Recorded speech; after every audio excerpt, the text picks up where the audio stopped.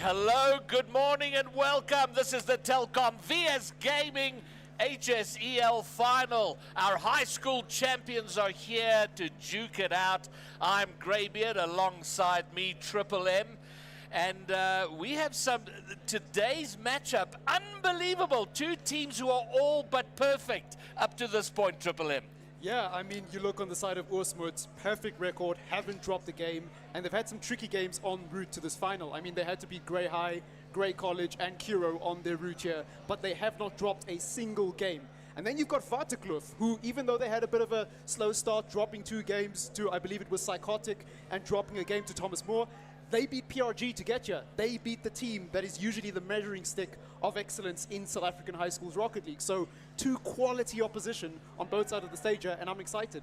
I know that there's almost as much of a story of who is here as there is who isn't here, because you've just mentioned Paul Roos, and you can almost never talk about VS Gaming High School Rocket League and Paul Roos is not part of the conversation. In fact, they've had such an impact that even though they're not here we are talking about them. But I think it's testament to the growing scene of high school Rocket League and how competitive it is becoming. And you know, we've been sorting out our technicals. We're looking over at the teams on either side here, and they are very, very locked in. They look pretty determined to get it happening here. Yeah, I mean, these 2 teams have history, so for those who may not know, they played each other in the bracket before the last 16, and it was actually Oosmoed who got the better of Waterkloof, but it was a very close game, 3-2, going all the way to Champions Field. So I'm expecting an eagerly contested battle between these 2 teams, and I really hope it delivers upon all of our expectations,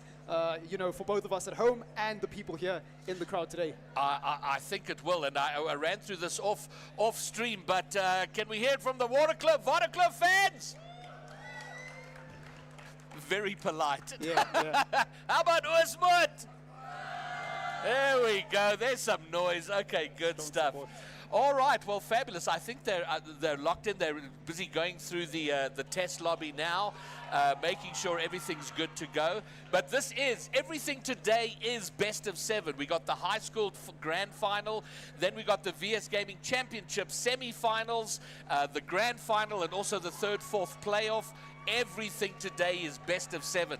And Triple N, we know that it's only 2 additional games compared to a best of 5. Yeah. But it makes a huge difference, does it not? It absolutely does, and another bit of context that adds spice to it is the fact that it's a LAN. Because of our region and just the limitations we have, there's not many LAN opportunities. So for both sets of players on each side of the stage, this is a huge opportunity that many players across the country don't really get to experience at all, if ever. So it's an opportunity for them to play in front of the lights, play in front of the cameras, in front of a live crowd as well, and just get that rush of adrenaline and learn to cope with the pressure. So it's going to be interesting to see how these young gentlemen cope with it. And as you say, best of 7, grueling if it goes the distance. All right, well, let's talk about that. So who wins? What's the story? I'm going to go with the safe bet and say Oosmoed, just based on recent history. All right, fine. Well, Oosmoed showed up here. They're very cocky. They're very keen. They think they got this. I'm going to go. It's unfair to call them the underdog because it's only just. But Waterkloof, they were beaten by Oosmoed earlier on, as you mentioned. Maybe they overcome it today. But either way, I hope we go all the way to Champions Field. A 7-game thriller is what we're hoping for. So I think we should. We should get it underway. I mean, they've been ready for a while. We've been kind of messing about with the technicals, so they've had lots of time to get warmed up. So yeah, I'm keen to see both sets of players come into this game as we get ready for the final of the HSEL VS Gaming Championship, and this is what it all comes down to.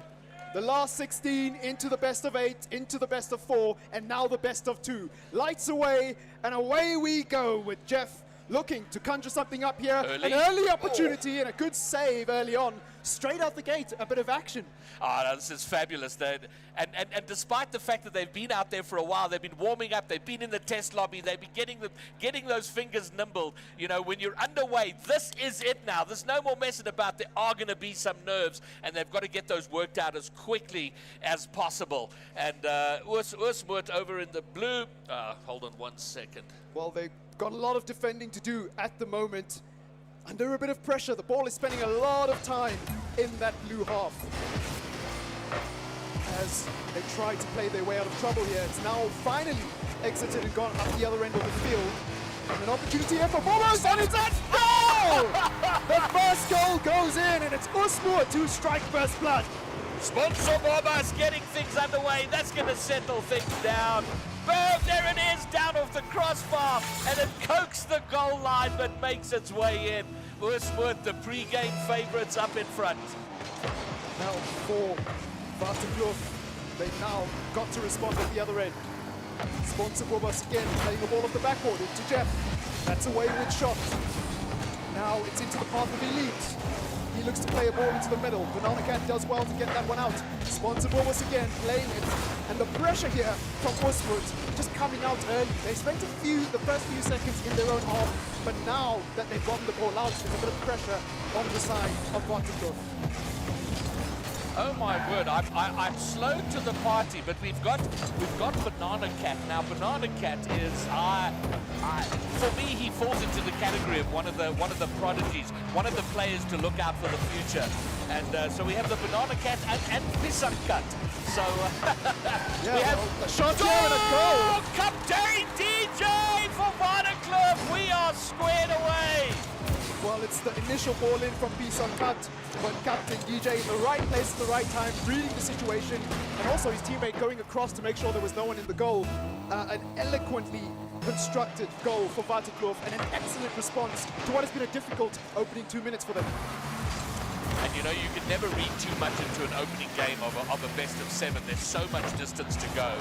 But I tell you, I'm excited about what I'm seeing here. And clearly two well-matched teams who are going to give no quarter here. They're going to go all in, give it all, leave it all out there on the pitch. Well, it's Jeff now playing the ball across into the path of Pisankat. Sponsor Bubus with another piercing ball into the middle, and a great clear as Waterkloof look to mount a counter-attack. It's now into no man's land, and Captain DJ's got to be careful here. Banana Cat comes across, so he won't have to worry about it. And Waterkloof again trying to go towards the blue goal. It's a ball into the middle. Jeff does well, but it's not out yet. Pisankat does well to keep it up.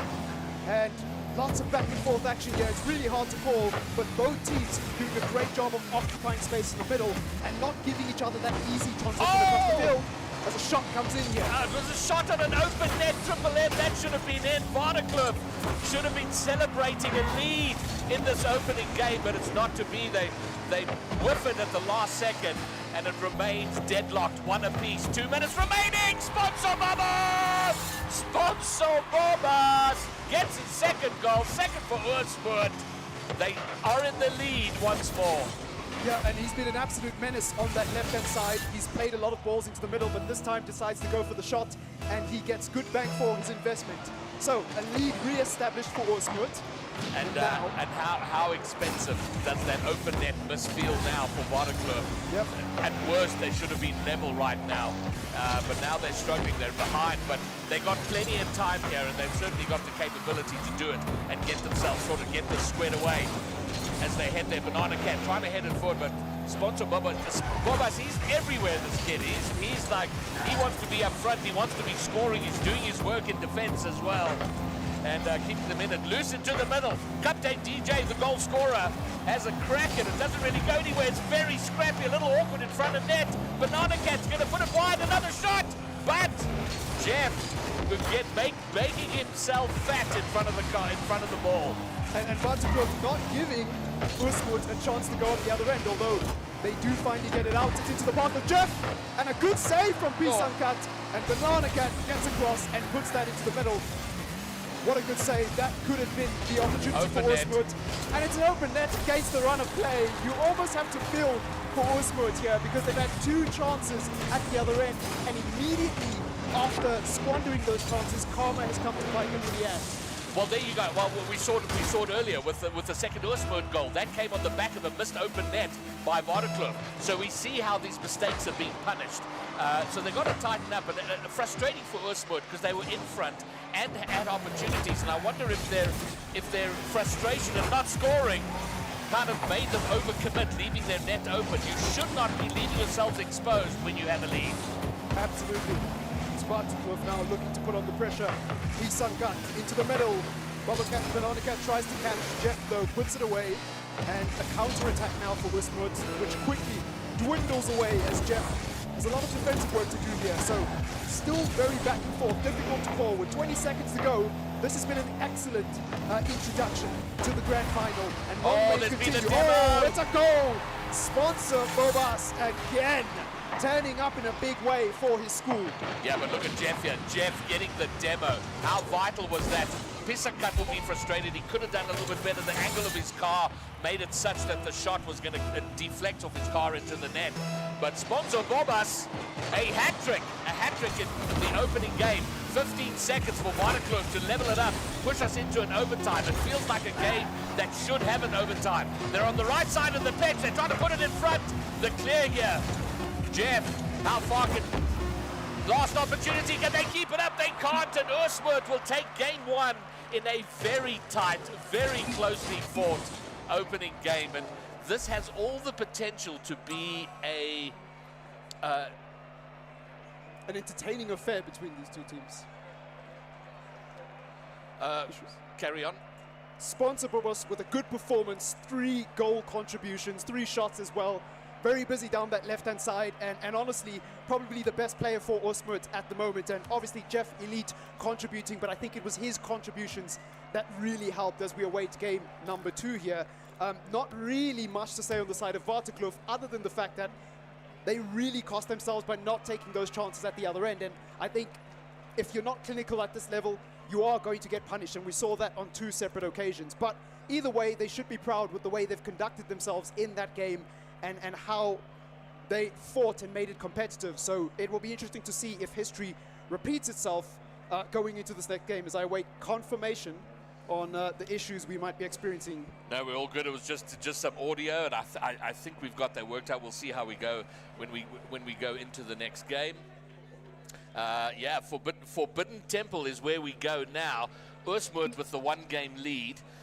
So they will be the more settled. Waterkloof, it is a best of 7. We've spoken about that quite a bit. So nothing to panic about, a long way to go. But they are chasing the game now. They will be aware of that, and they will want to sort that out as soon as possible. Well, it's a kick-off here into the path of Oosmoed there. And Sponsor Bobos does well to make sure that that's not a cheap goal conceded early on.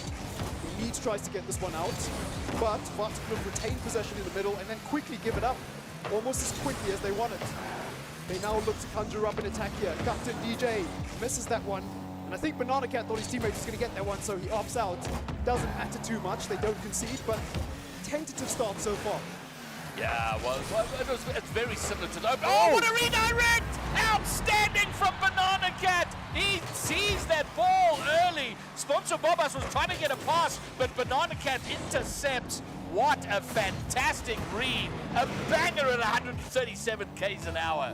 And that's a really difficult shot, because not only was he not in a position to really where he'd be expected to score that, but he decided, you know what, I don't need the boost. I'm going to go get this ball that my teammate had just played into the middle and go for a ridiculously hard shot. Brilliant. And Waterkloof again putting on the pressure here, looking to continue to mount the pressure. Captain DJ plays that one into Jeff. Now Oosmoed look for a quick response. It's Jeff who misses that one. Sponsor Bobos now can take it into the middle. Can't get anything for it though. Elite into the path of Jeff. Jeff looking to play this one forward. Good stop by Pearson Cut. Pearson Cut plays it to the middle. Banana Cat and Sponsor Bobos with a good save. And he gets demoed for his troubles. And so far, Oosmoed have done a lot of defending. Waterkloof doing a good job of keeping the pressure on. But it's still a lot of Rocket League to be played here, as Jeff looks to play one into the middle. Gets past one, looking to get past the second. Goes for the pinch, and what a goal! Jeff with a brilliant response. And Oosmoed equalize with 3 minutes to go. Now, I don't know if he was going for the flip reset. I don't think he got it, but there was enough concern by the defender. Is he going to use the flip, not use the flip, and then the ground pinch to bang it home. And here we are, locked up at 1-1. Great response, so much time left. And you know, yesterday we were blessed with outstanding Rocket League, and man, we're kicking off today with just as much quality and entertainment. It's a delectable opener to the day as Westwood look to put on the pressure here. Suddenly the flow of the game is shifted. He leads with a shot. Pearson cuts with the clear. Banana Cat follows. Sponsor Boobus with an awkward touch. Jeff now looking to control. He's got to be careful here because there's a lot of orange cars near him. Elite gets it away. He's got options on his left, but he decides to concede possession. Jeff into the middle. Sponsor Boobus looking to catch. Great interception by Banana Cat. And Bartekloof score against the run of play. What a goal. I'm starting to get a sense here that Banana Cat's favorite shot is the redirect. Yep. And what was delicious about that one, he set the whole thing up. He passed the ball to himself, went around, popped up, and got the redirect to take the second lead of the game. Now they're going to have to hold on to it, but it's been a banger of a kickoff for Oosmoort. Immediately after, Bartekloof going to be in trouble, especially with Pisankat having a little bit of a whip. Oh, it's whip central there at the orange half. What is going on? And now Banana Cat again. Oh, it's going to go wide. But the rebound is in. Captain DJ. 3-1 to Bartekloof. Yeah, this was a very messy play. They tried to get it in, and in the end, Captain DJ has to come for the rebound. He's also the last man back on that play, so to make that sort of commitment, you've got to score. Otherwise, your net is completely open. So very sharp indeed. A fox in the box helping Bartekloof get a 3-1 lead. Now then, how will Oosmoort respond? They have the series lead, but so far, it's all Bartekloof in this game. Sponsor Boobus now. He's going to have to get this one out. He can't. It's all going to be in the hands of Elite as he tries to carry this up the field. Good interception by Pisankat. Does well to get it into the blue corner, but Bartekloof not able to complete that attack. And it's looking a bit precarious here. Good clear by Banana Cat. It's not over yet, though. Yeah, they got themselves in trouble. It all happened with a whiff upfield, kind of opened up, exposed them at the back, and they've been under a bit of pressure since then.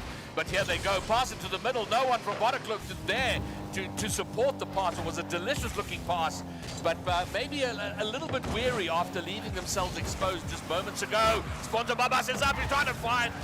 He can't get over the ball, and there's a briefest of openness. The ball's not going quick enough. A little bit of sauce on that. We could have seen the Bartekloof fourth goal. Absolutely. And now here they come. One intercept. Pisankat will dispossess one. Pisankat toward the goal. Sponsor Babas trying to get it clear, but they're under pressure. This has been fantastic pressure build-up by Bartekloof. Well, it's been a back and forth game, at least in the last few minutes. But Banana Cat into the path of Pisankat. Great catch! Can he get the double? Oh, what a special goal it would have been if he had just got that second touch. But it goes the other way now, almost going in off the post. And, well, Bartekloof have got to be careful because that 2-goal cushion can easily be evaporated if they become complacent. It's now into the path of Elite. He looks to play this one through. He's going to take his time.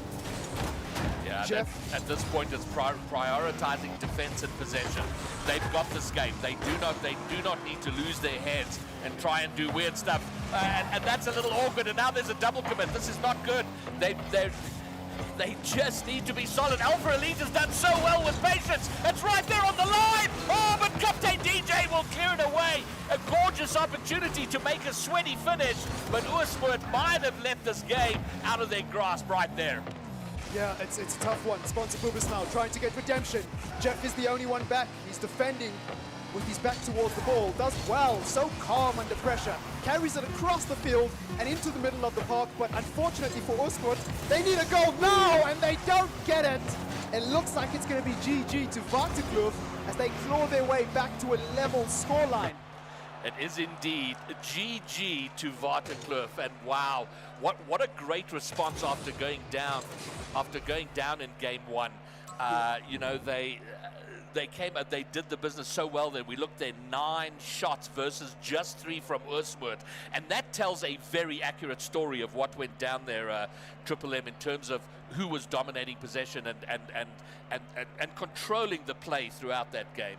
Yeah, it felt like Waterkloof in the first half had a firm grip on the game. They really applied the pressure in the blue half. So even when Oosmoed finally did get into the game, it didn't matter. They had the 2-goal cushion. They didn't have to overcommit. They didn't have to do anything silly. And that's a privileged position you only get to be in when you start with ferocity, aggression, and convert your chances at this level. And they did that exceptionally well. It was a very, very good game for them. So great start from Oosmoed. They take the 1-game lead. It's instantly leveled up. So the best of 7, now a best of 5. Yep. And this has all the hallmarks, Triple M, of one of those epic best of 7s. And I just hope it continues, like all the way, where they keep themselves neck and neck.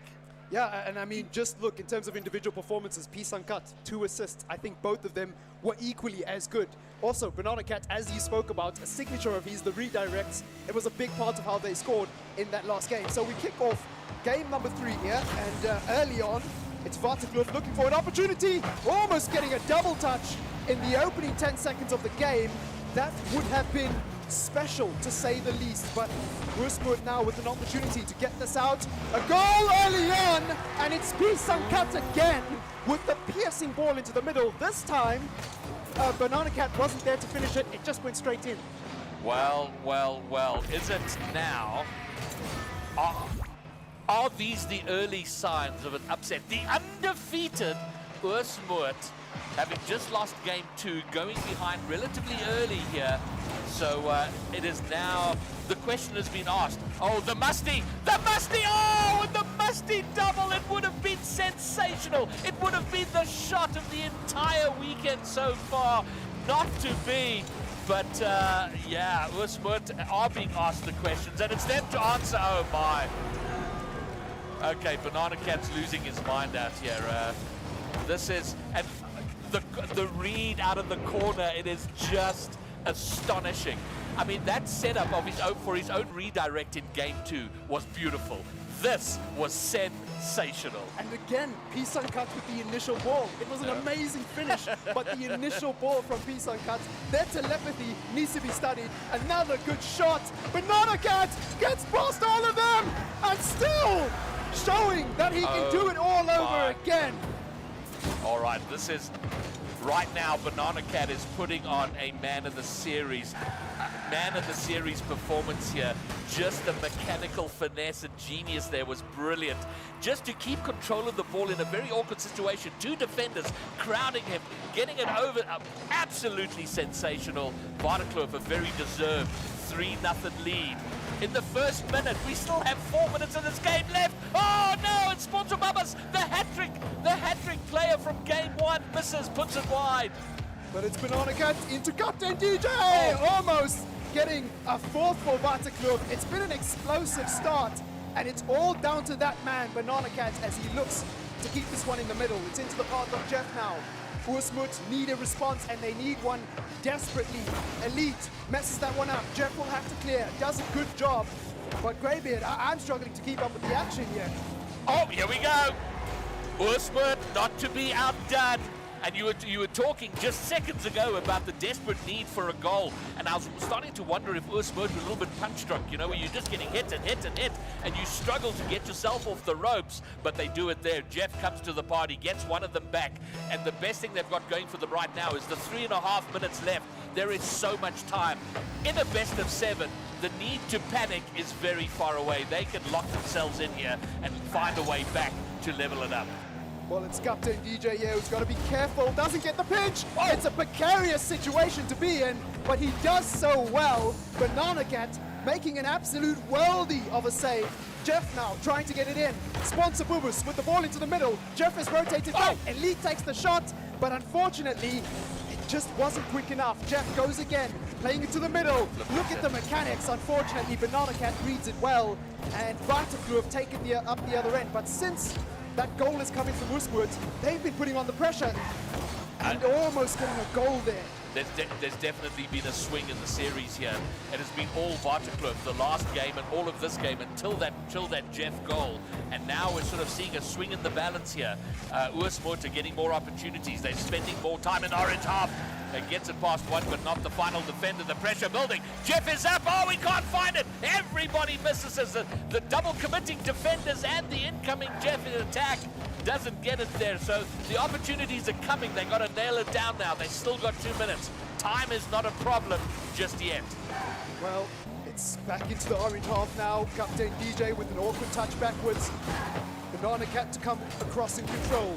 Elite now. He's got options on his left, but can't finish off the move. Jeff puts it forward. Looking, circling, waiting for their opportunity. But it's Bisinkat going for the shot.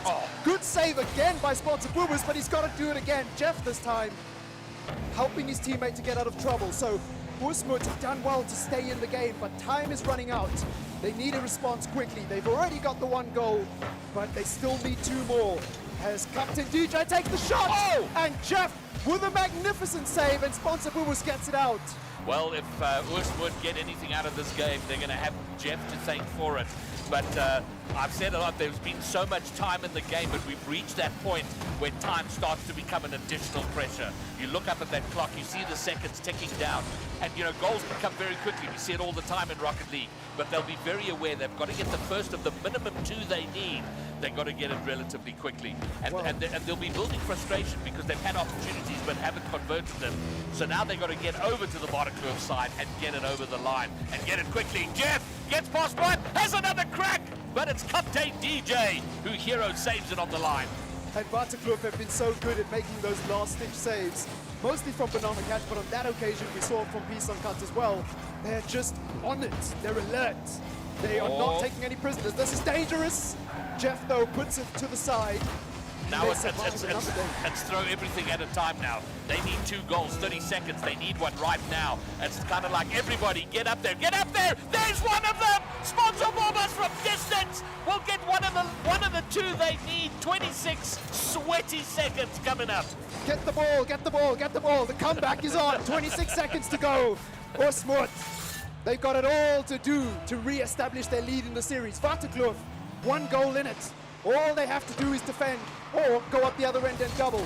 It's an opportunity as the demo comes in. Elite with the shot. It's going, just over. Sponsor Boobers with the shot though. He gets it in. The comeback is complete. That's 3-0 with 16 to go. Oh my word, I am loving these 2 teams in the Rocket League they are playing. We are not being disappointed here. And I said earlier that if Usmut gets something out of this game, they're going to have Jeff to thank, and they certainly do.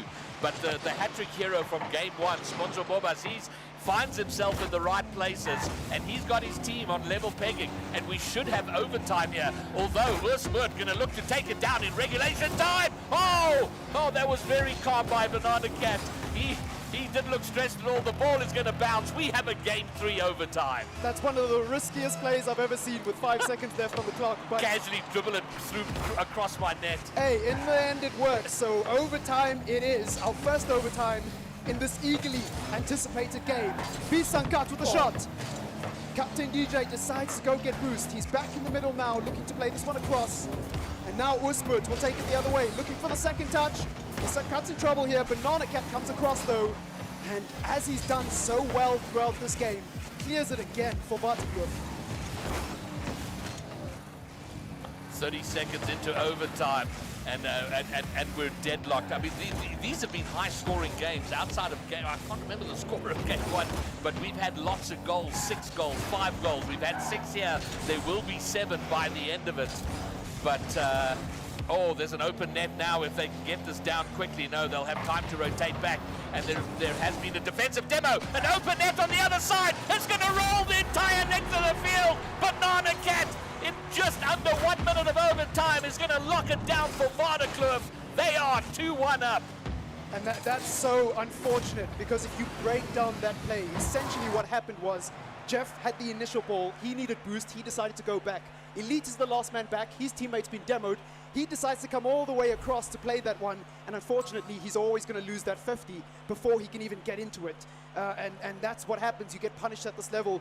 Poor positioning, unfortunately, and just an unfortunate end to what was a spectacular fight from Usmut. But for Waterkloof, they now take the lead for the first time in this series. And look at the points for Banana Cat. 947. That's almost quadruple digits in a competitive LAN environment. What a cool head he's got on his shoulders. Doing great work for his team, and it is the slight underdogs, and we have to emphasize that point, is that they are the very, very slight underdogs. Waterkloof currently now leading the series, going down in game 1, and now taking 2 on the trot. So the undefeated Oosmoed are now having to come up with some tricky answers, because it's not a crisis yet, not by any means, but you feel they can't afford to lose this next game.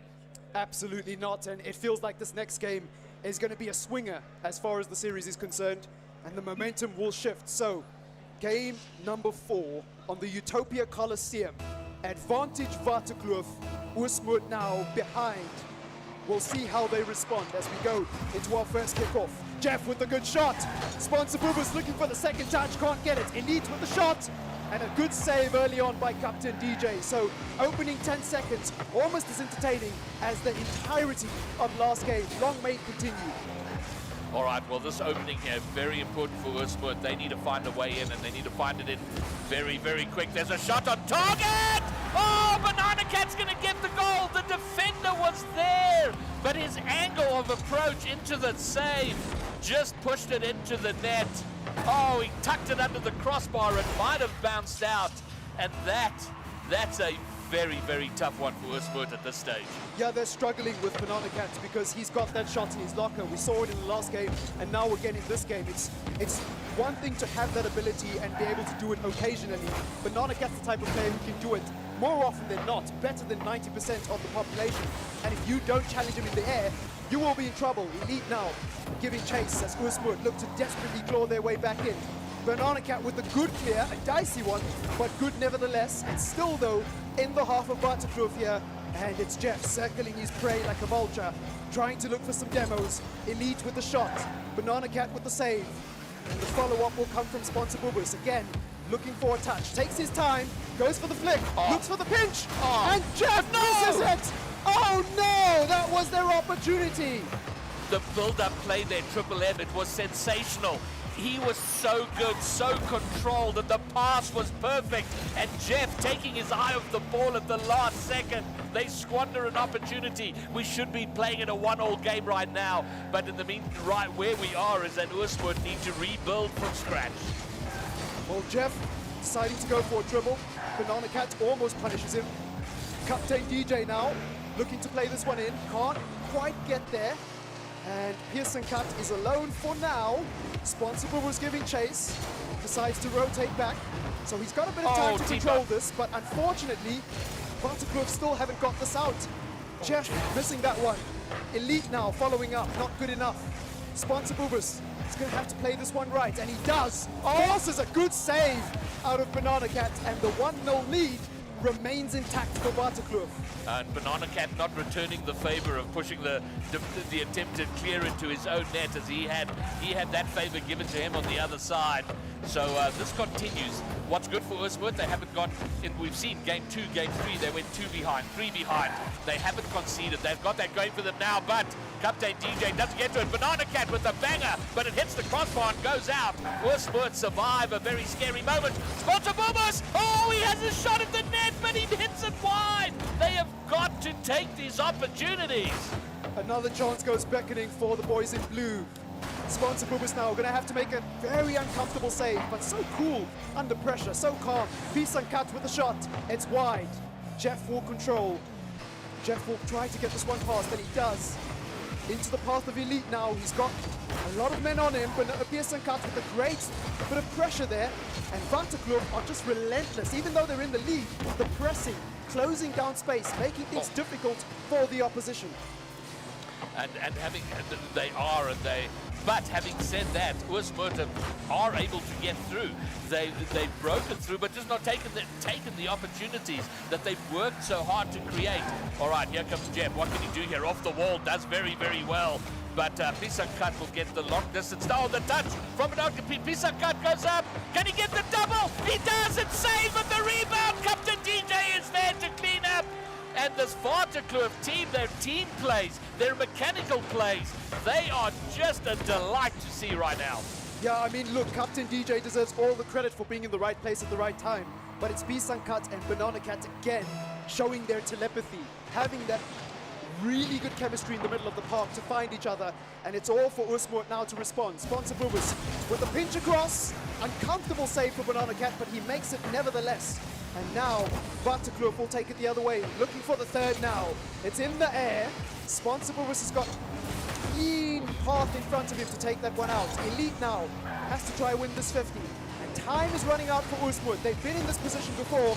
Can they respond again? Oh. Well, we're about to find out. 58 seconds to go. Well, they're going to find 2 goals out of somewhere, and they're going to find them really, really quickly. We saw the sweaty finish. They did do it in game 3, where they got 2 late goals to level it up, so they can do it. But they got to dig deep. They're going to find themselves. They're going to find the Rocket League. They know they can play. Oh, miscommunication. Baltimore trying to turn around, make something happen. But there's been a defensive demo, and that is going to bring that attack to an end. That was the goal they needed. Maybe now they can make something happen. Banana Cat, Jeff in front. Surely, yes. Okay, so Usmurt. The late show brought to you by Usmurt. We saw them do this. They scored a goal with 26 seconds to go in the game that went to overtime, game 3. They've now done it with 25. I fully back them to find the second goal. I think we get our second overtime here. 22 seconds to find out. And some 20 seconds to find out. They've got to make it happen. They've got to make it happen right now. All right, Sponsor Bobas is going to have control of the ball. No, he gets dispossessed. Can he find the redirect? Last 10 seconds. And you feel now it has to happen now or never. If that goes in, it doesn't go in. They got to keep the ball up. Oh, they're losing control of it. It is still up though.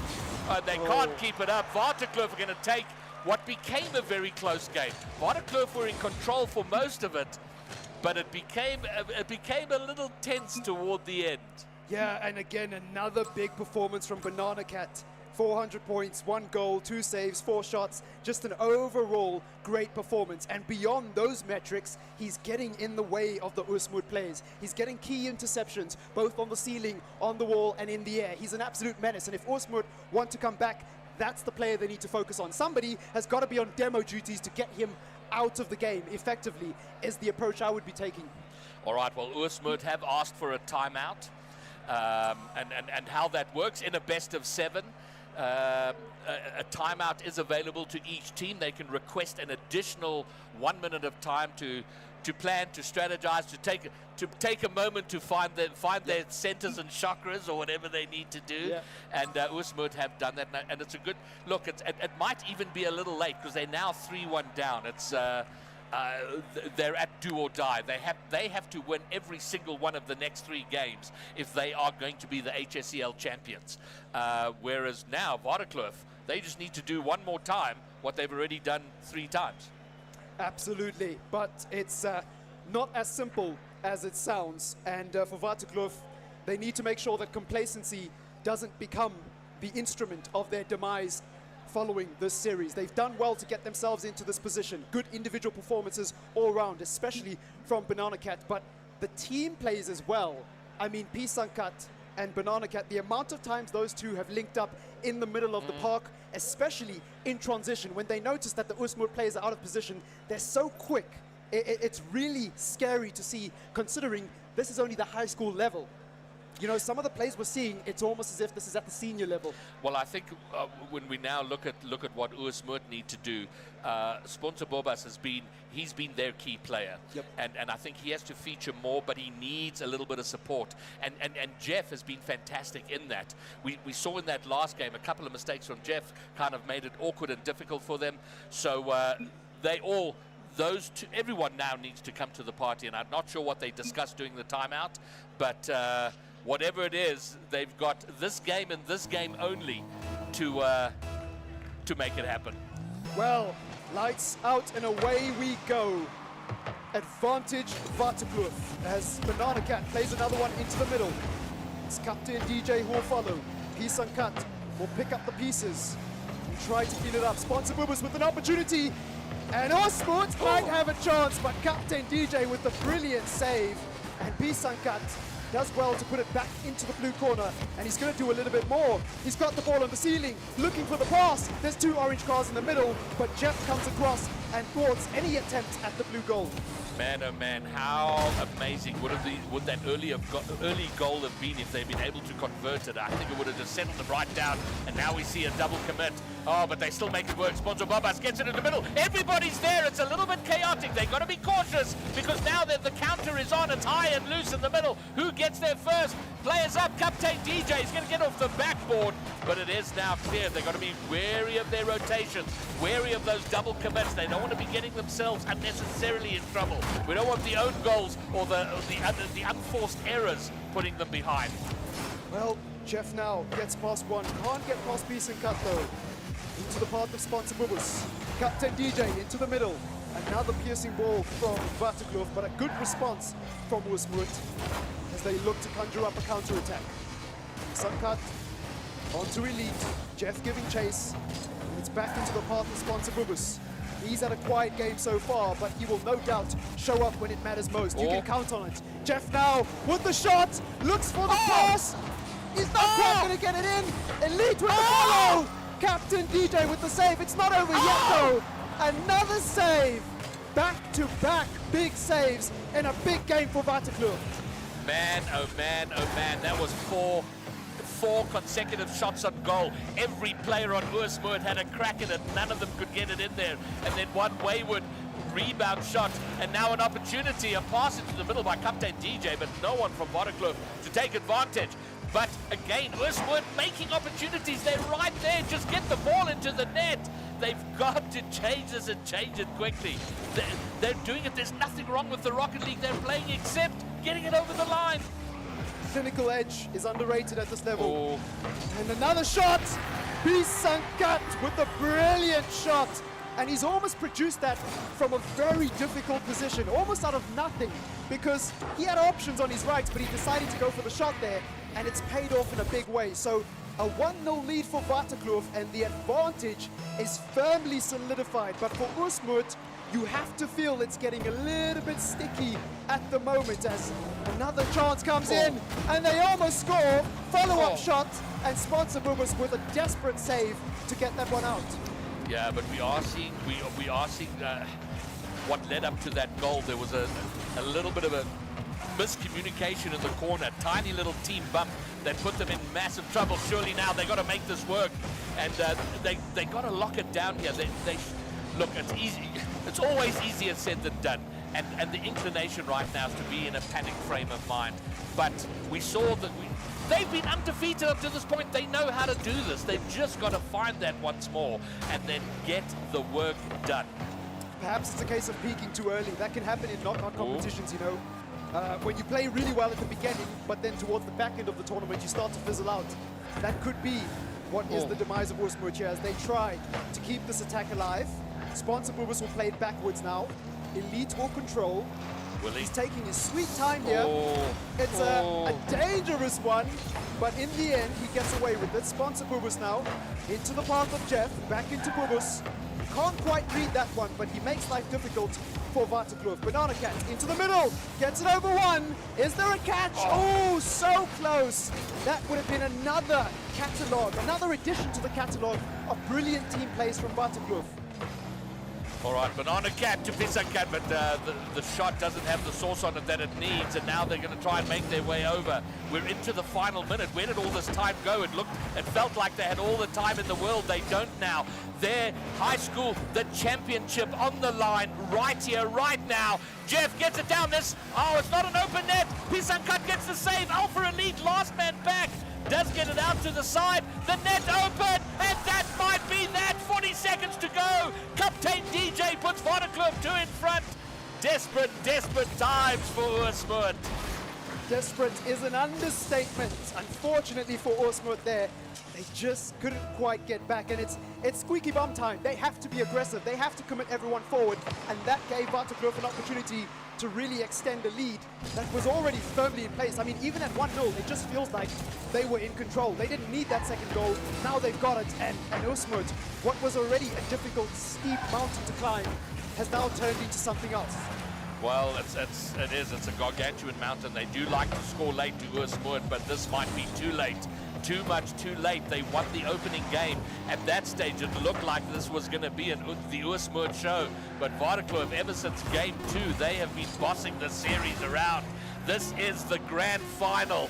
And now with the clock run down, High School Waterkloof are your 2023 HSEL champions. Oosmoed like to score late. That is far too late. Waterkloof are your champions! Brilliant performance by a team that had quite a slow start, but have shown and demonstrated their quality at the point of the tournament where it matters most. It's great to have a perfect record in the last 16, in the brackets, but at the end of the day, what matters is how you perform on LAN in that best of 7.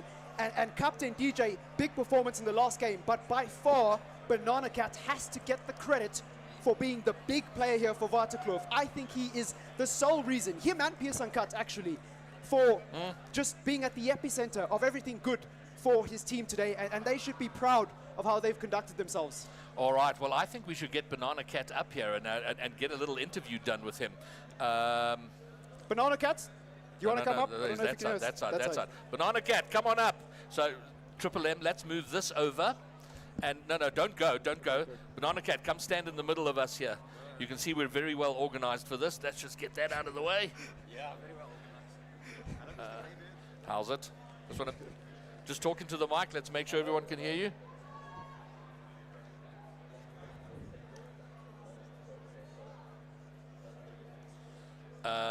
Which is this mic? Okay, you know what? Give him my yeah, give him the headset, but you can still ask questions. Just ask it into the mic. All right, hello, ladies and gentlemen, from your HSEL champions, High School Waterkloof, Banana Cat. So now Banana Cat, yours is a name I became familiar with. You came in as a sub for one of the RLCS teams. I can't remember. Yeah. You were a late sub, and at least from my perspective, you kind of came out of nowhere. It was like, okay, who's this guy? Yeah. And so firstly, massive congratulations. Thank you. And so tell us about the process. How did it all go today? Game 1, you were down. What happened from there? The spirits were a bit down after game 1. It's a bit rattling, but the nerves calmed down a bit after a while. And we just gained momentum and we pulled through. Yeah. very understated. Yeah. All right, Triple N, I'm going to hand this to you. So, Banana Cat, big performance, well done, first of all. And second of all, look, your relationship with Piersankat looks really good. You guys obviously had a lot of team plays together. A lot of your goals, especially the best ones, I think, were between you two. How has your relationship with him helped with you as a player and just Waterkloof in general be so dominant? I have 2 sexy teammates, so we've gained a lot of chemistry over the time we've played together. Yeah. So, I don't know, just when you know the guys, you just play together better. Yeah. Okay. Well, one more question before I hand back to Greybeard.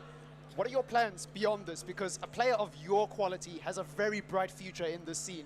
I'm not kidding, man. Some of those redirects were absolutely nasty, and I can't decide which is my personal favorite, the redirect from the middle or the shot that you hit off the ceiling. But what are your plans for the future of Rocket League? What are your goals and aspirations? Well, I want to win the RLCS regionals once at least. I like and that. I just want to maybe go to Europe, start playing professionally there. Yeah, I like that. Yeah. I'm gonna hand back to Greybeard now. Banana Cat, what grade are you in now? 11. Okay, so Waterkloof's going to have you for at least 1 more year. Yeah. All right, so they must be very relieved by that. Yeah. And that's fantastic. It gives you another year to develop your skill, to go further. And congratulations to you, to Piersankat, to Captain DJ. Outstanding performance today. Thank you. 2023 champions, and we're looking forward to seeing a lot more of you in the future. Thank you, Mr. Ladies and Grady. gentlemen, Banana Cat. All right, well, Triple M, fantastic performance. I am disappointed we didn't go all the way to Game 7. I think it would have been an outstanding Game 7, but just wonderful to see what these guys did out here today. I mean, I just want to say, before we've spoken a lot about Waterkloof, and they deserve a lot of praise, but Oosmoed, they had a really good run coming into this, and as unfortunate as this loss is, I just want to say they shouldn't have their heads dropped after this. They should be proud of, first of all, giving an honest account of themselves, but second of all, really showing that at the end of the day, it's not easy to convert in a grand final. It's not easy to come to your first LAN and be as good as you were online. And the nerves obviously got the better of them today, but Sponsor Boober's big performance for him, unfortunately, wasn't meant to be. I still think, though, it's something to be proud of. It's something huge to be proud of. You came to the grand finals. You were here at Comic-Con live, playing in front of a crowd, playing in front of your fans, and undefeated up to this point. And that's and what a lesson of the life in professional anything. This is what you sign up for. The high highs, the low lows, the bitter disappointment, the nerves, but the players, we know they become addicted to that feeling and the intensity of competition. And they're going to be miffed today. There's no doubt. The rest of today, they're going to be moping around. But you know what? Come Monday, come next week, come next season, they're going to be out there fighting, competing, learning all the lessons they got from being here live and everything they learned along the way. So you're quite right in pointing about Oosmoed, and I was chatting to their coach, their teacher, their manager, I don't know, Johan before, and I want to give a shout out to the Johans, the Jakkels, the other, these teachers, these educators who are supporting these students in what they're doing and doing everything they can to help grow esport in general, Rocket League in particular. They're absolute heroes of the scene, and I want a massive shout out to them and what they're doing. All right, so Triple M, that's one of the 5 series we have today that is done and out the way. Next, we get to the VS Championships. We have 2 semi-finals to get through, a grand final to get through, and we're going to get that all set up and bring it to you very shortly.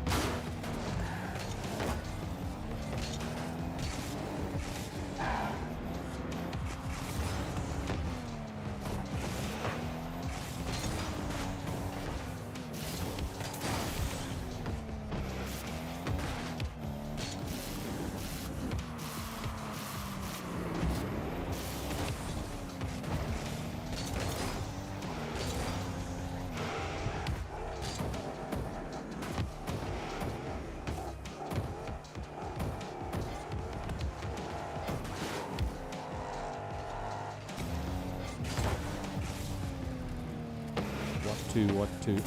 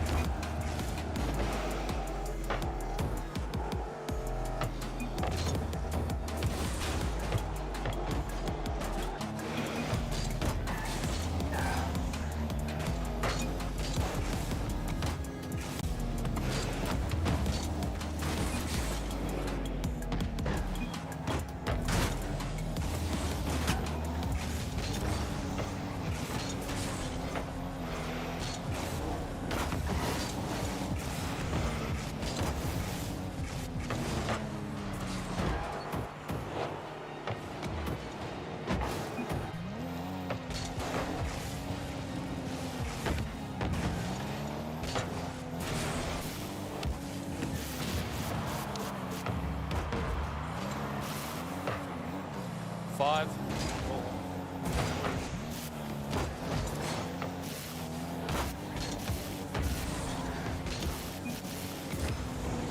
And we are back. Telkom VS Gaming Championship Finals weekend live from Comic-Con. I'm Greybeard, alongside me Triple M. We've already seen one banger of a series. The high school champions, Waterkloof, taking down the undefeated Oosmoed 4-1. Great dominating performance from Waterkloof there. But now we get into, I guess, the big boys, the after school boys, the VS Gaming Championships. And we're going to be starting, well, we have two semi-finals, the grand final, and the first of those coming up, XD Gaming versus Unity. Yeah, I mean, this is a big game. I mean, Unity obviously coming off the back of a good performance against Monarch yesterday evening. A promising young roster that we don't know too much about, that showed flashes of brilliance. But the challenge they have today is a monumental one, because the last time these two teams have faced each other, Unity have unfortunately lost all 5 of those series.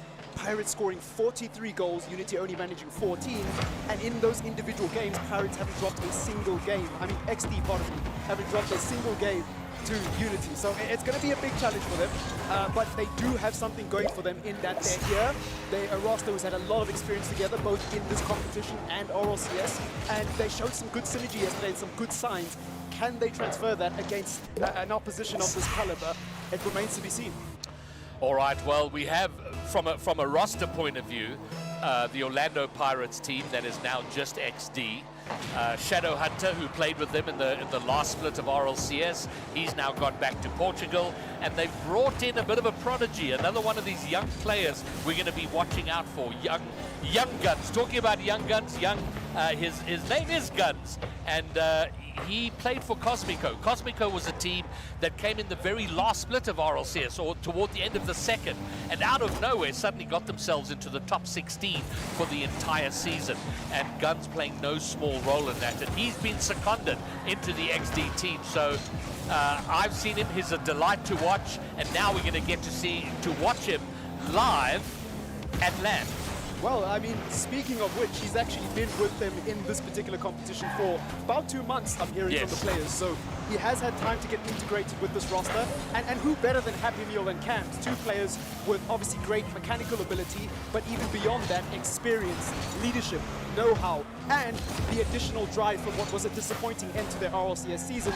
Obviously missing out on that wildcard spot, that's going to motivate them to want to go extra hard in this particular series and make sure that they leave no prisoners. So as far as everything is concerned, I'm fully expecting Guns to show out, but it's not just him. He doesn't have to carry the show today because he's got 2 excellent players sitting beside him who are seasoned professionals. Oh, never mind seasoned. I mean, Happy Meal, solid player, been around the block several times. And then Cam, we know him. Cam, formerly known as Daisy. He's been to Worlds, mechanical player, delightful player. But now let's talk about Unity. So I think we've painted a very graphic picture of the difficult job that Unity have. But yeah, they did a great job yesterday. We got their 5BS, Blade, Potato with a gun.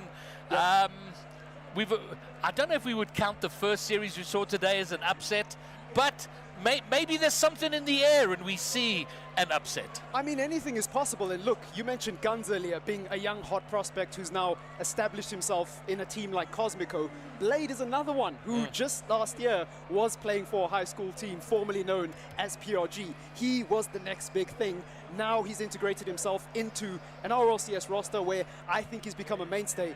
It's not a permanent home because, you know, I guess he would be a little bit more ambitious and will be looking for some of those top 8, top 6, maybe even top 4 spots as far as rosters are concerned. But for now, I think he's in a really good place for his career currently, and he's demonstrated a level of maturity that I think is amicable for players young as him. I mean, we can talk about mechanics and we can talk about all the things that go into being a good Rocket League player, but mentality is also very important, especially when you're at that age. So he's a player who I think is one to watch on the Unity side. All right, well, hopefully they can bring it all. They can bring the fire live at Comic-Con at LAN. And all the talking is done. It's time for the real deal. Triple M, This is it, championship weekend. The champions are decided. Let's go, Commandos! It's howling time! And kickoff is underway. Happy Meal with an early goal, and XD in just 3 seconds have established their dominance right on time. Unfortunately, an overcommit on the kickoff from the side of Unity, and they will need a quick response because we've spoken at length about who the favorites will be in this particular series. You don't want to be going 1-0 down this early on, so a kickoff to reset here. Happy Meal with another shot towards the middle.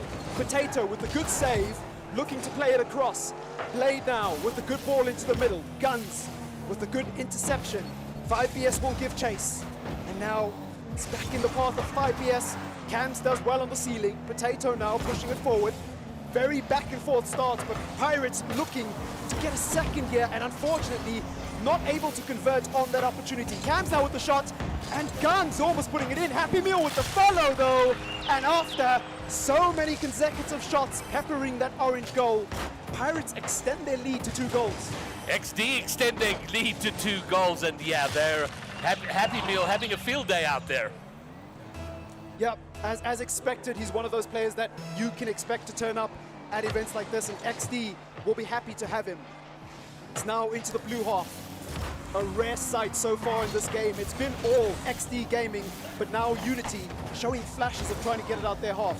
Although, as I say that, they're in a bit of trouble here. Pass into the into path of the Guns. Yeah, well, listen, they're a minute in here. There's been a demo in net. The net's kind of open.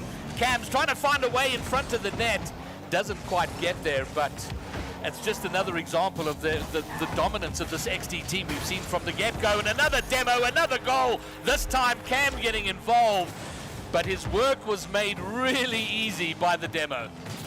Yeah, a demo on the wall, not as easy my. as it looks. A demo followed by a bump just to get rid of the additional player, and it's an easy Saturday afternoon cruise for a seasoned professional to put that one in the back of the net. So Unity are staring down the barrel of a 3-goal deficit with 3 minutes to go in their first game, their first taste of the semi-finals here in the VS Gaming Championship. And Cams with the pinch. Guns unfortunately unable to put that on target, but they retain possession and reset the attack.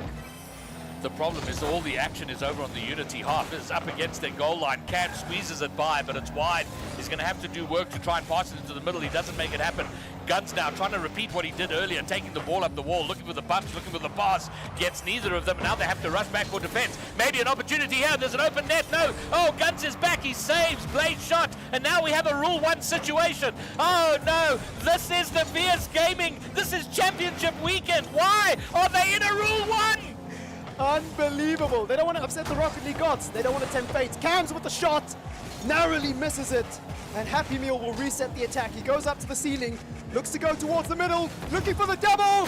Almost gets it, and he does in the end. He makes it 4. And XD, pardon me, getting a 4th goal in what has been a dominant start. And what if you look in the distance over on the other side, Blade and Guns locked in a Rule 1. And fair enough, from Unity's side, you're removing a good player. Yep. But you know what? My feelings on the Rule 1 are abundantly clear. When there's money on the line, you shouldn't be messing around with that. But it is what it is. They want to please the Rocket League gods, and if there's anything I've learned in my time in Rocket League is they don't exist. Either they don't exist, or if they do, they hate you. And it doesn't matter who you are, but either way, we stand here with XD Gaming 4-0 up against Unity in Game 1 of this best of 7. Well, it's into the path of Cam now. Happy Meal forced to defend. Carries it across. Guns coming from the ceiling. Happy Meal goes alone though. 5BS improvising to try and get that one out. It's on the orange net once again. Unity under pressure. XD in control. Guns to the middle. Cam misses it. Blade looking for something, looking for a flash, but unfortunately it's parried away. And it's a shot again. Potato this time, forcing a good save out of Cam. Yeah, but this is a good passage of play from Unity. They've had some pressure. They've had consecutive shots on goal. They might have something else here. They try and bring it around. That's awesome. It's right in front of the net. Someone's got to get there. But the save comes in.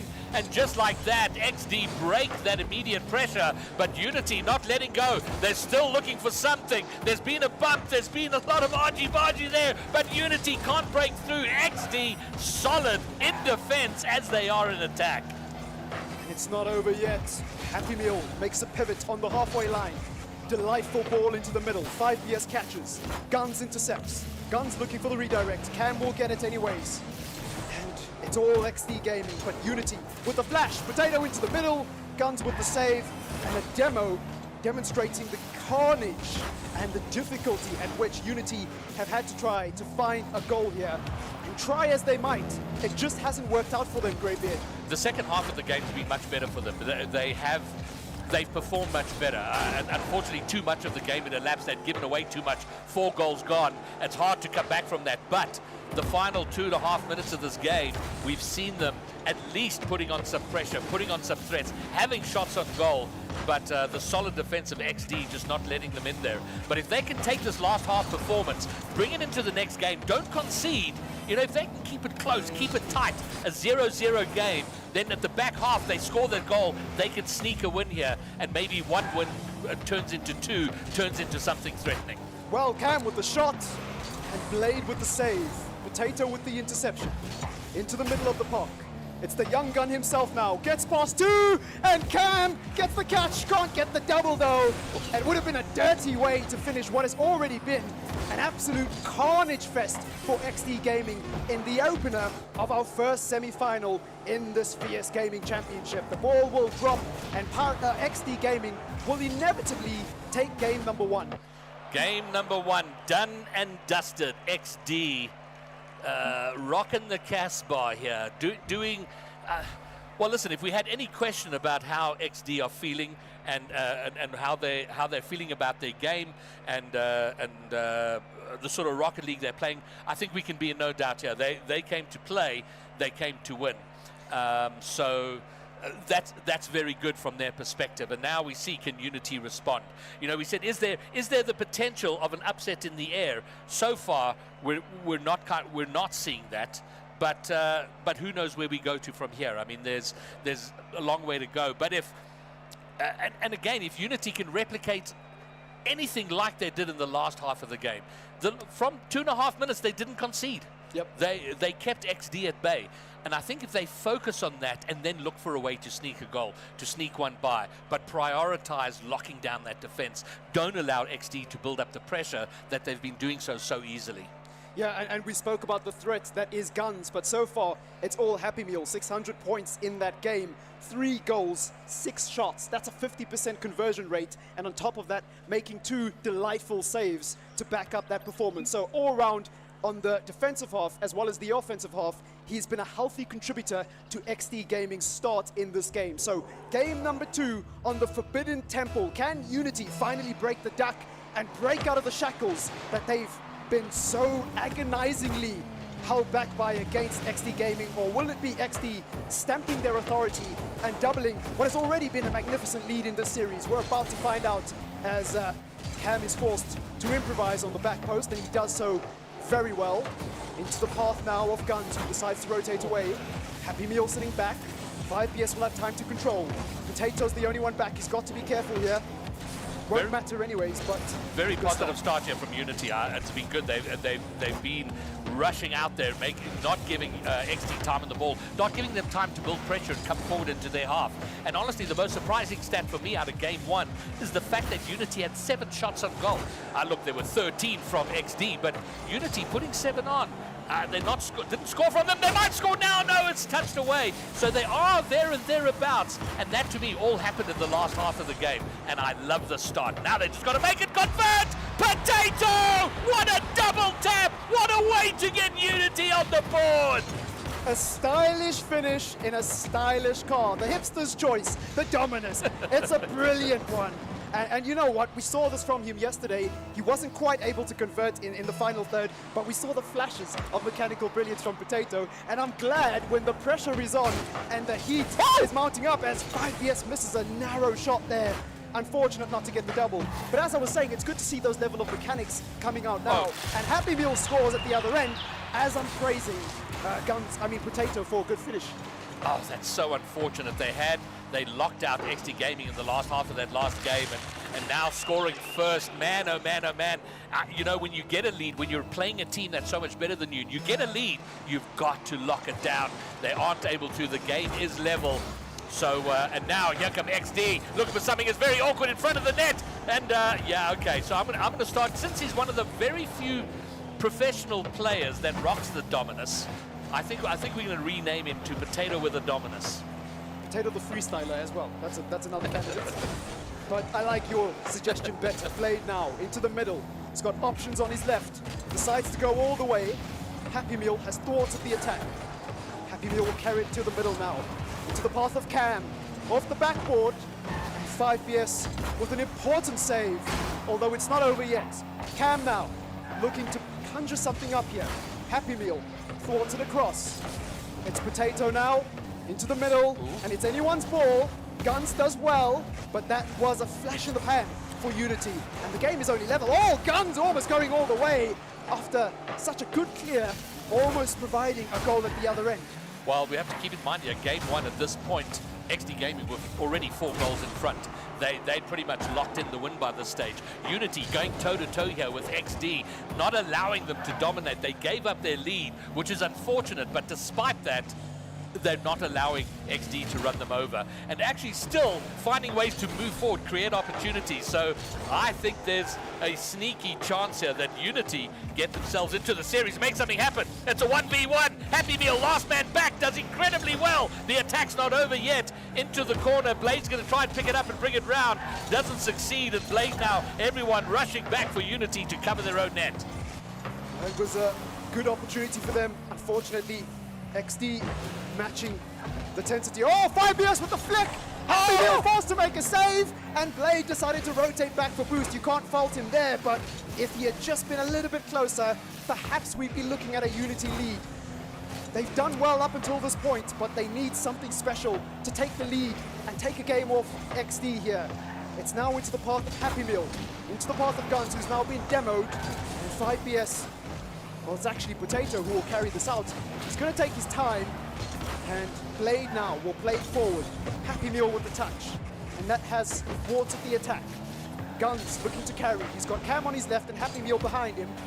That additional cover for Pirates and that positioning for XD Gaming has been a saving grace for them in defense. Wow, listen, I mean, Unity have done incredibly well in attack. They've had 8 shots, double the number of shots of XD. But the defensive work you've just referenced from XD is what's keeping them in it. The redirect! Oh, I thought no one was there! I thought 5BS wouldn't make it there. He does! He stretches out a tire, finds a way, and now a touch away off the goal line from Potato with a Dominus. And they're still in it. We're into the final minute, and this is as close a Rocket League game as you would like to have. XD, and I think they might just get a little frustrated here because they will feel, you know, we clamped down last game 4-0, and here we are, we're being pushed back by Unity. Absolutely, it's Happy Meal now, looking to go all the way, almost gets the dunk, Cam gets it off the backboard, and Guns decides, you know what, I'm gonna rotate back and get some boost and not risk it all. It is level after all, 22 seconds to go and counting. Guns has got it all to do here. Trying to conjure something up, but Pirates, I mean XD, pardon me, will have to try again. I think an overtime here is good for Unity because there's the chaos factor of an overtime where a goal can come out of nowhere, and I think that does favor Unity. I think they'll be quite pleased to, pushing XD to an overtime here, but they're going to have to defend this. The clock has run down, the ball hasn't bounced, they're keeping it up, it does hit the ground. We have a game 2 overtime, and it is and far more important for Unity to take this. If they sneak this win, perhaps they've just got the crowbar through the door just a little bit. And considering XD Gaming were the favorites, having an overtime this early in the series could be a good omen. Hopefully, we might see this one stretched out. I think the hopium is high here in the Costa booth. We just want the series to be close, but it's high and loose. Okay, Happy Meal will get there, and he'll touch it away. No one rushing that ball down. I'm surprised. The ball just sort of being allowed to float there in the midfield for long periods. This is a bit awkward. Potato with the Dominus has to get up and try and get it away, and they do so now. It's now into the path of Cam. 5BS with a good interception. Happy Meal will catch. And now he's going to take his time. It's Potato who comes across. And it's the Dominus again, almost getting past Cam's there. And Guns does well to get this away, but good pressure from Unity. Potato with the good shot. Initially, the pass came from 5BS. Nice to see the team plays coming as Blade here tries to put it forward into the path of his teammate. XD Gaming getting it into a threatening position, but the attack is thwarted, and now the counter. Ooh, Cam with a good save. Well, it's not one of those quick overtimes, you know. Sometimes you see them sort of 5, 6, 10, 12 seconds, it's all over. We're deep into the second minute here of overtime. And I have to say, to me, it does seem like Unity having the best of it in terms of possession. No! As I say that, Happy Meal sniping a goal from distance, just like the first goal he scored from the halfway line. And he breaks Unity's heart. They did so well. They fought so well, but they will go 2 games behind in this best-of-7 semi-final. And you have to wonder, losing a game like that in agonizing fashion after playing so well, having so many sustained periods of pressure, what that will do to the confidence of Unity. If they can replicate that performance, they will be in good stead for the rest of the series. But as far as XD Gaming are concerned, again, Happy Meal chipping in with a big performance. Again, 50% conversion rate, 2 goals off of 4 shots. That is a decent day at the office. Also getting 2 saves as well on the defensive end. So we're seeing him contribute in a very positive way. He is at the epicenter of everything good for XD Gaming at the moment. And yes, Cam, Guns, they've played well, but I think Happy Meal is a contender for MVP so far. Well, I think, you know, Happy Meal often gets overlooked in conversations because you have players like Cams and Guns, for example, who are the flashy out there players.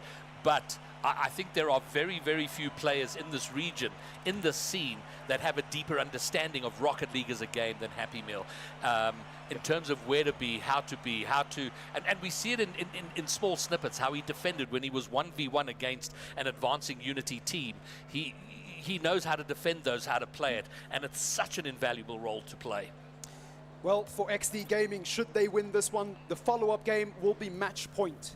For Unity, even if they win, best case scenario, they've still got a mammoth task to overcome. Kickoff has commenced as Potato with the dominance tries to get that one away. Guns, though, has done well to get this all the way to the orange half. Cam looking to play some service across. Ooh, Happy Meal was the closest one to it, but unfortunately wasn't able to get the finish there. But the good early pressure coming out from XD Gaming here and trying to break that good performance from Unity in the last game. Yeah, and Unity, it's easy for them to, you know, to hang their heads at losing that last game. But they've got to look at the positives. They took XD to an overtime. They scored first. They pressured them. They just got to do more of that. You know, it went to an overtime. You know, you get unlucky. It's golden goal. It's a bit of a lottery there. So if they just carry on doing what they did for the last half of the first game and most of the last game, they will remain in this with a chance. But early signs here in Game 3 is that XD have kind of turned things around. They're not allowing the pressure of Unity to come to them. They're keeping it over on the Unity half, and there we see a shot saved away via the backboard, and Unity get it out. But so far, it's an XD Gaming pressure situation, and it's going to build further here. There's been a demo, one player back, it is touched away. Yeah, and what would ordinarily be celebrated as a good save is just a standard save against an opposition of this caliber. Happy Meal with the shot! 5 PS in the nick of time!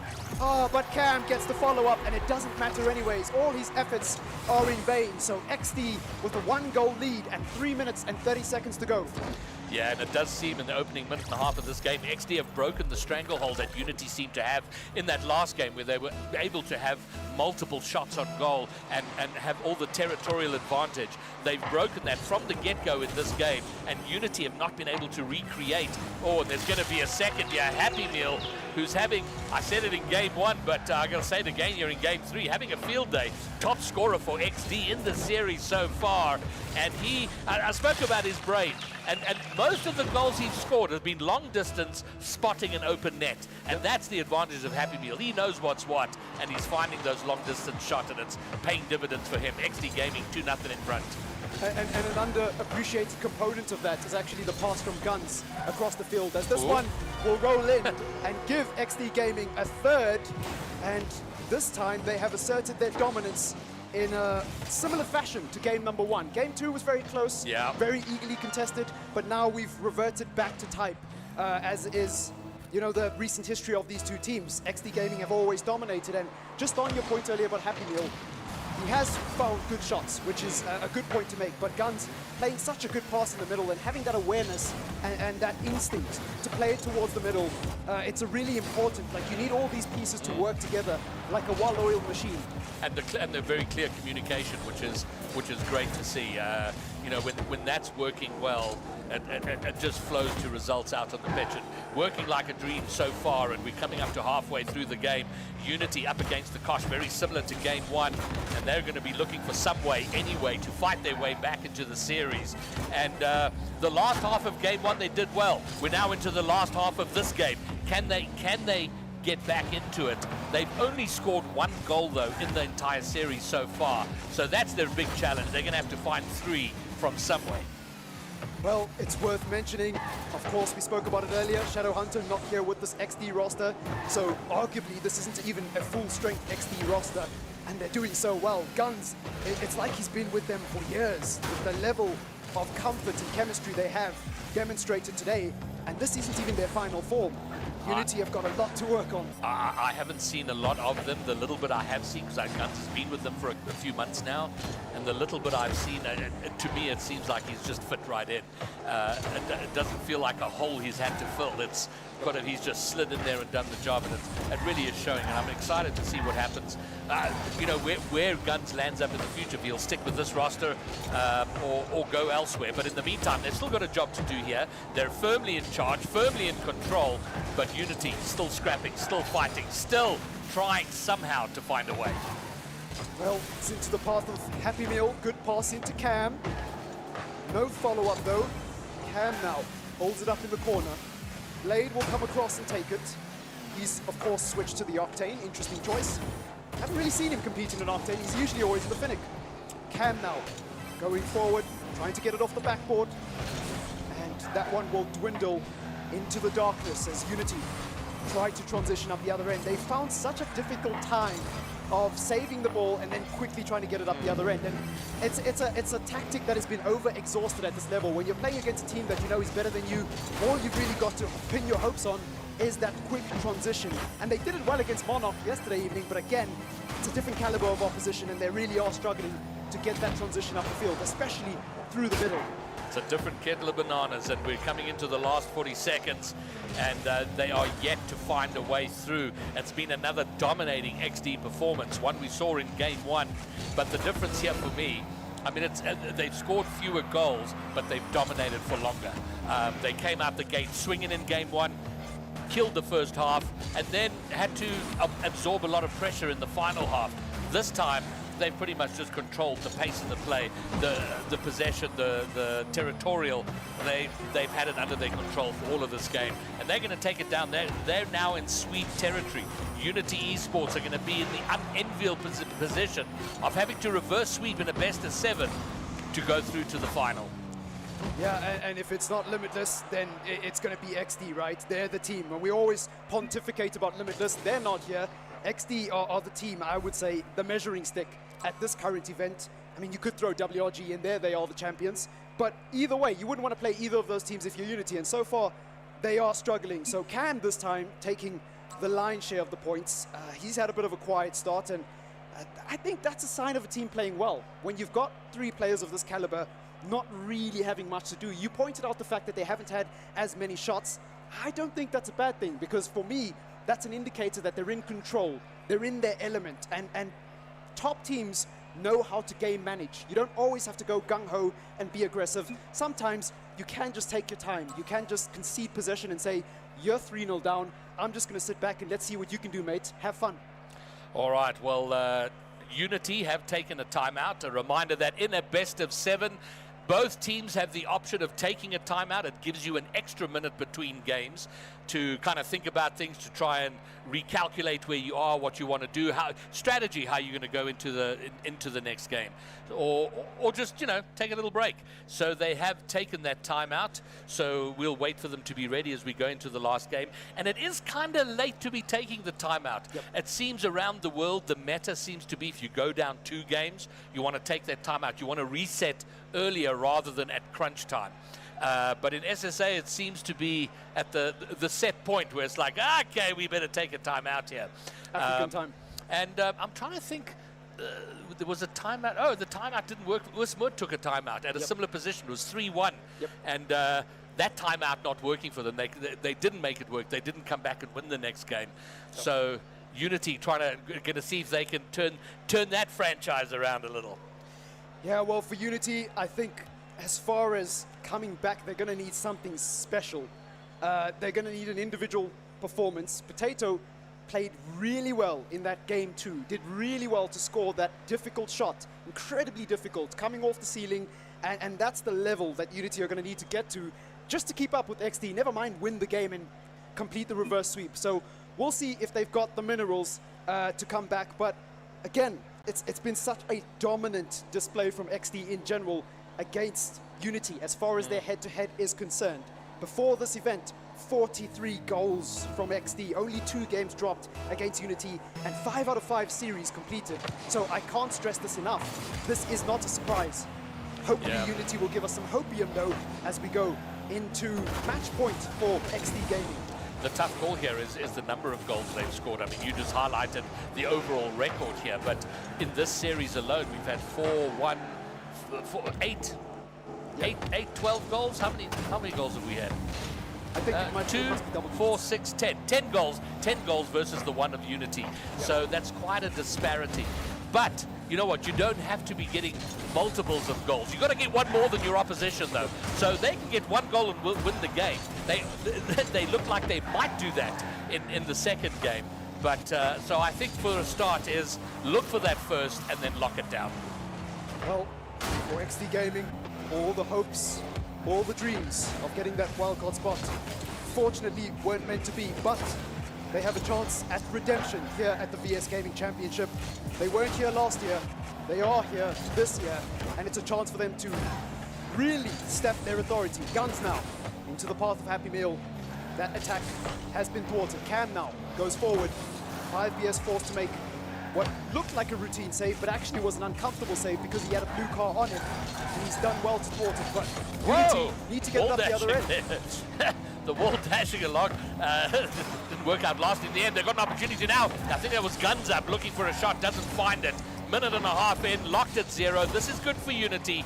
Just keep going. Potato with the dominance. Great 50. Opportunity now. It's floating in front of the net. No one's there to have a shot to slot it home, but they'll keep the pressure up. Yeah, and Unity need to show that aggression now. Obviously, you don't want to be too overzealous and overextend, but it is squeaky bum time for Unity. 3 minutes to go. They've done well to keep it level and gridlocked in a goalless battle. A relentless pursuit of something, and a flash dwindles away into the darkness again for Unity as they come short in front of the blue goal. Well, this is now our longest period of time in the entire series without the opening goal being scored. Nearly 2.5 minutes, half a game gone without a goal. That does favor Unity. Very much the way that I think the overtime did. They went on to lose that overtime, but when they're not chasing down a huge deficit, that is good for them. They can push here, find a way to score. There it is, Blade will find the opener, bang on halfway through this game, and maybe a tiny shaft of light coming from a door that's opened a crack. I asked for some hopium, and we've got it. Blade coming up in a very pivotal moment, but the job is not done for Unity. A 1-goal lead under normal circumstances is already fragile. Yeah, this is the tough time right after kickoff. The next 20, 30 seconds, they've got to lock it down because that's when they're going to be their most vulnerable. XD are going to be on the hunt. Well, Unity now trying to get this one forward. Happy Meal regains possession into the path of Cam. He's going to go into the middle, look for the second touch. Perhaps a bit of teamwork, making the dream work there was on the cards, but not meant to be. So, Unity now have the advantage, and just under 2 minutes to go. They're doing well to pepper the blue goal, but you almost feel they need a second goal. Good demo from Blade. 5BS punts it forward, and 5BS will catch. Oh, Cam with a great interception, and that is what XD have been so good at. A shot now. Oh, and Blade, I think he had his angles covered there. Still 1-0. Oh! Oh, they get away with one there. XD Guns banging it down off the crossbar and out. And this is nervous times for Unity, because it's the first time we have really seen, since they conceded, XD coming up with venom, with anger. They are looking for that goal. The angled shot is too soft to get past the last defender. And Unity, I think, have got to try and focus on keeping the ball close. They don't want to just bang it away, and that is the tendency. When you're in front, you just want to get the ball away from your net, but you're playing right into XD's hands because they then have possession. They've got to look to control. They've got one more minute to hang on, and they will not go down in a sweep. They can't hang on, and Happy Meal, as he has done every time Unity have had a lead, he comes in to rip the dream from their grasp. He's cooler than a cucumber, and he is absolutely showing out here. Another goal from long range, which is something you've pointed out. It's now become a trademark of his as far as this series is concerned. Guns now will control, and XD Gaming entering familiar territory. They've re-established an equal game, and now all they've got to do is get that goal up at the other end. Worst case scenario, go to overtime. It's played with a shot, and it hasn't gone in, and that might be the moment that Unity look back on with agonizing emotion. You know, when you're playing ranked games, that sort of shot, one of the players is most likely to comment just pain. So close, but just not there. And now XD coming in force, although this has been this has been an opportunity for Unity. If they could put on some pressure, they're kind of too far away. There's two players in the midfield, no one's committing forward. Somebody needs to go up, put pressure on XD, and we're heading to our second overtime. Or are we? No, it will be touched away. XD Gaming are going to have the last attempt on the net before the ball bounces. It's high in the air. Happy Meal comes in, but he grounds it. We have our second overtime. It went nearly 2 minutes, the last one. Happy Meal finding a long-distance shot to win the first of these overtimes. Unity need to be very aware of that. But this is a great opportunity. Other than having a lead, oh, okay, they survive. Hearts in mouths, but they survive. Potato with a dominance, let's go. Unity looking for their first win in this first semi-final. Oh, they've dodged a bullet. The heart palpitations and the heart rates will be through the roof for Unity. 5BS off the backboard, looking for an opportunity. It's into the middle, no man's land. Anyone's ball, Potato with the shot, Cam with the save. Guns will follow. He looks to try put this one in the middle. Good interception by 5BS. He will try something, but Cam there in the right position. Happy Meal looking for the flick. Gets it successfully. Happy Meal with the shot and a good save. That one looked very dicey for Unity. Only technically a shot. It was very, very soft. Unity have an opportunity. Can they bring around the corner? Cam's having none of it. He blocks it, and instantly it turns into an attacking opportunity for XD. They turn it around really quickly. Potato has to get this touch. He doesn't. He's saved by a wide shot, but the follow-up from Guns, and it's a heartbreaker for Unity. For the second time, they'll lose in an overtime, and ultimately it means that XD Gaming lock their place in the final by taking a sweep over Unity Esports. And if there was any doubts about XD Gaming coming into this weekend, surely those doubts have been completely evaporated. Happy Meal, again, big performance. Guns had some good moments. Cam also some pivotal saves in that game. So overall, as a team, they've played well. And without stating the obvious too much, it was expected that XD Gaming were going to win, and they have in emphatic fashion. So Unity Esports, where do they go from here? They've got to hold their heads up high. They've made it this far. Struggled to a team that I think we can now label their bogey team as far as XD are concerned, but they've given a good account for themselves, at least as far as the league portion is concerned, and this top 8. I think it's their best finish in VS, and what's good, Unity have been around for, well, they started as the high school team that won VS 2021, I think, maybe, and then into the RLCS. They've been there, they've been around, all of these players are, and they're just continuing to be there, to get results, and working their way up. This is a top 4 finish. It ain't too bad. Of course, they're going to be disappointed. They will have wanted to go further, but an outstanding performance from them to find themselves in the top 4. But what a showing from XD, and setting up a mouth-watering final for whoever gets to meet them there after our second semi-final. Yeah, and the other side of the bracket, that's something we'll get onto later and talk about in more detail, but I'm excited because if the outcome is as expected, we're going to have an absolute belter of a final this weekend. And look, as far as XD Gaming are concerned, they weren't here last year. So there was a lot of speculation. You know, WRG, they are the defending champions and they rightfully deserve it. But a lot of people in the scene, fanatics of Rocket League, were saying, but what if XD Gaming was here? What if that other team we've talked about too much was here? I think now they've got an opportunity to not only defend their title, but also prove it against a team of this caliber. So I am exploding with excitement for the rest of the action today. Yeah, well, WRG still have to make their way through a Team Fusion who they love to make it difficult for themselves, and they didn't disappoint yesterday, going 2-0 up and then letting it go all the way to overtime in Game 5, but they prevailed in the end. WRG going to have some work to do to get through them first, and the Bro Army, it does look like they're filtering into the hall, so there's going to be a lot of support for Team Fusion. But we'll bring that action to you in about 20 minutes time. Semi-final number 2 coming up. But until then, let's go there. Peace.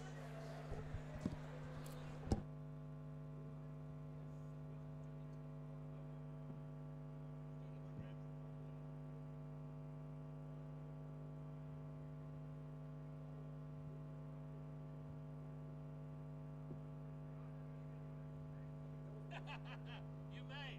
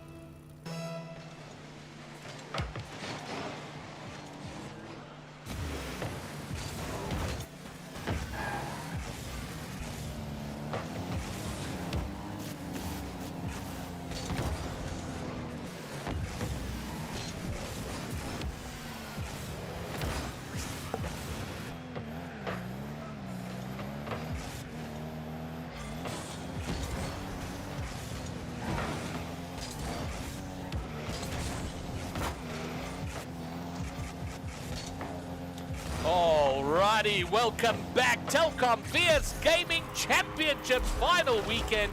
We are on Championship Day here today, Triple M. We will crown the VS 2023 Grand Champion today. We've had one semi-final. XD Gaming emphatically taking that one, locking their place into the finals, and now one more semi-final. White Rabbit Gaming up against Team Fusion. Yeah, it's a big game, and for Team Fusion, the last time they met with WRG was a while back. The roster looked a little bit different. They actually got the better of them, so that was a 3-1 win to Team Fusion. They scored 9 goals compared to WRG's 5, and it was around the time when they were sort of bursting into the scene. They were this new top 8 team, and everybody was really enthused about their prospects coming into RLCS. Since then, they haven't really seen each other, and obviously the context has changed. On one side, you've got WRG, who are the defending champions and look really good on their pathway to defending their title because they beat Nixer, who, by the way, are a really good team yesterday. And then you've got this Team Fusion roster now with Yapego, Defunct. They played together all the way back in the DNMK days, so sure, they go back a ways. And Teacher has now been integrated as a regular starter into this Fusion team and has really established himself as a player who can play at multiple levels, which demonstrates not only a diverse skill set in terms of mechanics, in terms of game sense, but it also demonstrates his ability to adapt to any level. And I think that is a big component as to why they deserve to be here.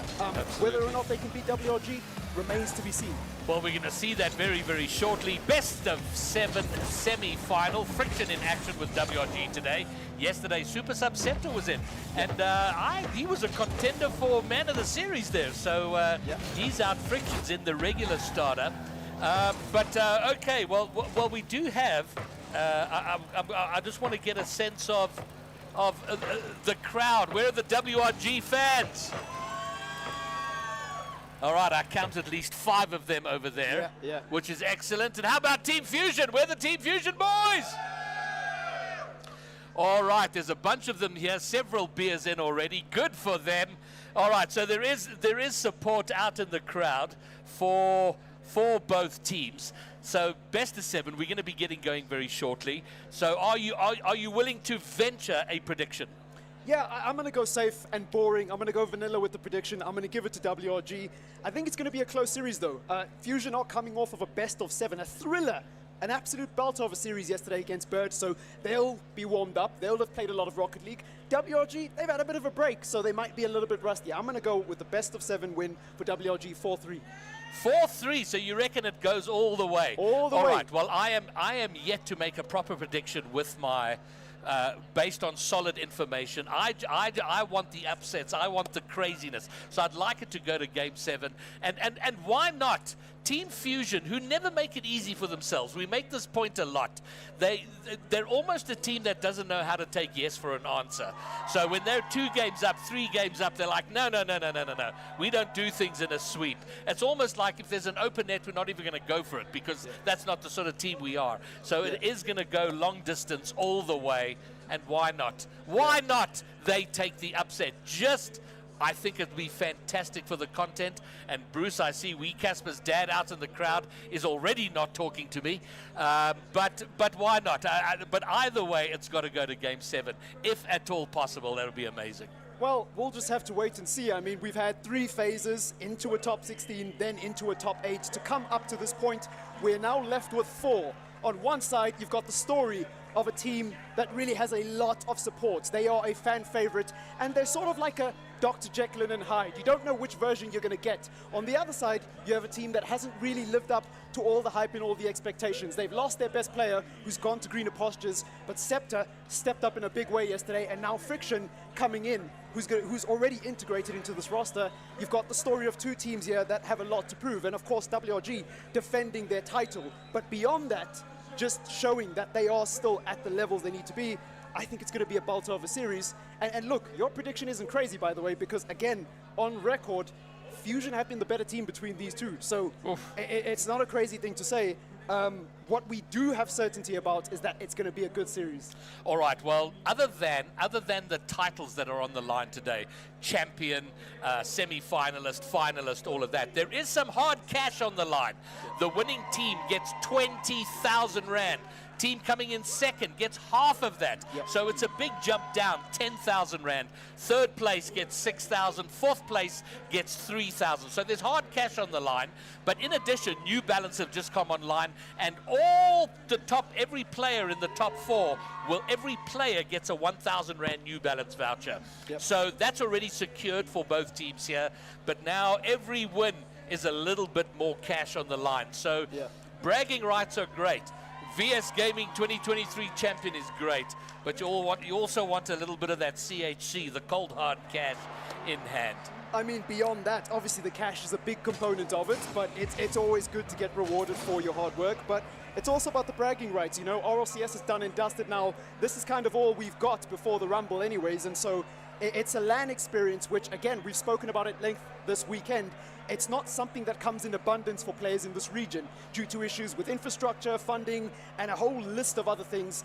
These moments are sacred. The opportunity to play in front of a live crowd, to play in front of an audience and get that adrenaline rush is something that players will cherish very dearly. And obviously you want to have fond memories, not just in terms of meeting new faces, but also the results themselves. So a big game for both these teams. And I think, look, whatever happens with Team Fusion, they should be proud that they've got here. Of course they want to win because they're professionals, but there's nothing to be upset about. I think the pressure is more with those guys on the other side of the stage because they've got a title to defend. And it's a hard one. I mean, last year WRG took on, they were the Orient Aces at the time. They became pretty much Red Crown after that. And as you pointed out, some of the bigger teams not there. Very strong teams, and arguably the strongest top 4 we've had in some time. So, I do agree with you. There's a little bit of freedom over on the Team Fusion side where they don't have a lot to be panicked about. But still, they want to win. Nobody comes here to come second or to come third or to come fourth. They're going to come out swinging and they want to fight. But it is now time to get to the game. Let's go, Commandos! It's howling time! It all comes down to this. A grueling format with 3 phases followed by a top 8, and then there was 4. And this is massive. Defunct now looking to play it forward. And temporarily it's in the blue half. Demos early on. And it's looking like Blackstar trying to carry this into the path of Weecasper there. He's going to have to improvise here. He does a good job. Good pass from Weecasper and almost a good follow. Early signs looking positive for WRG, but Fusion need to get this out. It's Teacher with a good clearance across and tentative start, cagey start, but it spent a lot of time in that orange half. Yeah, I think that's a good observation. It does. It's not a swinging for the fences start. But hold on, I thought there was an opening net, an open net. Friction was looking for it, doesn't find it. There's an opportunity now for Team Fusion. If this touch doesn't go, it does. Fortunately, Lackstar getting the touch he needed. And but now it's into the middle. Oh, it just crossed it. They couldn't find the shot. But positive signs here early from Team Fusion. Positive signs indeed. Under 4 minutes to go, so a fifth of the game has been played. Friction goes tall, takes a shot, and it's saved. Oh, you can feel the tension. Lackstar looking for a pass. Friction and Weecasper patiently waiting. It's Friction who goes for it. Lackstar looking for a baby touch into the middle. Good shot by Weecasper, but not good enough, unfortunately. And Fusion, they've got to get this out. Yeah, that's starting to look a little frayed. Yeah, they're sort of being put under pressure there in the front line. Open net! Friction scores! And the WRG fans very happy about that. But, oh man. Well, there we go. First blood to WRG, but so far Team Fusion in this. It's not running away from them by any means, and they'll be looking to get right back into it ASAP. No, they're not strangers to adversity. Defunct looking for a quick response. Yapego goes tall, takes a shot. Lackstar with a good block. Teacher with the follow, and it's off the bar. So close to evaporating that 1-goal lead, but they will have to reset as there are blue cars barreling all over the orange half here. Lackstar looking for an opportunity. Yapego does enough, but it's still in possession of the team in blue. Weecasper now looking for the touch off the wall. He gets a chance to reset, flicks it across one. Teacher with the catch, and that attack is still going. Yeah, long, slow build-up of pressure here. Eventually it starts to run dry. They're doing well here. Great clear out around the corner there, but it doesn't leave their half. And WRG are going to be right back in the action. And Team Fusion holding well in defense here, but it's unsustainable. And also you're not going to win. Defending can win matches, but eventually it does require a goal at the other side. Maybe now an opportunity. Ooh, almost. There was a glimmer at the end of the tunnel for Team Fusion. They have a ways to go in this game. Yapego with the ball into the middle. Fiction with an awkward touch, and Teacher equalizes for Team Fusion. And just like that, we are back in business. We are BRB back in business. One level game, one apiece, 2 minutes to go. And you know what? This is very reminiscent of going all the way back to the high school final, where it was very even in the first game, but then eventually Waterkloof pulling away in the remaining games. And I hope we see this closeness, this close tension all the way to the game's Devon Thriller. The shot on, great save. The rebound from Lackstar gets WRG back in front. Yeah, and the initial work done by Fiction and Casper to get it as close to the goal line. And all Lackstar has to do is nudge it over with all three Fusion cars desperately scrambling across to try save that. Unfortunately, it wasn't meant to be. So we go again from kickoff, and adversity once more for Team Fusion. Into the path of Lackstar, takes a shot. Ooh, danger, danger! Makes it 3. More and more and more and more. WRG are running rampant. Okay, now they've definitely settled into their work. It's been very, very close. We've commented on opportunities either side. The lead by WRG, Team Fusion getting back into it. But now it seems like after starting neck and neck, WRG adding a little bit of extra pace. Or are they? Yapego gets one back. And that's a big goal for Fusion, because you almost felt like if WRG got another, this could have turned ugly. But Team Fusion have reset on the kickoff and now have brought it back within 1 and just over 19 seconds and some change to go. This is not a conclusion by any stretch of the imagination. Lackstar now plays it forward. Yapego controls so elegantly. And now it's into the path of Defunct. He plays it into the middle. This is dangerous. Good save from Teacher, and he's got that in his locker. He's so good at making those last-ditch saves. All right, so now here we go. WRG trying to build something forward. Nice control from Casper. Sneaks it underneath. Oh, and Lackstar will get the finish, but Casper, the fake work here, he goes up, doesn't touch the ball, and completely undoes Yapego. Lackstar with a finish. WRG back in front with the 4-2. And Lackstar continues to grow strength to strength. A player spent a lot of his time playing alongside Original in that Apex roster, has now integrated himself into this WRG team. Yapego off the backboard, Teacher looking for the finish, and Lackstar again. What a game he's having, by the way, coming across to save that one. So WRG now looking to hit them on transition as Lackstar puts it in. Fiction with the catch. It's a magnificent goal and a 3-goal lead in game 1 with 53 seconds to go.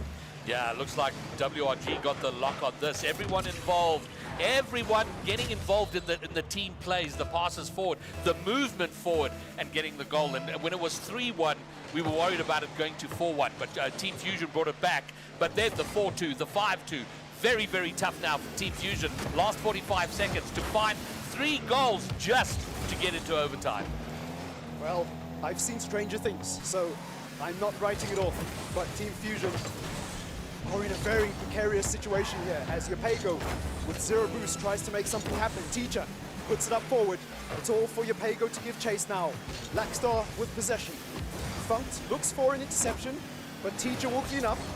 And Fusion, in desperate times, they need desperate measures here. Cross to Lackstar, it's a good goal! And I was almost trying to see who the runner was. It's Lackstar again, getting on the end of a delightful ball. So another beautifully choreographed goal by WRG, another good team play, and Lackstar showing that clinical edge. He's got his shooting boots on today. Well, we had two and a half very close minutes. But in the latter half, it is WRG that have most definitely pulled away here. A comfortable, a dominating win in the end, a 4-goal difference. 3 goals at best for Team Fusion where we are now. The ball's still in the air, but on the wrong side for them. The ball's probably going to hit the ground now. No, WRG want to keep it up, maybe get the 7th, but no, it is WRG taking game 1 from Fusion, and a solid win, but a lot of hope for Team Fusion early on, but falling away toward the latter half of the game. No, absolutely, and just looking at some of the metrics there, you can see that WRG dominating in almost every metric except saves, which is an indicator that Team Fusion spent a lot of time in the defensive half. And you look at the ball touches there, Friction, Casper, 20 and 23 respectively. They're both getting really involved. And then Lackstar, not as many touches as them, but a good conversion rate in terms of the shot, which is what matters most. The most important metric is the scoreboard, and he is the reason. He's been the chief architect of their dominant performance here today. Well, listen, 12 shots. I mean, that is a lot of shots, and the conversion rate is great, as you pointed out, 50%, not bad at all. The conversion, not too bad for Team Fusion, but it's the 5 shots on net for their 2 goals that's going to worry them, that they're going to want to overcome going into game 2. Yeah, well, this tale is not over. Right, Team Fusion off at your own apparel. They are up against the champions, who now have the advantage going into Forbidden Temple, but it is only a 1-goal advantage, a 1-game advantage, pardon me, as far as the series is concerned. So we kick off then, a reset, an opportunity for Fusion to respond. Lights out and away we go. And the best of 7, it's a long journey, so no disaster by any means going down game 1, but they want to show some resilience here, and you certainly don't want to go down to oh, what's happened here? It's been pushed back. Oh no, Defunct is going to get the credit, but that was a very interesting touch from Lackstar here. He went up, got a terrible touch, and tipped it back into his own net. So Team Fusion gifted an opening goal.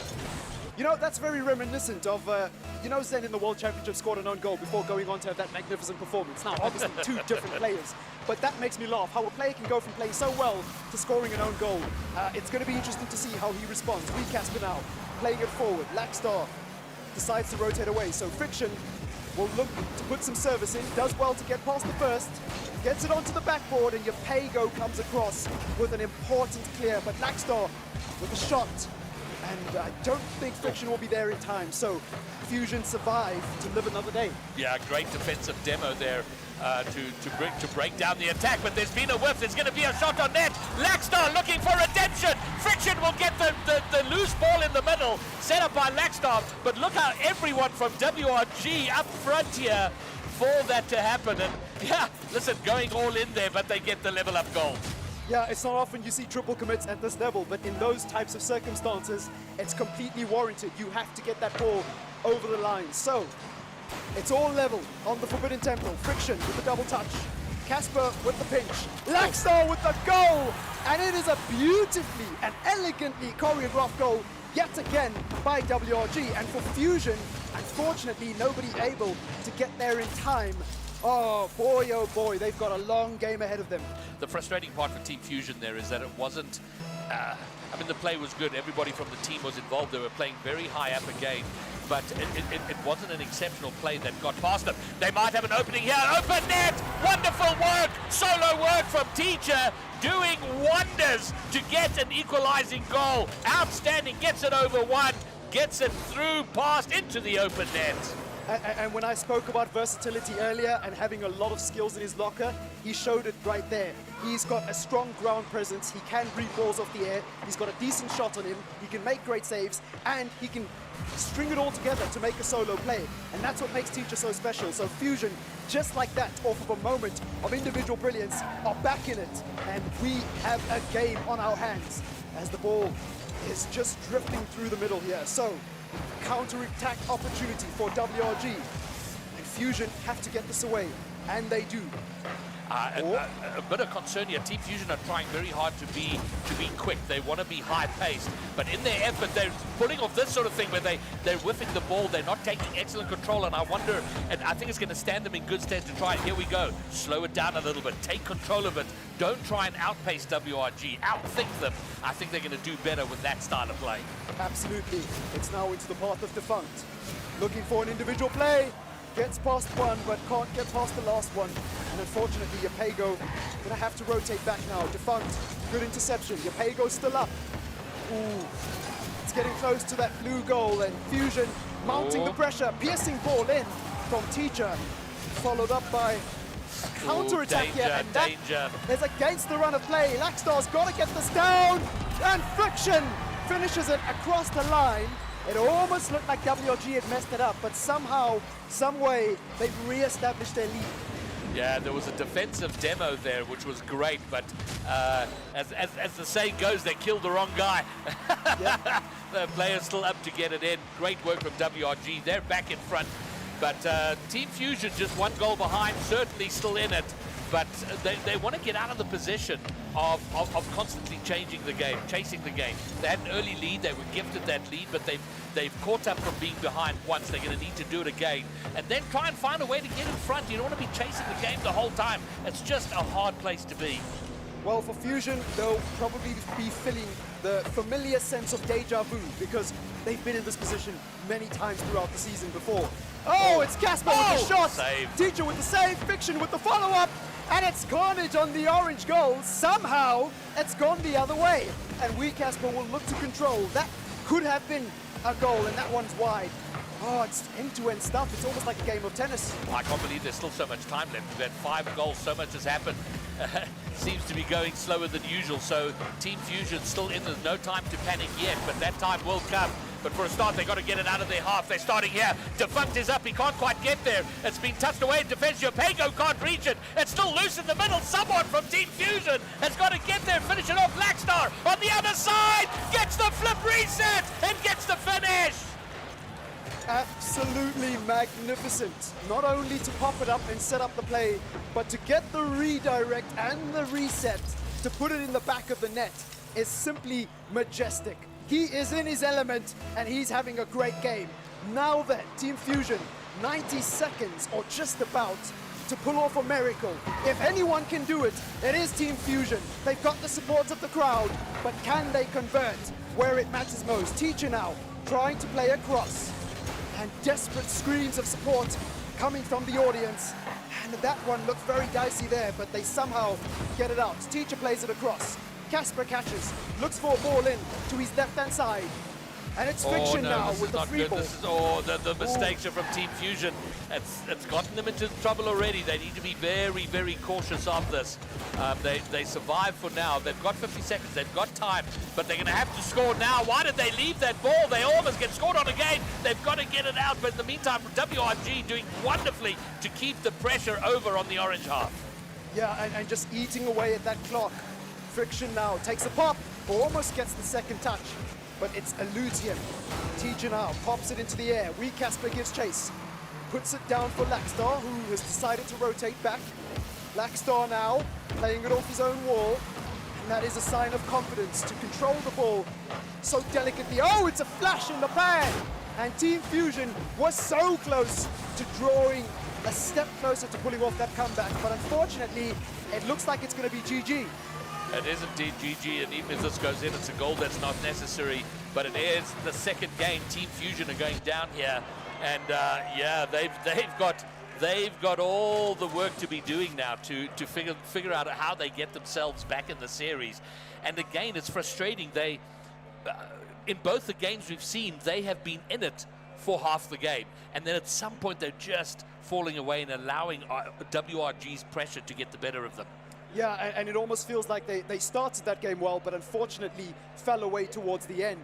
And it's a case of, for Fusion, I think, those moments of hesitation at the back, just giving WRG more of an opportunity than they needed under the circumstances, and they need to tighten that up. Apart from that, I don't have too much to say about Fusion. I do think they have what it takes to come back in this game, but it's now or never. And now would be a good time to take a timeout just to slow down that momentum for WRG. Yeah, but as we've seen, it seems like timeouts come at games at 3 down rather than 2 down. Yeah. And yeah, maybe there's a point to be made to that. And what's interesting to me is, again, Team Fusion are getting their shots. 6 shots on, 30% conversion rate. Not the worst at all. But you feel that it's at the back. You know, they're facing 8, 10, 12 shots. Yeah. That's what's getting them where they're finding themselves struggling. Yeah, well, WRG double their lead in the series and now are threatening to potentially go to a match point should they win this game. And you know what's interesting about WRG is the amount of changes they've had in this tournament alone. The amount of player shuffling, and they almost look like a roster that isn't affected by it. Yesterday we spoke about Scepter coming in. They looked really good yesterday. Now Friction has come back in. It looks like nothing has changed. If anything, they've gotten better. And it's hard to judge, you know, how exactly they've been able to do that, but who cares? It's working for them really, really well, and that's all that matters. I think you made the point about the timeout. I think they did take the timeout because it looks so. Yeah, they did indeed, and we can see. I wonder if we can get, if I put this camera on and turn it in that direction, we can see Team Fusion in intense conversation at their station over there, obviously looking at strategy, working out what they've got to do in order to bring this back, because it's not a must-win game because it is best of 7, but it's going to be horribly uncomfortable if they don't win it. No, absolutely, and again, a reset, a chance for Team Fusion to claw their way back into it. This kickoff feels very important. It's a swing game in the series. Defunct taking it up, looking for a chance. Casper does well. Yapago looking to put this one in the center, and it's a good clear by Friction.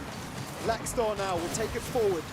He is having a brilliant series, arguably the best player in the lobby at the moment, certainly in the conversation. Friction now.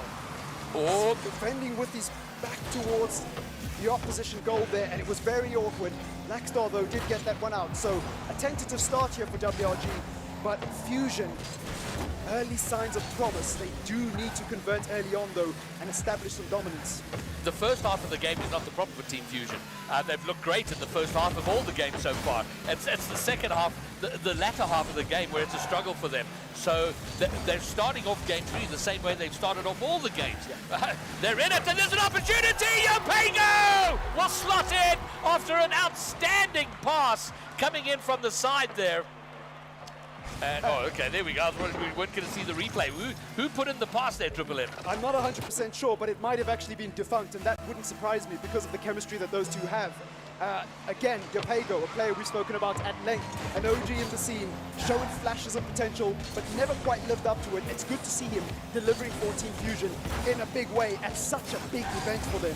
So, WRG now need to respond. A goal down, but still firmly in the driving seat as far as the series scoreline is concerned. Casper with the ball in, Teacher with the clear, Friction with the hold-up, and now Yapago trying to get it out. It's a soft clearance, and Laxstar going to try and conjure up a redirect. Open this is dicey. Casper does well, Teacher with the shot, and it was so close to getting...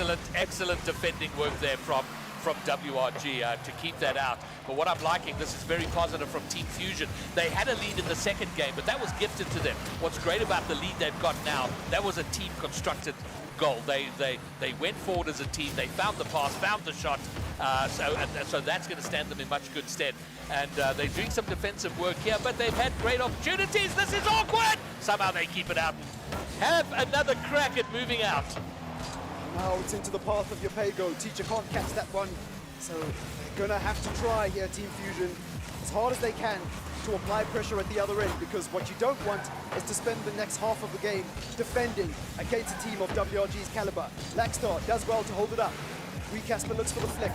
It's a good carry by Teacher across. Still yet to announce himself in the semi-final, a player with so much quality. He did score earlier on in the series, but we need to see more. His team needs him desperately to pull something out of the bag and double this lead. He's done well on the defensive end. Just want to see more in the other half. Halfway through the game, this is the half of the game where Team Fusion from the last 2 games have started to fall away. They've got to maintain their focus. They've got to lock in now. They've got the lead, and they've held it for some time, and they've defended well. But this is the danger time for them. A shot there, it was hitting the crossbar anyway. It's half cleared. There's going to be another shot on net. It's very awkward. They somehow keep it out. Defunct looking to transition it over. Does very well, and maybe they turn it into an offensive play. Well, Friction with the good catch. Laxdal with the shot. And Yapego with the save. It was off target anyways. Teacher now, good catch. Defunct on the back post. Yapego all the way back. Very spread out Team Fusion. I like to see that. As Yapego looks for a shot. Friction with the save. Casper messes it up here. Oh! And it's almost an opportunity to double their lead. 90 seconds to go. And Fusion look like they are firmly in a position to capitalize. They are, but we speak about those one-goal leads. They're very uncomfortable. Even if they're looking good here, I love that we're seeing Team Fusion deep into this game, still looking to command things, still looking to build pressure. But it just takes one little mistake up front to lead into a counter-attack. A second goal right now with a minute to go would be outstanding. They've got to defend. They do keep it out. It's been pitched. It finds its way across the field. And they have the 2-goal lead. And maybe, just maybe, a comeback is on the cards. Team Fusion, as they always do, arriving late to the party, but arriving in style. This has been an emphatic performance by them, and finally, they get a reward for all the hard investment they put in. WRG, 60 seconds to go. The defending champions have got to show what they're made of. Friction with the clear.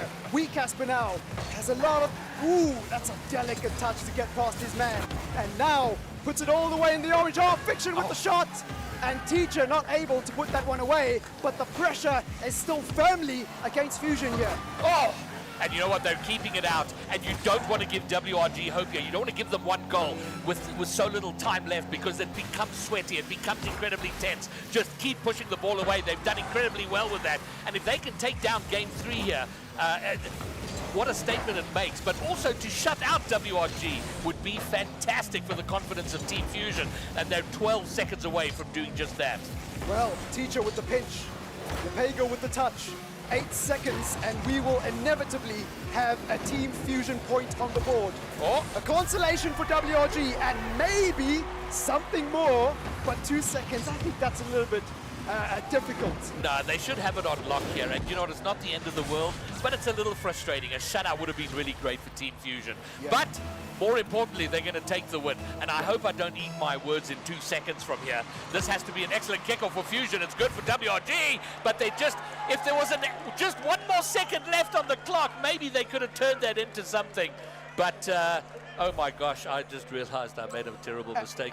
And in the end, it's Yapego with a brilliant performance. A goal, 3 saves, 4 shots, and an absolute menace. He made a few marauding runs through the middle that WRG found very difficult to deal with. And a player, again, who knows how to show up in these big moments, just about that consistency. Teacher, again, good performance as well. 2 shots, 2 saves, and just an overall great performance in terms of the eye test. He's starting to warm up and come into the series. For Team Fusion now, it's about keeping that momentum going. They took the timeout, and I think it was a good timeout to take, because had they not taken it, I think the story could have been very different here. You need to disrupt momentum before it becomes a problem for your opposition, and they've done that well. So for WRG, the ball's in their court now. Even though they still have the advantage as far as the series scoreline is concerned, they now have a very delicate lead to maintain. Well, for the first time today, we've seen the timeout result in a win for the team taking the timeout. Yep. So that's a positive situation. And Team Fusion right back in this. They didn't wait to go down 3 games to find one back, because that's a hard business. They're right in here. They win this, suddenly it's a best of 3, and it's good times. Well, we go into game number 4 now, and this eagerly anticipated fixture has delivered thus far. But will it continue? Defunct plays it forward into the path of Yapego. Straight to the middle. Friction deals with it. Teacher waiting patiently in a position to capitalize. Laxdal now boots it forward. Laxdal with the shot. Defunct with a brilliant save. That is top draw. I love what we're seeing here from Team Fusion. Suddenly they're moving with confidence. And you know, we spend ages talking about Rocket League and how much of it is a confidence game. When you're feeling confident, things go your way. And there's just a lot more fluidity in the movement of Team Fusion here. And oh, but there's been a mistake. Lackstar might just be breaking that confidence that we were just talking about. Excellent play, but it came off the back of a mistake from Fusion. And really, they've allowed WRG back into this. But plenty time. Now, it's a mental game. We've just spoken about that, a confidence game. That'll dent the confidence, but swing right back into it. Oh, there was an effort here right off kickoff. The flick by Teacher is going to be blocked by Lackstar, and here he goes, trying to make something happen on the other side. Well, Teacher with the good catch from a pass. Yapego gives chase. Casper with the save. Lackstar with the catch. Into Friction. It's a delightful ball. And Teacher with the good save again. How many times is he going to pull off those saves? Routine for him as WRG try to get a counter-attack to double their lead. Friction now plays it into the middle. Casper waiting patiently at the back post, circling his prey like a vulture, just waiting for the right opportunity. It's now into the path of Teacher. He plays it into the middle. Defunct with the catch. Looks for the flick. Gets the bump. And somehow, some way, it's not gone in. I can't believe it. That is unbelievable. That is the closest you could possibly get to scoring a goal without actually scoring a goal. It came with the back of a wonderful play, the bump play, but over on the other side, Friction is going to find the net for the second for WRG, and there you go. You don't take your opportunities, you're going to get punished. WRG punishing on the other side. Yeah, and this time, Lackstar not getting the goal. Friction this time pulling up in a big way to double their lead. For Fusion, they're staring down the barrel of a very precarious situation here. It's not the end of the world because WRG have still got to go to match point, but you've effectively squandered your opportunity to get back into the series, and it's only going to get difficult from here if they can't find a way back. The good news is they have 3 minutes. Defunct now will control. He's got options on his left. Plays a flick over Lackstar. And it's in the middle with Yapego. He goes for a shot. It's not good enough, though. Actually, that was more of a pass as he tries to get it into the path of a teammate. So, Fusion, another attack, not quite working out. Yeah, but now they're going to have to defend. Another great play from Casper. Doesn't find the net, but the pressure building here. Yapego's the last man in the net. He gets bumped out of it, but it's been great work. It's been bumped over one. Casper's not going to get undone, not dispossessed, but now it's heading toward the WRG half. Can someone make it happen? No, Lackstar will get it out. He gets a dunk, almost finds the net. And yeah, the Team Fusion efforts to climb out of the net, not succeeding. Oh my word! The ball took the slowest route across the net and no one could tap it in. And it's those moments at this level that feel agonizingly long. Oh, it's almost gone in again. Unfortunately, they can't find a third. Another shot peppering the Team Fusion goal. Defunct now tries to get that one out. Lackstar, he's got Friction on his right. Oh, nearly for WRG. Fusion still can't get this out of their own half. Teacher now has it all to do. Lackstar, though, wins that battle. And Casper will continue the good work. Finally, it's in the blue half. And Fusion with a glimmer. A moment to break the momentum. Defunct with the shot! It's a magnificent goal! A delightful pass! A brilliant goal! Now then, 90 seconds and some change. Team Fusion, we've got a game on our hands. And you know what? It's great. That wasn't a scrappy goal. That wasn't, you know, somehow that rolled in or an own goal. That was beautiful. A high redirect into the net. That fills a team with confidence, and they can get some of it back. And right off the kickoff, they got something going. A double. It's going to squeeze wide. And now we see Team Fusion. They're trying to bring on the late show. We've seen them struggle in the second half of of games, but maybe now they can find victory. They can ascend in the second half of a game. They're trying to do that right here, right now, and the pressure continues. And the pendulum swings once more in a dramatic tale of two teams. It's Teacher now who gets 100 boost and a flick. Oh, Casper's done well to readjust there. Defunct now into the middle. Yapego with the pass. Teacher decides to rotate back. Yapego once more. Casper this time wins the better of him. And For Fusion, they've got to be careful here because they've done well to get back into this game, but they need a goal, and they need one desperately. That's one goal, and there's time. So it's not catch and sink time. We're getting close to it. They've got enough time. They can build something forward. That's a great dunk to get it over to the blue corner. Casper trying to take it out over his net and out. Does magnificently well, but he's been intercepted. And who gets here first? It's Lackstar, and he'll try and solo it all the way. He gets the flip reset. He gets it toward the net. Team Fusion now. They got 20 seconds to get it over to the other side.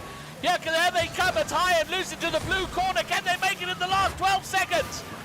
It's Yapego with the pass, Teacher with the follow, into the middle, and it's another stop from Defunct. Desperate times for Team Fusion. They have to keep this up. Teacher pops it onto his backboard. He looks to control. Friction puts it down, and WRG go to match point in what felt like a pivotal game. You know, Gradient, we spoke about the timeouts, we spoke about the importance of this game. WRG cementing that advantage now, and they're just one game away and one step away from going into the grand final. You know, I spoke in the last series about how I'm convinced there are no gods in Rocket League, and that game has convinced me even further, because if there was ever a game that deserved an overtime, that deserved a late equalizer, it was that. And what I was enjoying so much is we've seen Fusion struggle in the latter half of games. This was in reverse. They were under the cosh for half of that game. They came back in the second half. It looked like they might just level it up. That wasn't to be in the end. But man, oh man, it's now tough. At least it's not the best of 7 reverse sweep, but it's still a hard job. It's effectively a best of 5 reverse sweep, which is a lot easier. They're by no means out of it, but they have to win 3 on a trot. They have to win the next 3 games if they're going to find themselves in their first final. Well, it's going to be difficult. My apologies. I thought it was actually match point WRG. It turns out it isn't. So they've still got a lot of work to do. I don't know what else to say, because we've spoken at length about some of the performances here between both teams.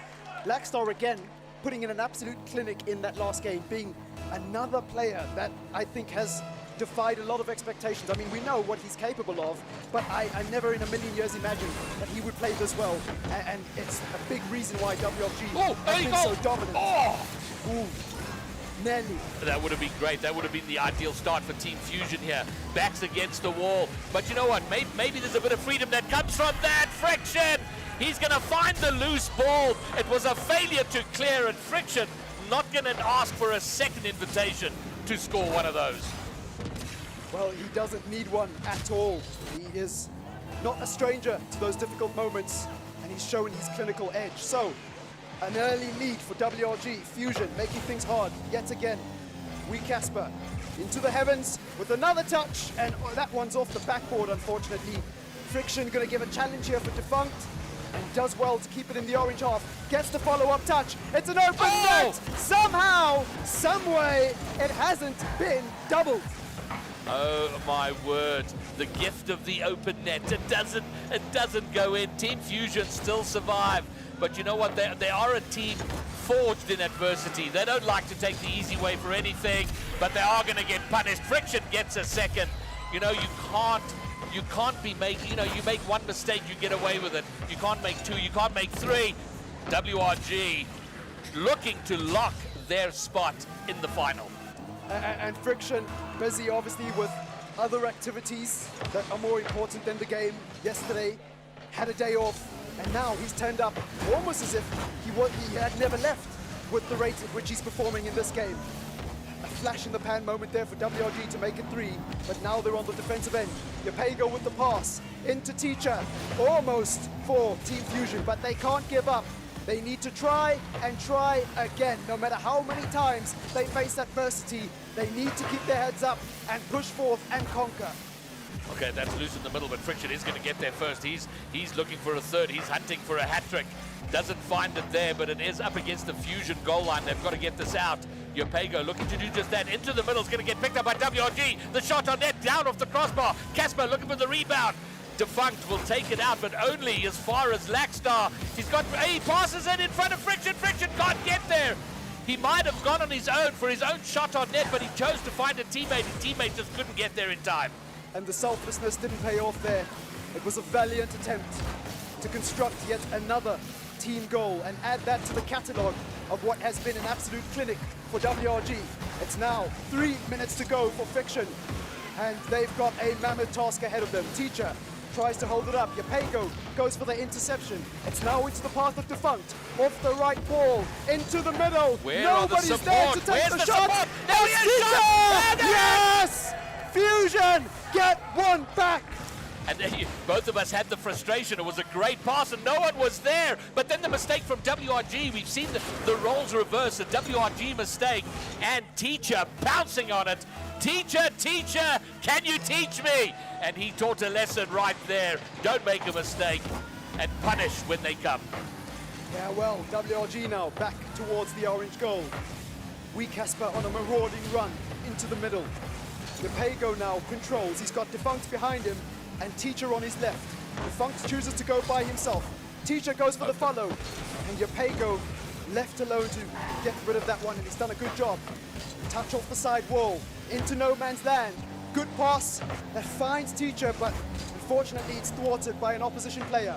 Double Blackstar commit. now with an awkward touch.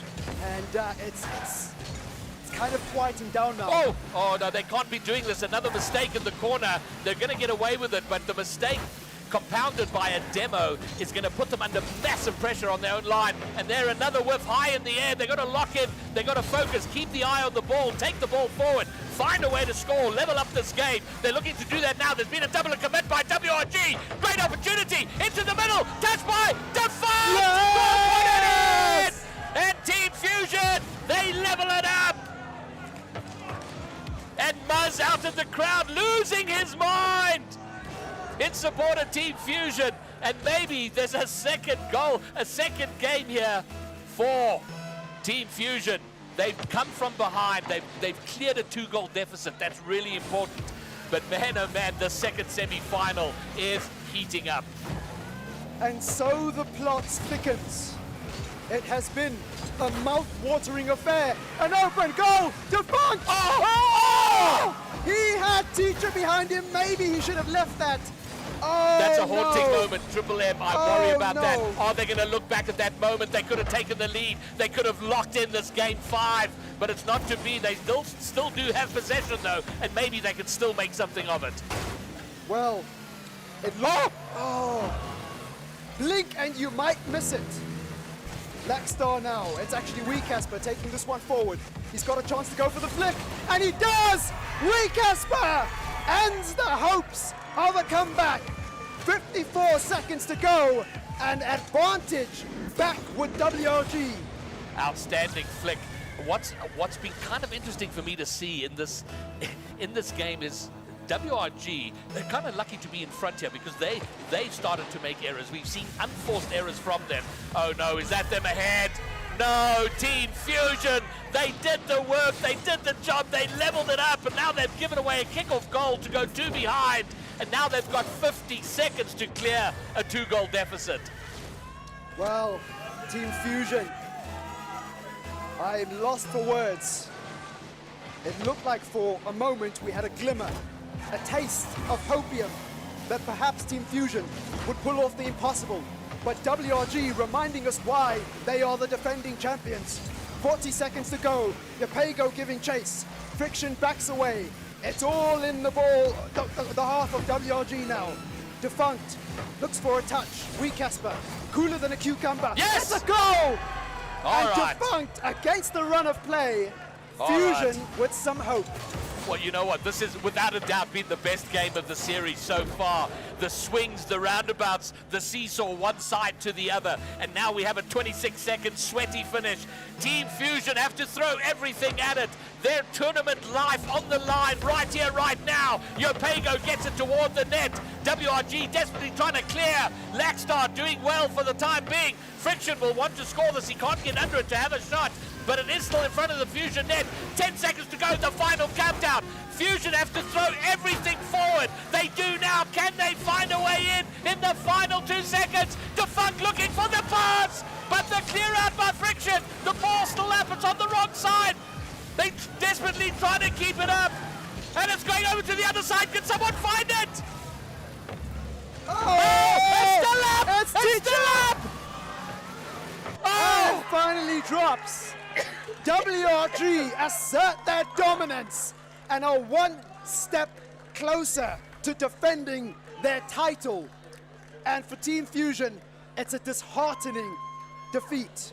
Oh, it's very, very tough, Triple M. But you know what? We have to say, well played to Team Fusion for giving us. I think that game 5 is the best game we've seen in I think the entire weekend so far. That 5-minute game was superb. The swings, the roundabouts. Team Fusion came close, but very similar to Unity. Team Fusion have done well. They've made the top 4 in the VS finals. Great play to them.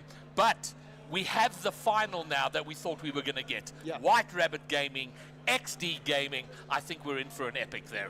We are in for a treat, and if my memory serves me correct, the history between those two is not exactly a straightforward one. It's a tumultuous rivalry. So hopefully it delivers on all the expectations. And again, good individual performance from Lackstar, but Fiction warming up towards the end. And those two are certainly candidates for Player of the Series as far as WRG are concerned. Casper also showing a cool head in some pivotal moments, playing the right passes, finding the right rotations, being a solid team player. When your two teammates are playing well, your job is really simplified, but oftentimes that can lead to complacency. And Casper is a cool customer. He knows how to get his job done and show a level of consistency that I think many players watching at home will be very envious of. All right, well, so our grand final is going to be White Rabbit Gaming, XD Gaming. But before we get there, remember there is a difference in prize pool between 3rd and 4th place. 6,000, 3,000 Rand. And the teams that have lost here today need to go and duke that out. So we're going to have Team Unity up against Team Fusion for 3rd place. And then we will have our grand final. So just 2 best of 7 series remaining in the VS Gaming Championship weekend for Rocket League. So we'll bring that to you in about 20 minutes. So we will see you shortly.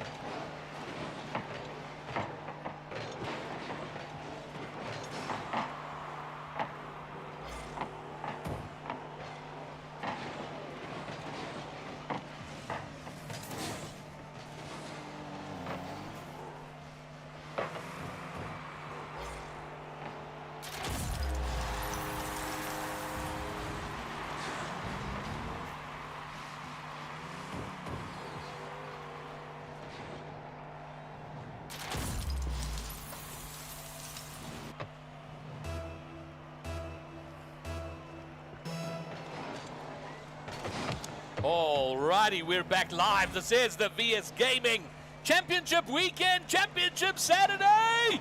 And we got 2 series left to bring you. I'm Greybeard alongside Triple M. We have the 3rd, 4th playoff coming up right now. Team Fusion, Team Unity.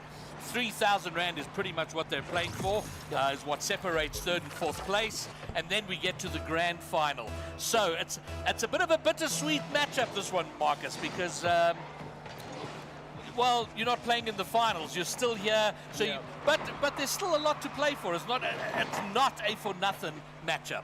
Well, I think the main thing is just, again, it's that LAN experience, isn't it? Right? You've got to take these opportunities, even though it is bittersweet at the end of the day. And these 2 teams are no strangers as far as playing each other. Their recent history has favored Fusion, but I think Unity, off the back of a very difficult game, will now find themselves at a more comfortable level. And that's no disrespect to Fusion. Obviously, they will be the favorites, but I'm expecting a comfortable game and a competitive game from both sides, hopefully. Maybe this is just the hopium talking. Well, let's see how we go. And this will be the final game for both of these teams. So they do want to go out with a bang. I mean, yeah, there's 3 grand in it, but so what? You know, you want to know you came 3rd. Came 3rd is not the same as coming 2nd or coming 1st, but it's better than 4th. It is. I mean, and the prize money is increased significantly from tier to tier. So finishing 3rd is a big deal as far as financial compensation is concerned. But even beyond that, I think for Unity, they don't have the greatest of records against Fusion. So this will be an opportunity for them to try overcome yet another bogey team. Unfortunately, this weekend, they have bogey team after bogey team, because as far as the records are concerned, if my memory serves me correct, there's 3 series between the 2 as far as this year's edition of RLCS is concerned, and all of them have gone to the way of Fusion. On top of that, the goal difference in terms of goals, 21 goals for Fusion, only 9 for Unity on the other side of the stage. So a goal difference of 12, and just beyond that, if you watch the games, it was dominant from Fusion. But again, that was a while ago. The context has changed. Both teams have done incredibly well in the context of this event to get here, and so maybe form does go out the window. Who knows? Another big factor in this game is obviously Blade being integrated into the Unity roster. Since then, he is a big factor. If he can find form, then Fusion might have a difficult time ahead of them. With that said, though, they're still the favorites. They are still the favorites, but favorite is sometimes a bit of a tough title to have, because all the expectation is on you. And if you win, it's, well, of course you did. You were the favorites. And if you lose, it's like, wow, how did you lose to those guys? Absolutely. And again, both teams should be incredibly proud making top 4 here, but there is bragging rights at stake between these 2 teams. So it will be eagerly contested. As far as players to watch, I've spoken about Blade on the side of Unity. Obviously, today we've spoken at length about Teacher, we've spoken at length about Defunct, as well as Yapego and the relationship they have. So Fusion, despite having a disheartening result in their previous game earlier this afternoon, there is still a lot to be confident about. There is still a lot to be positive about as far as their camp is concerned. They look like they've got a bit of confidence. They look like they might have a bit of momentum. They just need to get off the bus a little bit earlier this time, rather than waiting for Game 3, Game 4, and making things difficult. Well, with Team Fusion, are always, we've made the point again and again how they tend to make things hard for themselves. But they want to do it from the front. They're the team that needs to get ahead and then let the opposition back in a little bit and then go on to win. They don't want to be fighting it. They want to make it hard for themselves from the beginning. Well, away they go. This is it. 3rd, 4th playoff. Unity Esport, Team Fusion. 3rd place playoff. It's a bittersweet prize. Teacher into the path of Defunct. An explosive start by an explosive team here as they go up 1-0. Triple M, you were asking for a quick start, get things going quickly. Well, there you go. 7 seconds. Is that quick enough for you? It is, and I think it's what you expect considering the history between these 2 teams. Defunct now goes for the kickoff. Teacher into the middle. 5BS with the shot. Blade trying to go for the pump. And it's 5BS who gets the goal. A quick response. 13 seconds, 2 goals at both ends. All right, well, 7 seconds it took Team Fusion to find their goal. Just 6 seconds later, Unity Esport are in there. So, well, there you go. So, quick action from both. And the net result of all of this is 13 seconds in, we're at the start. Level terms, and no one with their nose in front. Absolutely not. So Unity Esports then have equalized, now looking to establish a lead. Yapego off the wall into the middle and doesn't quite get it out. Teacher again tries but doesn't succeed, and it's going to be a difficult one here for Fusion to get this out. 5BS defending with his back towards the opposition, does well. Yapego with the pressure, Potato clears this one out. Teacher intercepts, and now it's back into the blue half. And almost a second goal. And a lot of chaos there, unfortunately, for Unity, just letting themselves down with the defensive positioning there. Yeah, and Potato, you saw what he wanted to do, but he couldn't. He was trying to cover the angle on the net. He was very concerned about the shot coming in on net, but it wasn't on target. Hits the back wall and didn't have the rebound covered, and Yapego taking advantage of that. So it is Team Fusion back in front after a minute in this Game 1, best of 7, third, fourth playoff. And it's having the feeling of being one of those back and forth affairs to open up this series. But so far, Fusion establishing a lead. Defunct with the shot, 5BS with the save. Potato to try put this one in the middle. Teacher catches, can't quite get the full ball there, and good demo from Defunct to ensure that Potato couldn't score there. All right, well, here we go. They're looking for the Unity net. Team Fusion picked up by Yapego. Kind of given away there. Leads an easy clear there for Blade. And now they're trying to make something happen. It's kind of awkward. It's in front of the net, but no one from Unity can get on the end of it. And the consequence is that Team Fusion are able to get the ball out. Only for a little while, though, because here it comes again. But in the meantime, Unity seem to have all rotated back and have kind of took their foot off the gas, didn't press the territorial advantage. Oh, and Potato in the dominus trying to go for a good play there. Unfortunately, not able to quite get it. It's now Yapego into the path of Defunct. Potato with the good clear. Defunct now looking for a shot. Doesn't quite get the read off the ceiling. It's Yapego who whiffs as well. 5BS takes it forward and the transition begins. A chance! Unity mess it up. An opportunity that has dwindled into the darkness to get a 2-1 lead to a 2-2 equalizer. Yeah. Unfortunately for them, they'll have to try again. And no doubt they will try again, but what's frustrating here is that they're building pressure, and as soon as the pressure doesn't result in anything, they're very quick to rotate out. And that's great from a positioning point of view, but do the half rotation, keep the pressure up, don't allow Team Fusion to regather themselves and in defense, and then maybe get a counter attack. But still plenty of time here. It's a one-goal game. Unity got all the time they need to find the equalizer. Well, 2 minutes to go. They punted this one forward. Yapego takes a touch but gets demoed. Defunct now tries to put that one away.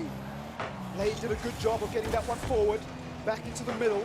Yapego with the good clear. It's on target! Oh no! Oh no! 5BS with an attempt off his own backboard. Unfortunately and embarrassingly into his own net.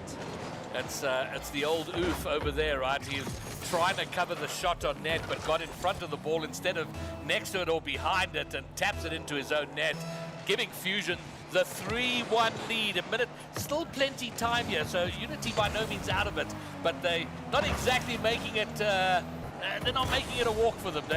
They want to have a long, hard, arduous run at the end. Well, it's Potato looking for a clear off his own backboard there. Almost looked like a shot in the blue half. But of course he was trying to clear. 5BS now taking this one forward. It's Defunct into the middle. Potato goes forward. Teacher catches patiently and has a lot of time and space on the ball to go for the flick. It's now with 5BS looking to play it across. Yapego with the stop. Yapego goes forward, Potato intercepts, and Teacher will clear. So Fusion with a 2-goal lead and a chance to extend it, but unfortunately it's a good save from Unity. Doing well enough that we're into the final minute. Still time for Unity, but you feel it's running out, and they've got to change. If it carries on the way it has, I don't see them getting back into it. Another shot on net from Fusion. It is saved away, so that's a good start for Unity, but they've got to get over to the other side. The blue team have it. They've done very well here. There's an open net. Someone needs to finish. Potato with the dominance. We'll get it home. And it was a good pass from the middle. 5BS with the awareness and presence of mind to take 2 orange players out of play there. And all Potato has to do is get to the other end and push that over the line. So it's an interesting game. Well, it's become an interesting game from what we thought might be a fairly simple conclusion. Team Fusion with a fragile 1-goal lead, and it's now Teacher taking it into the heavens, but can't get any purchase for his buck. Yapego takes it the other way. 5BS with the clear. Potato with the follow-up. He's got options on his left, but unfortunately, his attack is thwarted. All right, but it's high and loose in the middle. Someone here from Fusion. No one there to take it, but here they go forward. It's going to come straight down here. Can they get on it? No, the last 5 seconds, 6 seconds. Unity, they need to get this forward. They need a long, booming clear. It's not going to come. Can 5BS keep it up? He's desperately trying. It's still high. It hasn't grounded, but no one from Unity there to keep it up. And Team Fusion will take down game 1. Well, it's a game 1 that feels very important between these two teams. Fusion getting the advantage, 3 goals to 2, a lot closer than they would have liked towards the end as far as goals are concerned. But just taking a look at some of the individual performances, Yapego getting the MVP award, but it was close between him and Defunct. Again, we've spoken at length about that partnership between these two players, and it is bearing fruit. It is coming to fruition here as they both had a decent amount of shots on target, a decent amount of goal contribution. Actually, the 1 goal contribution coming specifically from Teacher there. And I think overall just a great team performance from Fusion. As far as Unity are concerned, they did not sustain pressure at that orange goal enough, and I feel like they need a little bit more of that going into game number 2. Yeah, quite simple. Team Fusion, we've mentioned, they should be the favorites here. Yeah. So an expected result in game 1. But Unity not out of it by any means. This should be close. Yeah. They should be. I mean, it would be massive, a huge surprise if there was a sweep here. Yeah. I don't think we see that. I do think we see Unity swinging back in here in game 2. Well, funnily enough, as far as RLCS is concerned anyways, they actually have been swept by Fusion quite a lot. So hopefully their fortunes change. It's another kickoff and another game. Lights out and away we go. An opportunity early on for Fusion to establish an early lead. It's into the path of Teacher now. It goes into the path of Blade. Yapego will catch. Yapego will control. Blade gets a stop. And it's into the path of 5BS. He's going to try conjure something up here, but Teacher is well ahead of the play here as Unity try to start off on the right foot. They have had moments in that game number 1, but we need more sustained periods of pressure. And hopefully the first opening 30 seconds are an indicator and an omen of good things to come as, it's 5BS going all the way here, but not quite getting to the byline.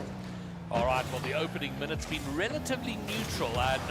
No real pressure. Oh, wow! The demo play, the pass play, the finish play, Yapego for Team Fusion. Look at this, the demos from Defunct, the pass from Teacher, the finish from Yapego. What an outstanding play. Yeah, it is a good team play, and again, we didn't see elegant passes or flashy mechanics. What we saw is just back to the basics. Kill the guy off the ball, get him out of the equation, and make things significantly easier for the person who has to shoot. So, now then, Team Fusion with the lead. Unity called to respond. Blade taking his time, gets a shot, can't get the second. Oh, Unity, that was a golden opportunity to get back into this one, and they might have another bite at the cherry here. Well, they're taking multiple bites of this cherry. There's not much of the cherry left. It's floating into the middle. Blade can only back pass it here to Potato with a Dominus, who's going to go for the backboard. Blade trying to redirect it down. Doesn't quite happen, and Defunct will pick it up and carry it out. But he is stopped by the Fat Fennec of 5BS. But Defunct just keeps on chugging along until Blade finally comes around. Potato trying to find something. Doesn't happen. So looking positive from Unity, like positive signs going forward, but just not finding the venom to break through. Yeah, not quite. Fusion here, controlling with Yapego! Oh my word! What a dirty goal! The telepathy on display between these two is simply majestic. Oh, wow. Telepathetic, the flip reset, and then picked up by the teammate Defunct to send it home. Outstanding play. Team Fusion, team 2 goals in front. And this is the Team Fusion we're used to, right? Dominating, doing well early on, winning game 1, in the lead in game 2. But we await the Team Fusion we're used to, who goes, well, let's step off the gas for a bit. Let's see if that Team Fusion shows up. Well, is it Jekyll? Is it Hyde? You never know which one you're going to get with Team Fusion. Yapego into Teacher, back to Yapego, it's an open net! He doesn't need to finish it, he just drives away and watches that one sail across the blue goal. So, a 3-goal lead has now been established by Fusion, and 2 minutes and 40 seconds to go for Unity to find some inspiration and desperately claw their way back into this game. Yeah, game one felt pretty close for the most part. This one feeling less and less close as it goes on. Team Fusion dominating more and more. Absolutely. It's into the path of Potato now. Yapego adding insult to injury and getting yet another goal, making it 4. And unfortunately for Unity, they're caught awkward on the front post. Potato tries to control, can't quite do it. Blades on the back post, not quite in the position he needed to be to stop that goal, and it's just going from bad to worse for Unity. But for Team Fusion, well, and now that's starting to become a bit of a showcase here. Everybody in the action, everybody getting a goal here, at least one of them. So, yeah, a great performance from them. Unity struggling a little bit. Maybe they take the time out here just to kind of like, hey guys, what are we trying to do here? And overcome. I sort of get the feeling it's the disappointment of losing the semi-final has kind of bled its way in here. They miss an opportunity to score there, and you've got to show up, you know, and really take it to Team Fusion. Unity are a better team than what we're seeing out here right now. Absolutely. Potato tries to win the 50 there. It's awkward here for Defunct. Blade with the shot. It's not good enough. Maybe it was a pass to Potato. Either way, that attack, unfortunately, has collapsed for Unity, and so have their hopes of a comeback. Surely, with 90 seconds to go, this should be a foregone conclusion. But stranger things have happened in the past. 5PS with the ball across. It's now up to Unity to find something. Try as they might, Team Fusion are not letting their foot off the pedal. The pressure here is palpable. Teacher with some self-service, can't get the double touch, and that would have been majestic, but it wasn't meant to be. So 60 seconds to go, still 4-0. Yeah, but they're cruising now. There's no urgency for them to score, and they don't need to, and they shouldn't be, because when there's urgency to score, you kind of leave yourself a little bit vulnerable if it doesn't go exactly your way. Right now, they just need to keep the ball. Unity has to do all the work. Unity has to do the chasing. They've got to grab the ball, try and push it forward, and they're just struggling to do that at the moment. And you said earlier that stranger things have happened. Of course they have, but it doesn't happen very often. And a 4-0 lead very seldom evaporates in the last 30 seconds. So Team Fusion have pretty much got a 2-game lead on lock here.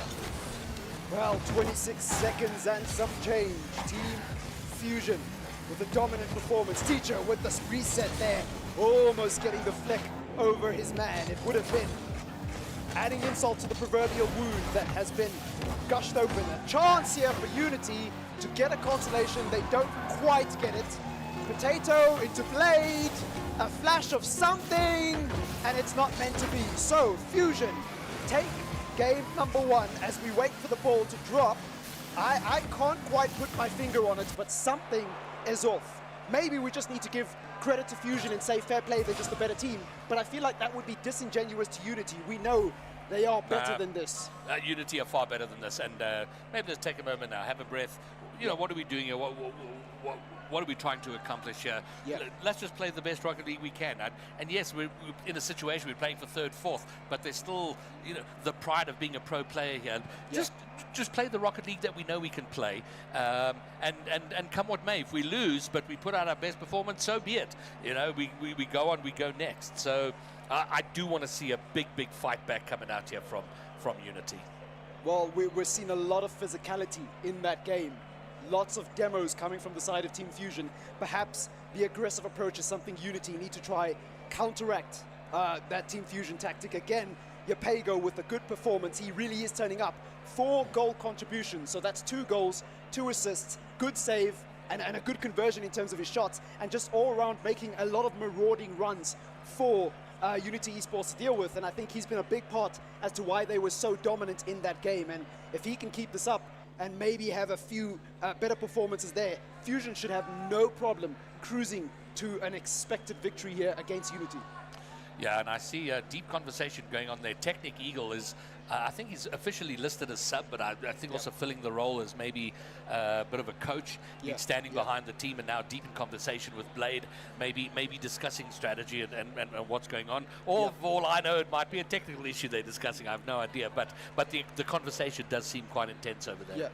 I mean, if it was an official standing in on that conversation, I would say it's technical, but it looks like it is indeed a timeout between coach and player. So I'm happy with that because, again, we've discussed the fact that, SSA hasn't quite caught on to taking early timeouts. It always comes too late. So this is a good sign and a good omen because the one timeout we saw earlier today, bared some really good fruit. So hopefully they can disrupt the momentum of Fusion, but more importantly, sort out some of the kinks that they have in their cogwheel at the moment and really get kicked on in this series. Again, if you don't win, it's not the end of the world. It's not really the grand prize to finish third anyways, but you want to give yourself an honest account that you can look back on and say, you know what, we're proud of the way we played and the way we conducted ourselves. Yeah, all right, fine. Well, yeah, the players are heading out to the field. It's time to get back in the game. Let's go, Commandos. It's howling time. Unity Esports looking for the fight back, looking to get back into the series. Well, it's into the path of 5BS now, trying to play it across. Blade is going to take his time and control this. And Yapego almost punishes it early on here. 5BS into Yapego. So that possession has switched hands so quickly in the opening 20 seconds or so.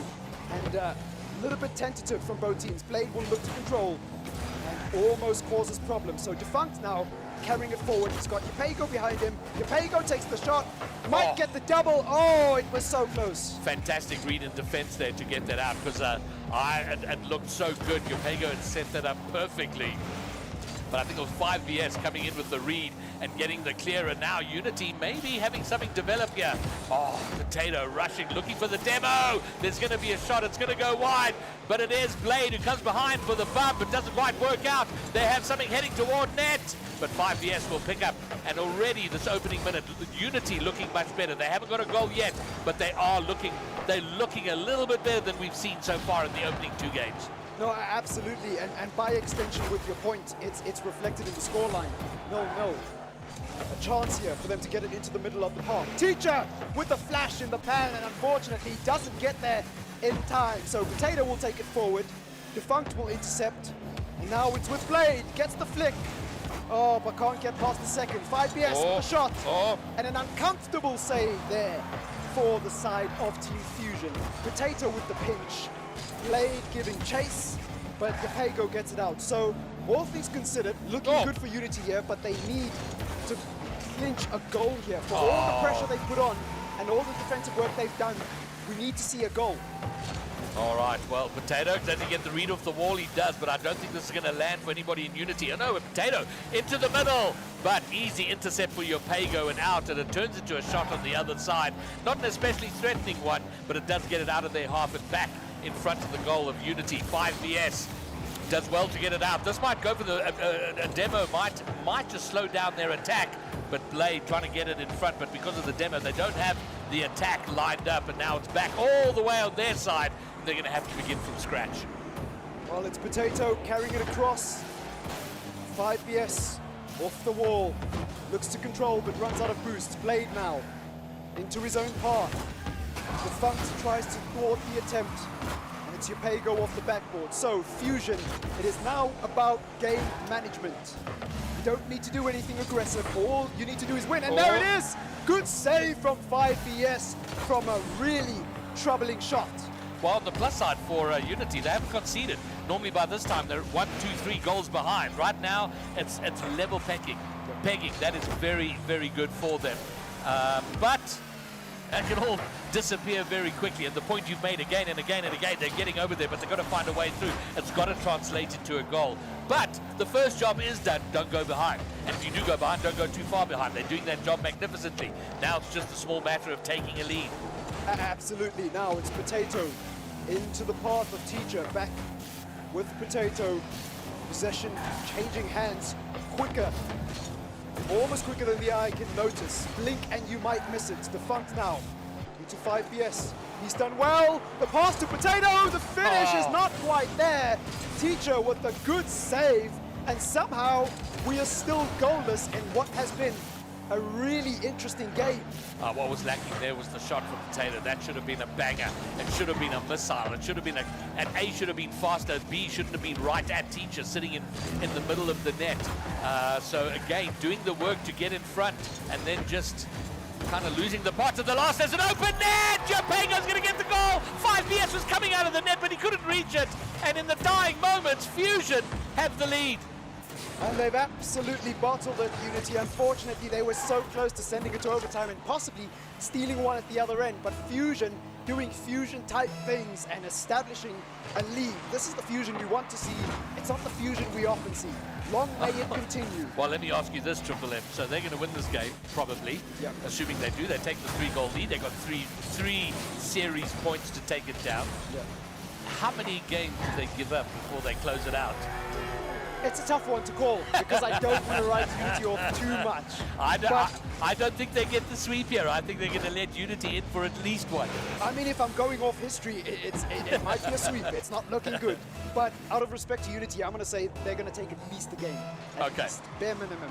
Well, it's going to have to be game 4 because this one is pretty much wrapped up unless, and as we like to say, Rocket League's a strange game. Stranger things have happened. But it doesn't happen a lot. And the 2-goal lead is probably going to be enough for Fusion to take this one, take it down home if they can get that. And you know what? If Unity can start closing out their shots, they might still be in this. Yeah, I mean, the lack of clinical edge has been a big reason and a big component as to why they're trailing, not just in this game, but in the series as a whole. Blade almost getting a good read. Potato with the shot. And again, another potential comeback is off the cards.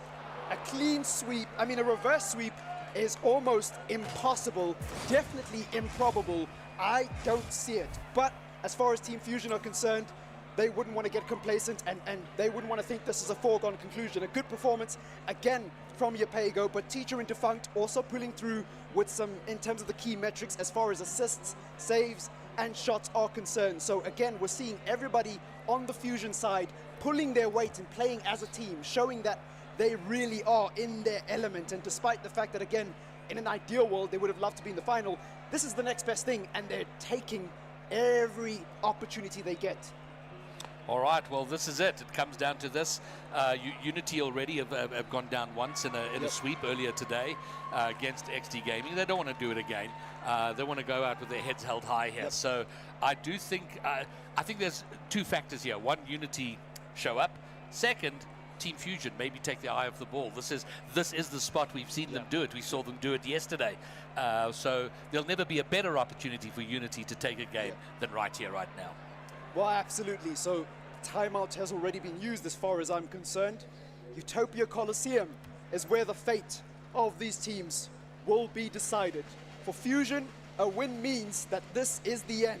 A clean sweep to finish off what has already been a delectable run. But for Unity, the impossible might just be on the cards if they can find a way of establishing an early lead. So, 5BS forced to make an early save into the path of play. You've made me think of something, Triple M. I don't know. I'm not too familiar with the history of VS at this stage. I don't know if there's ever been a best-of-7 reverse sweep live on LAN. I'd be surprised if there had been, but because it is so monumentally hard to do. Oh, Fusion almost finding the opener. 5BS having to rush back in the air to his net just to get a clear. Oh, it's George! Oh! A great save to match a magnificent shot early on. Unity forced to make a lot of good saves. Blade with 0 boost, producing a potential assist, but Potato can't quite nudge that in. So a moment of hope, a glimmer at the end of the tunnel for Unity. Fortunately not meant to be. It's onto their backboard with Potato. Potato looking for the pinch, gets it forward. Defunct misses, but gets the demo, and that's key because the transition has been thwarted. All right, well, it is. I was about to say it's 0-0, but look at this. 5BS puts Unity in front for the very first time. We've not seen a Unity lead. We see one now in Game 4. And what a way to re-establish your way into the series hopefully that isn't just a flash of brilliance, but a chance of them actually coming back into this and making it a competitive game. So Teacher now losing on to Blade on that 50. Potato comes across. 5BS waits patiently, gets the redirect. Potato's at the bottom, and Wow. that is magnificent. I think that could be a contender for goal of the afternoon. That was fantastic. The pass from 5BS, the absolute slotted missile at 101 k's an hour from Potato with the Dominus. Yeah, new name, same old car. He is really enjoying life in that Dominus. He's bringing Dominus back, is Potato.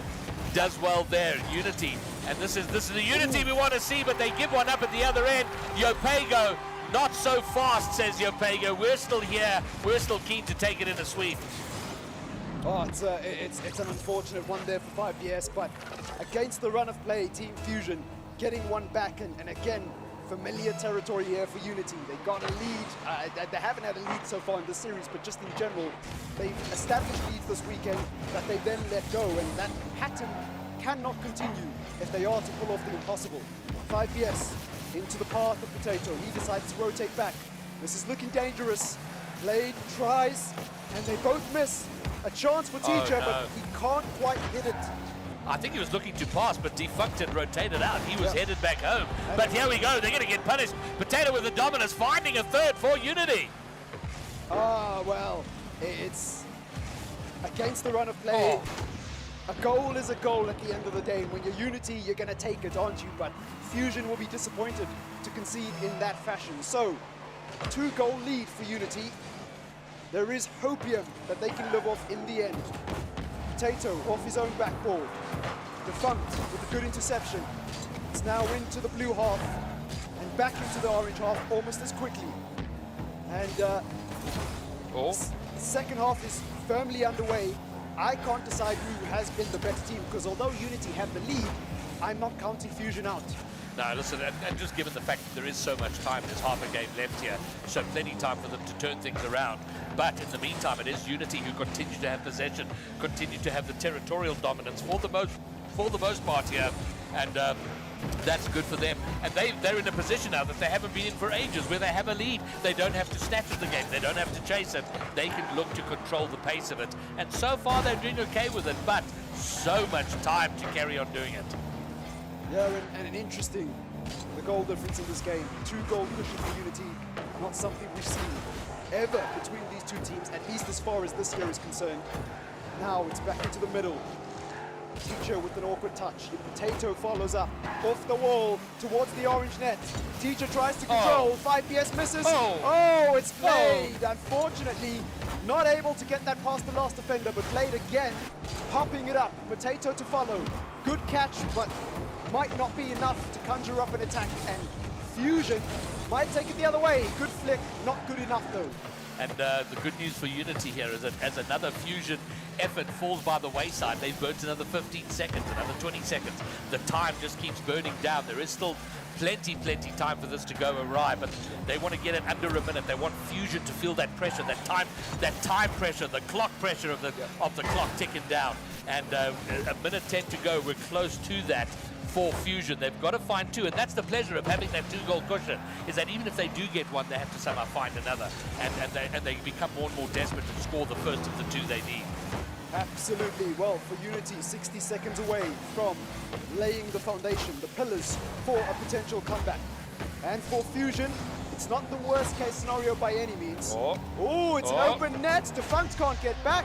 And another one for Potato. More and more to add to a good game for Unity. So a 4-1 lead in a game that I didn't expect them to win, but now they might just take that game off I was talking about earlier from Fusion. I think they're going to do it. And Potato with a gun, scoring a hat-trick and all three of his goals, every goal of his being scored from further and further away. If he is to score a fourth, it might well have to come from outside the arena altogether. That one almost from his own goal line, spotting the open net and hitting it long distance for that goal. And now they've got to hold on. How luxurious, because Team Fusion have to score every 7-8 seconds now, and that's pretty much an almost impossibility. And now 3 goals in 20 seconds, you just don't see it happening.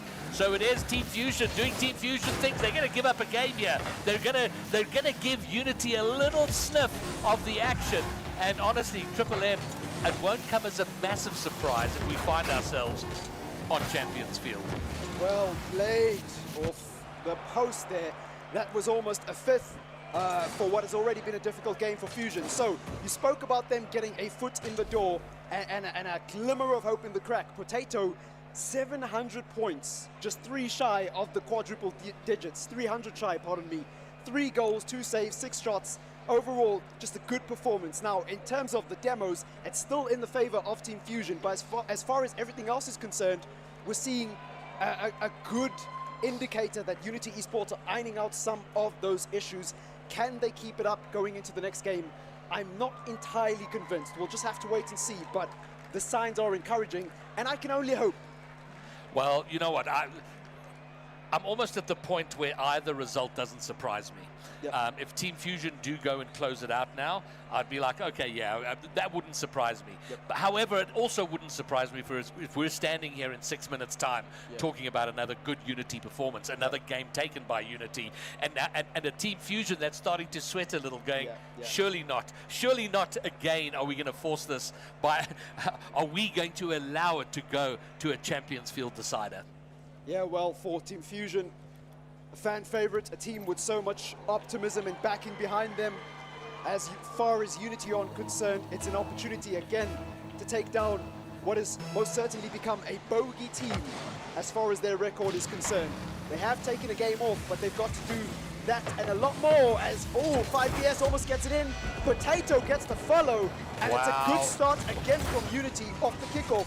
5PS facilitating an assist there, almost getting the double touch, but Potato able to find the follow-up, and it's a good start for Unity. I like this a lot. That's a banger of a start for Unity. They got a lead, an early lead, which is sometimes a curse, because great, you've got a lead, but you've got so long to hold on to it. Yeah. But it gives them confidence for the rest of the game. Absolutely, another shot. Yapego with the save. He will have to control. 5PS off the backboard. Played! Wow. Oh, it's a save from Teacher. And we know he can do that. We've seen it all weekend long. And now he carries it up the other way.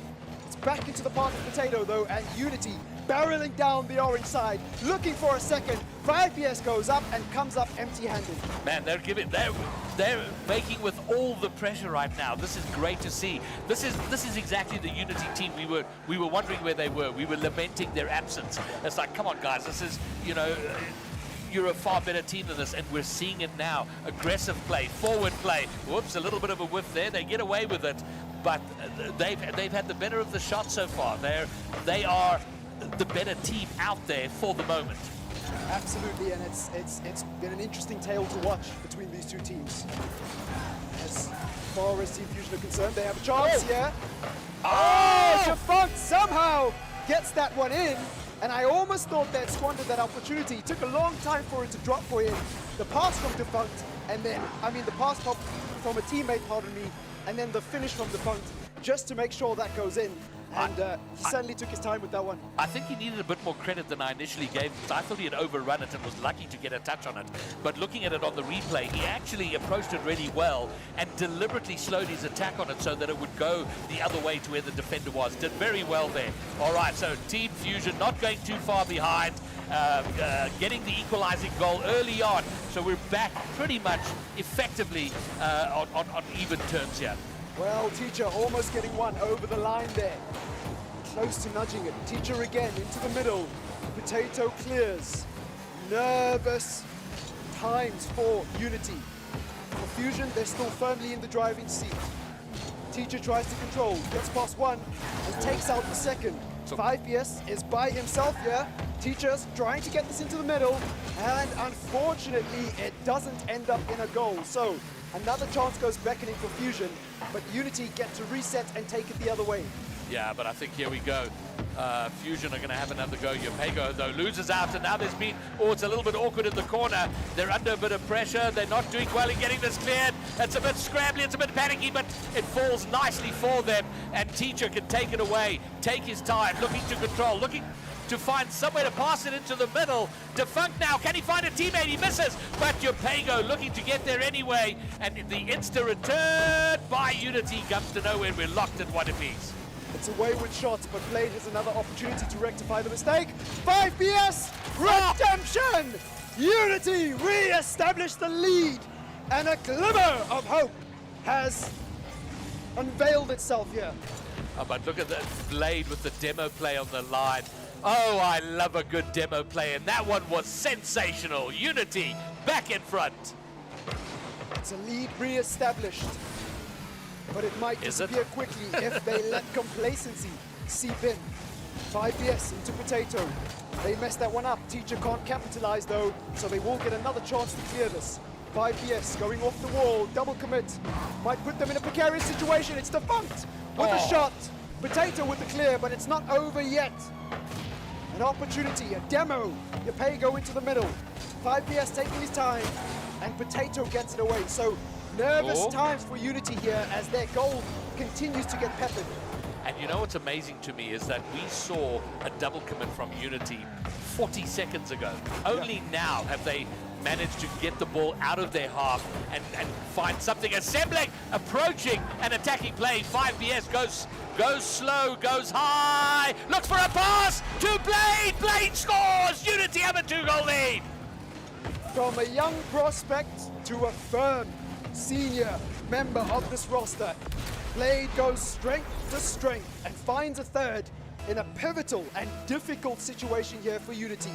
They are with their backs firmly up against the wall, but they have conducted themselves in a manner that is admirable. As Teacher tries to go for the shot, Defunct misses.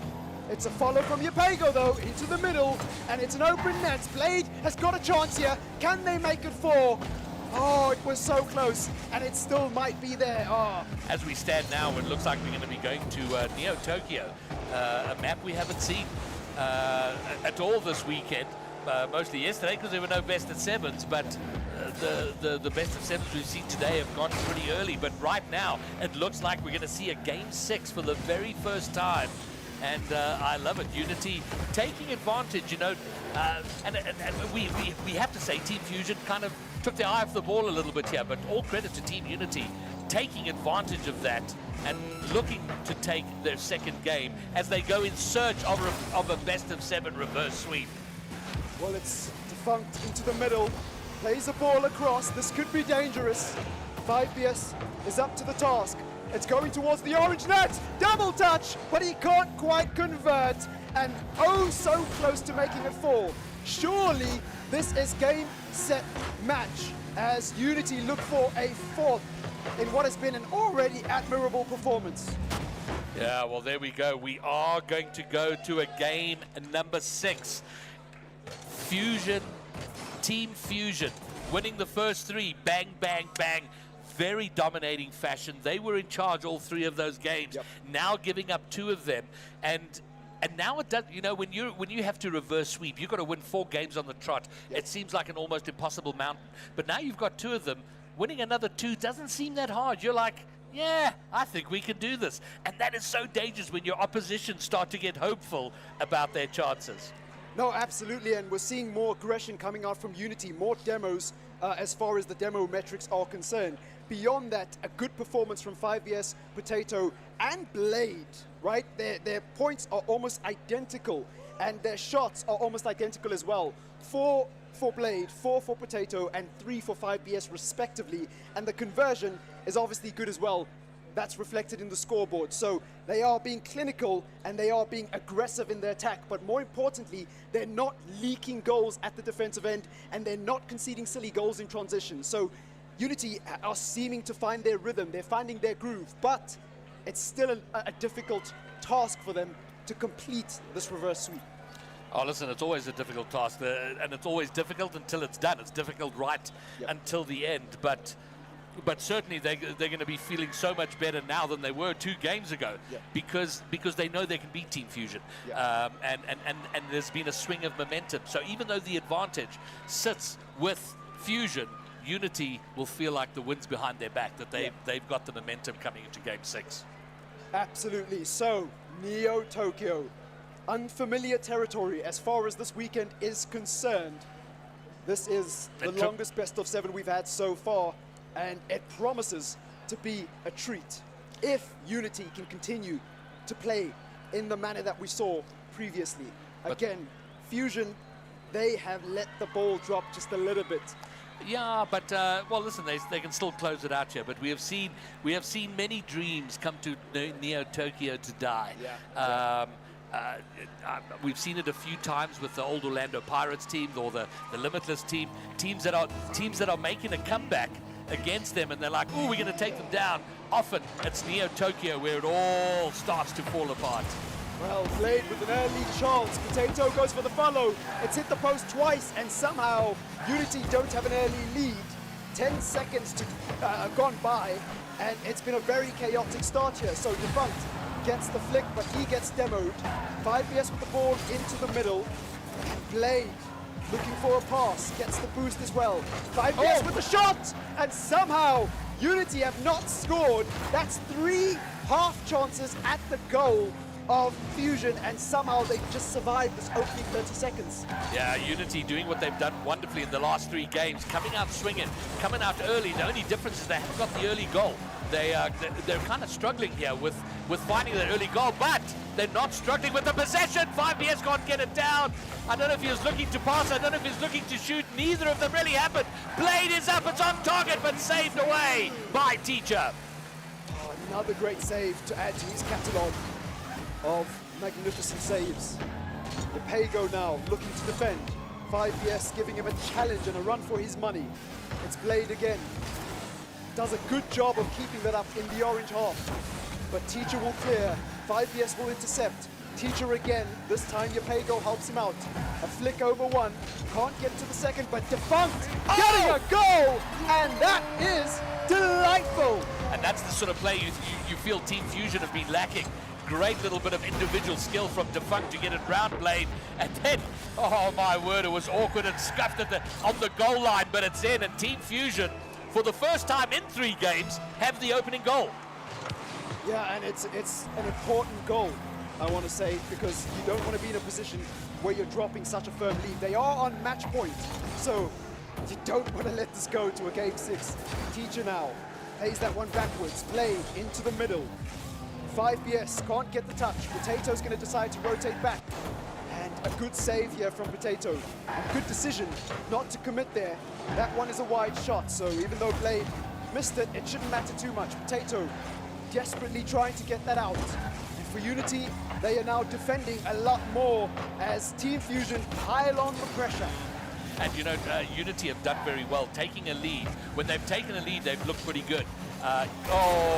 Teacher's going to get a second, but where they've struggled is coming from behind, overcoming a deficit, and now it's a 2-goal deficit. So Neo Tokyo so far is a bit of a hot box for Unity.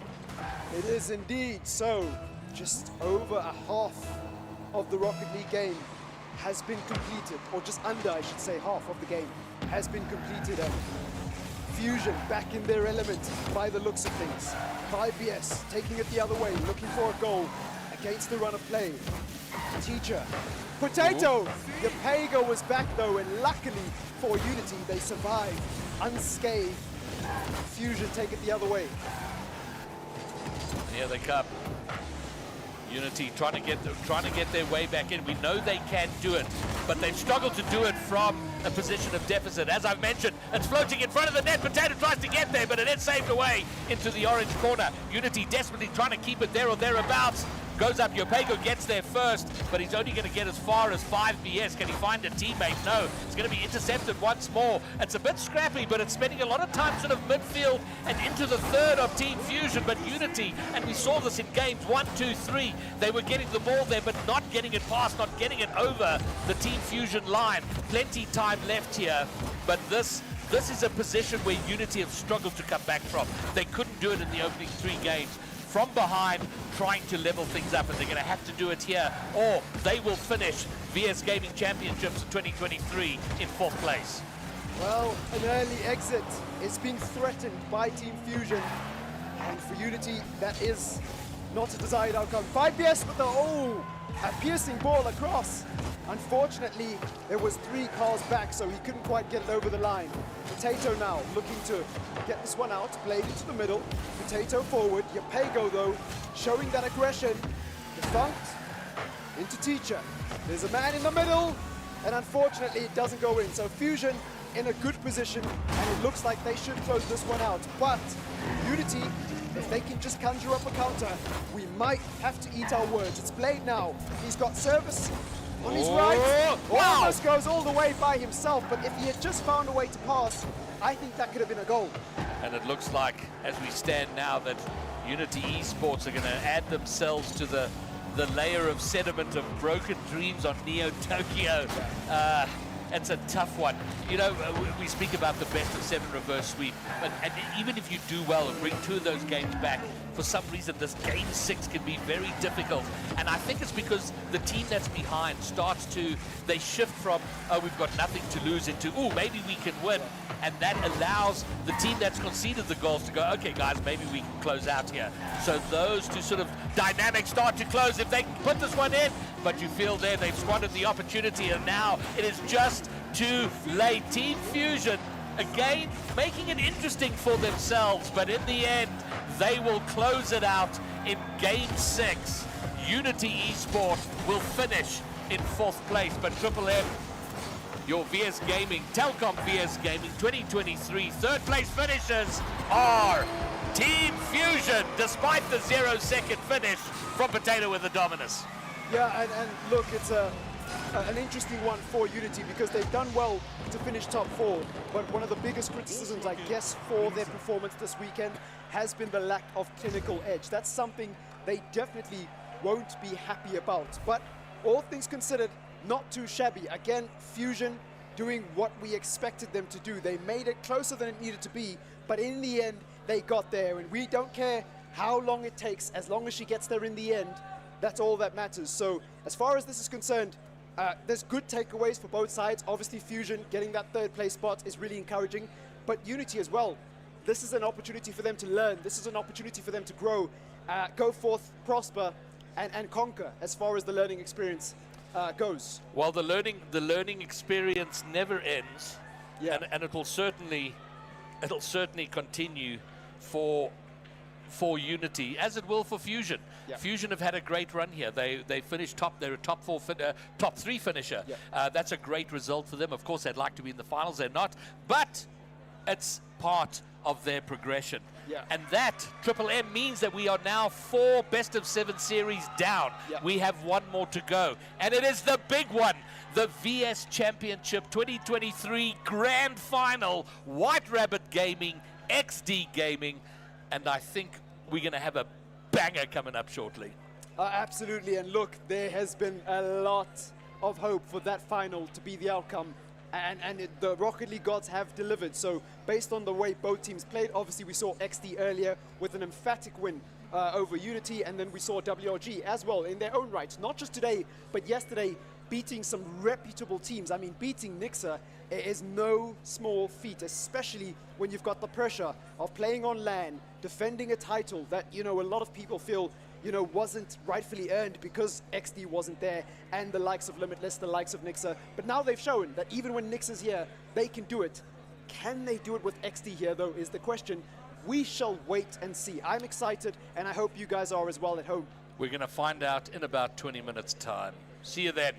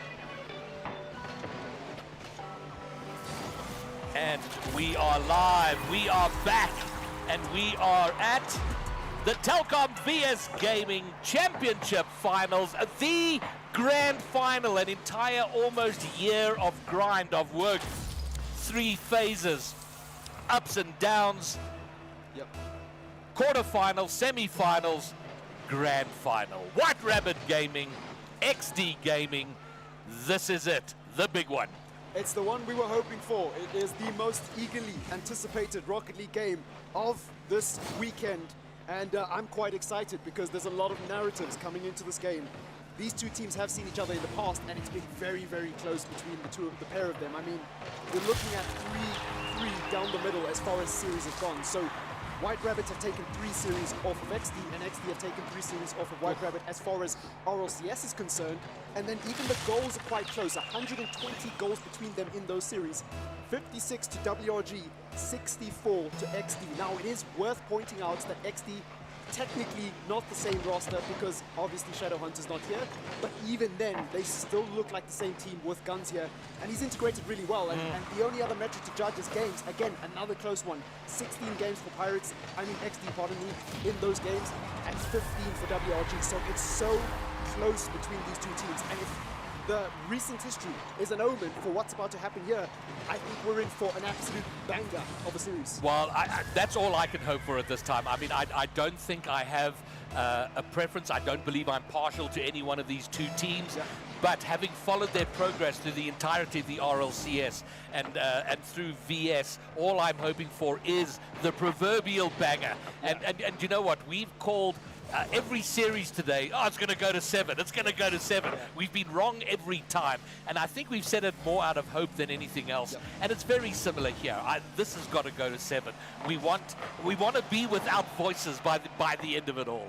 Oh no, absolutely. And look, there's a lot of reason, because on that side of the stage, we've got Happy Meal, who have put in an absolute clinic in his game earlier today. So he's going to be a key player to watch and a problem for WRG to deal with. But on the side of WRG, Lackstar putting in a good performance. Lots of individual plays, but also demonstrating a good understanding, not only with his teammates, but of the occasion, pitching up and playing well. And so those are the ones to watch from either side. Again, we saw Fiction, didn't really play yesterday, has come in today almost as if he never left, and he's done a good job as well. Casper also clinching an important game towards the end of that last series for WRG. He is a very cool customer, and he's going to be a big part of WRG if they are to go the distance. I don't need to say anything about cams or guns. I've spoken about Happy Meal, obviously. It should be a belter. Well, only one team gets to get the photograph with the big check. That big check coming after the series to only one of these teams, and that big check will have the amount of 20,000 Rand on it. The team that doesn't get the big check will still get a check, a much smaller one of 10,000 Rand. So not just the title here, there is good cash on hand. And New Balance, of course, every player gets a 1,000 Rand New Balance voucher. That's already locked in and done. But now this is it. VS Gaming, they've been in Rocket League for years and years and years. It's always culminated, with the exception of 2020 was the only year for understandable reasons. But this has always been the big event on the Rocket League calendar. Of course, a lot more going on in Rocket League these days. But here we are, live at Comic-Con for the grand final. So, Triple M for the last time this weekend. Let's get a prediction from you. Who takes it and in how many games? I am going to back WRG here because I feel like they've demonstrated the type of confidence, the type of bravado that you want to see from the defending champions. And that's in no disrespect to XD, obviously a fantastic team in their own right. But I'm going to go with WRG, as I have throughout this entire tournament. And they've proven me right each and every time. So, game number, it's a bit tricky to call. I want to say game 7. We need a game 7, so I'm going with the game 7 as we kick off. Well, let's go, Commandos. It's howling time. This is the grand final. XD trying to get some early action, early pressure, and they might just get some in here. Cams pops it up off the backboard. Oh, and everybody misses it off that backboard. Happy Meal trying to get the slow roll in. Doesn't quite work out, and an early push forward by XD Gaming is broken down. Well, it's nervous moments here as Cam carries this one across. Fiction stops. Happy Meal puts that one forward. Casper with an important touch forward. It's now into the path of Happy Meal. He'll grab some boost. Oh!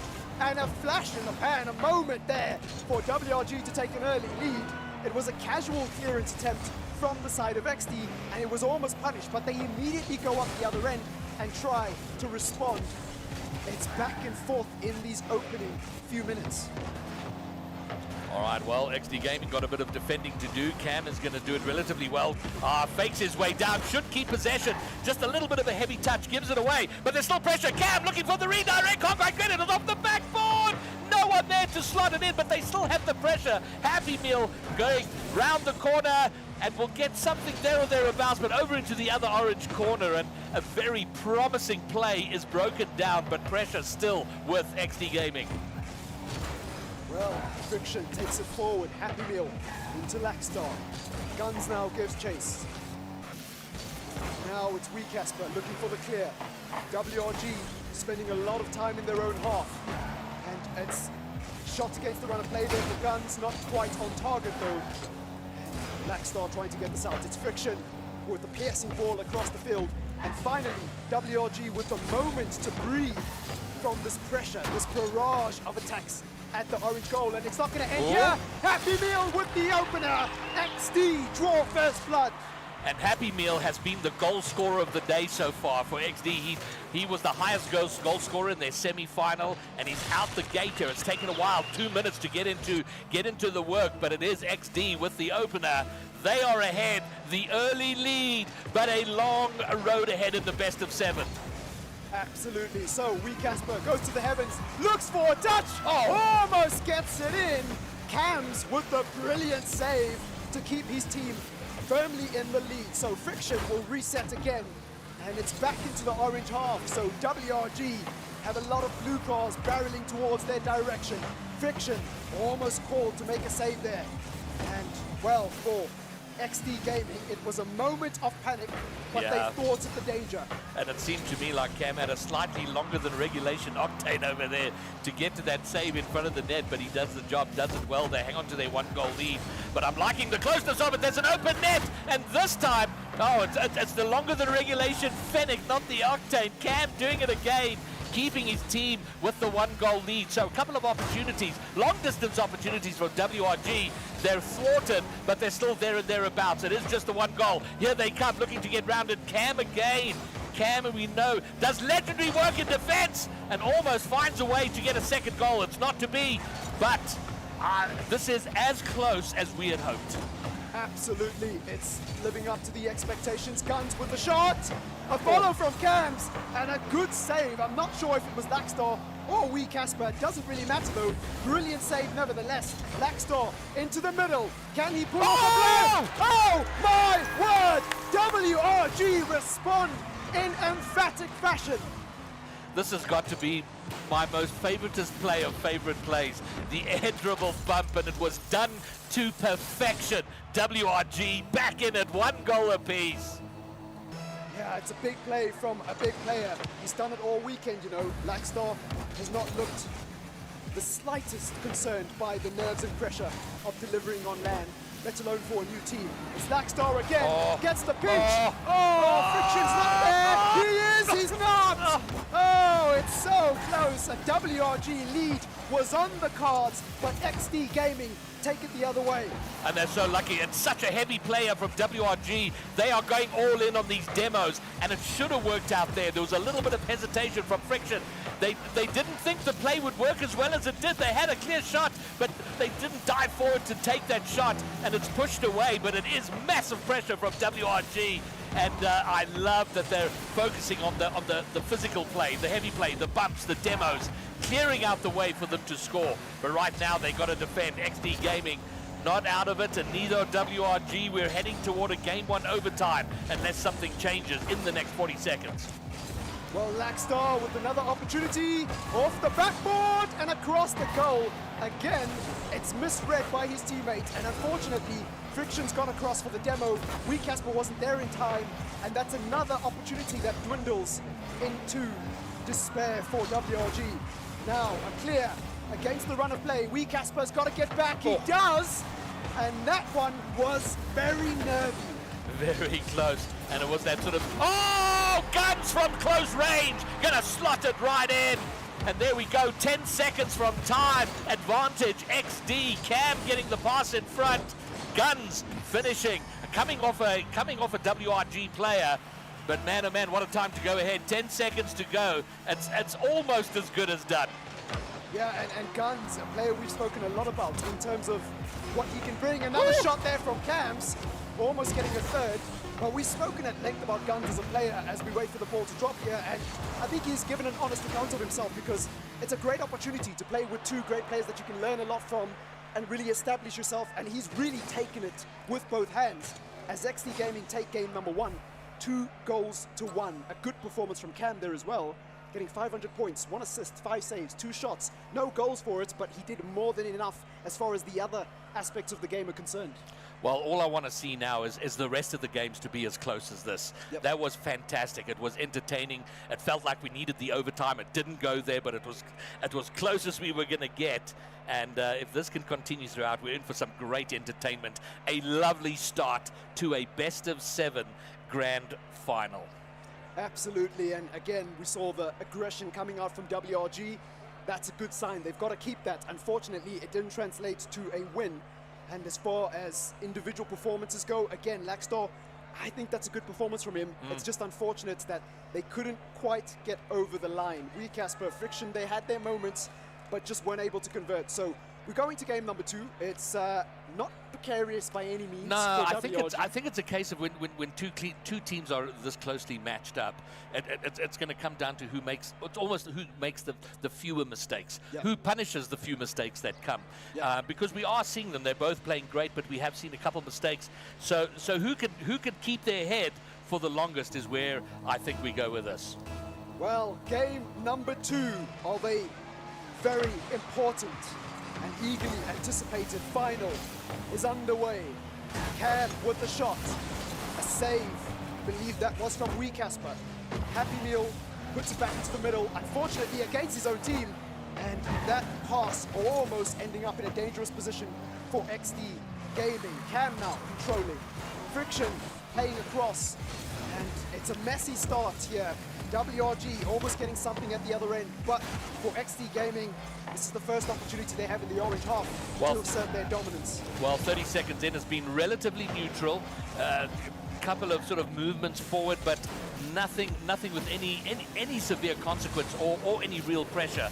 But now XD looking, I beg your pardon, WRG trying to find a way through. There's been a defensive demo. Friction hoping the ball's going to come to him. It doesn't, but it will get picked up now.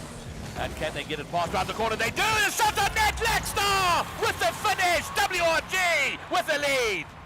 Laxstar again turning up in a big way, a player who we've spoken about a lot and will continue to speak about if he puts in contributions like this. He is the architect of WRG's run to this grand finals. And the play in the corner there was great. The 50 by Friction, it was kind of perfect. And those corners can be very nervous because it is so volatile. That ball can go anywhere with those corner 50s. But it fell perfectly for Laxstar. Now an attempt by Cam trying to bully his way through. Doesn't go. There's still an opportunity, but now finally long distance clear by Casper. And now picked up by Laxstar. He can't find his way past the last defender of XD. But they will try again. Cam, long distance clear. Now WRG take it the other way again after an XD clear. It's Casper there, almost with the shot. Cam does well to get across. He'll play it into the middle. Happy Meal, almost getting there, but a good save from WRG. It's not over yet though. This is close. Guns with an absolutely beautiful goal there, but Cam with a magnificent assist. He did all the work to facilitate that play.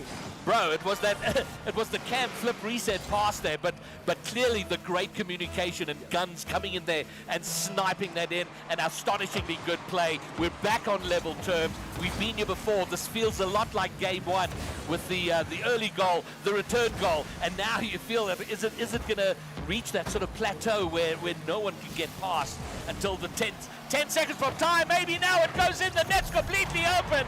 Cam, not the hardest goal he's ever going to score. An easy tap in for him. And coming from behind, XD Gaming, now a goal ahead.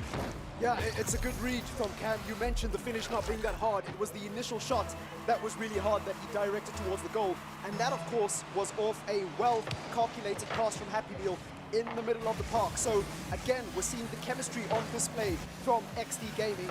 WRG, though, are still firmly in this game as they look to defend this next attack. Guns over to the far post. It's now in the path of Happy Meal. Wee Casper does well to win that challenge. Casper, he's got options on his left, can't quite get the pass off, and XD will take it the other way. Back and forth, even though XD are in the lead, it still feels like WRG might just come back here. Well, they have an opportunity here, but Happy Meal, long distance, moving forward. Guns is looking for the end of it, does quite well to pass it back to Happy Meal. Happy Meal takes too long, so Friction can push it into his own corner. And here come WRG, looking to level things up. They had the early lead, they've gone behind, they'll be looking to level up. Opportunity here, Lackstar's high in the air, but they get enough on it to XD to get it back to the halfway line. Cam's very awkward, he's going to lose out here. Happy Meal backwards to the ball, but does have time to play it, gets it over one, looking to get it past the second. Happy Meal looking for the redirect, his shot is blocked. And Cam will back away and wait patiently on the halfway line for a sniff, a potential opportunity. Gets the demo as well for good measure. It's now a temporary advantage for XD Gaming, which they hope to convert into a goal. A big miss there, but luckily it's not punished as Cam puts it onto the backboard. He's got options behind him, but it's a clear from Lackstar, and that one looks dangerous, but it's off target. Luckily for XD Gaming. Friction looking for the follow. Off the wall. Who's going to come and finish this off? Nobody. So again, WRG not able to construct an attack in transition there, and that might be the moment if they can't find anything left in this game. There's been a double commit in attack. If WRG can hurry and keep the ball to themselves, they might just open up an opportunity here, but they give enough time for XD to rotate back, and they can now clear it out. There is still WRG pressure. Oh! Oh! What? Oh my word. So, Triple M, do you need any more convincing that the Rocket League gods do not exist? Because honestly, that felt like it should have been a WRG goal. It's not to be. Somehow XD Gaming remain in front, but they an opportunity. Wee Casper needs a teammate, someone to help him. Blackstar's there, goes up. He's going to try and control it forward. Friction looking for a demo, looking for a shot. Cam intercepts and will get it over to the other side. A shot on net doesn't go, and it all breaks down. 30 seconds to go, but it will feel like an eternity for all 6 players in the lobby. Cam with the shot, Casper with the save, and it's not over yet. Guns with the follow. Casper doing well to control the cross. Friction backs out, and wisely so, because he gets the follow-up attempt there. And it's now into the path of Guns. Cam with the shot, Casper with another important save, but WRG, you've got to go forward. It's got to be now or never. And unfortunately not able to construct an attack. So that game going to XD Gaming, but a close one, similar to game 1, similar to game 2. Not really much to criticize the losing team here. The problem, though, Triple M, is that, yes, you are absolutely right. There are close games, but that's a second close game in a row that that goes to XD Gaming. So they find themselves now two comfortable games ahead. Yep. So it's great that it's close, but WRG got to close out. They got to get ahead. They had the lead here, but gave it away too quickly, too easily. And then the second, they just couldn't come back from that. So close is good, but it ain't enough. This is a grand final. You got to be winning games, and they got to start now. Because if we thought the best of 7 reverse sweep was hard, tried in a grand final. There's never been any more pressure. They have got to win this next game. Absolutely, and look, a colossal performance moving over to the side of XD. A colossal performance there from Cam, putting in a clinic. 2 goal contributions, 1 goal, 1 assist, getting a lion's share of the shots for XD there, and just putting in a really solid performance. Again, we saw good facilitation from Guns and Happy Meal, playing the right passes, being a menace. When you're out of possession, you can control games. It's about how you position yourself and how much space you give the opposition. There is a misconception that in order to dominate a game in Rocket League, you need to attack. It's not true at all. You can do it by being intelligent in your positioning, and one indicator of that is how difficult WRG found their ability to transition over in that game. How many times did we see them try to start a counter-attack and then it just quickly falls apart? That's in part due to the aggressive positioning of XD Gaming off the ball and just those those bloodhound-like instincts that they have. Yeah, and it does look like WRD taking a moment to sort of consider their planning and what they need to do to get back into this. Yeah, it's a good time to take a timeout. Look, again, we've spoken at length about how it's better to take a timeout early, and for WRG, again, the honest assessment of their performance so far, it's not a harsh one. They have played well. It's just those moments where they are failing against XD, and you can't really expect them to be perfect, but they still got a lot of time to turn this around. Let's see if this timeout will bear any fruit as we go into the next game. So then, well, the amount of time they got is exactly 2 games. They lose 2 more, it is done and dusted. So this is, and they want to get back in here. They don't want to be in the position that Unity found themselves in that last series, where you're looking for the reverse sweep. You've got to win every game. There's just so much pressure. But good early pressure here. Maybe WRG can get something in early.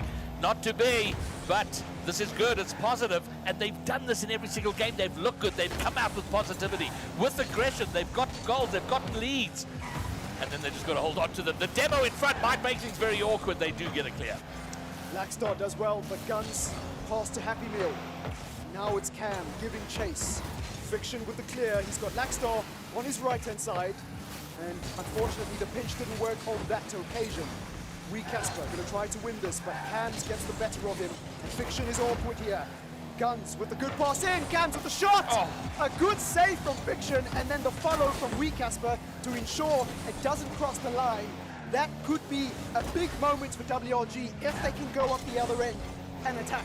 Well, here maybe something. Blackstar passes off the wall. Cam, though, reading and gets the intercept.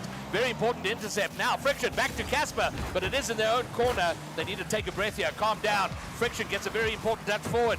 Guns, though, in the midfield, high in the air. Make sure it doesn't get to their half, but here they come. There is an open net. Can they get the pass in quickly? He doesn't need the pass. Casper will find the shot.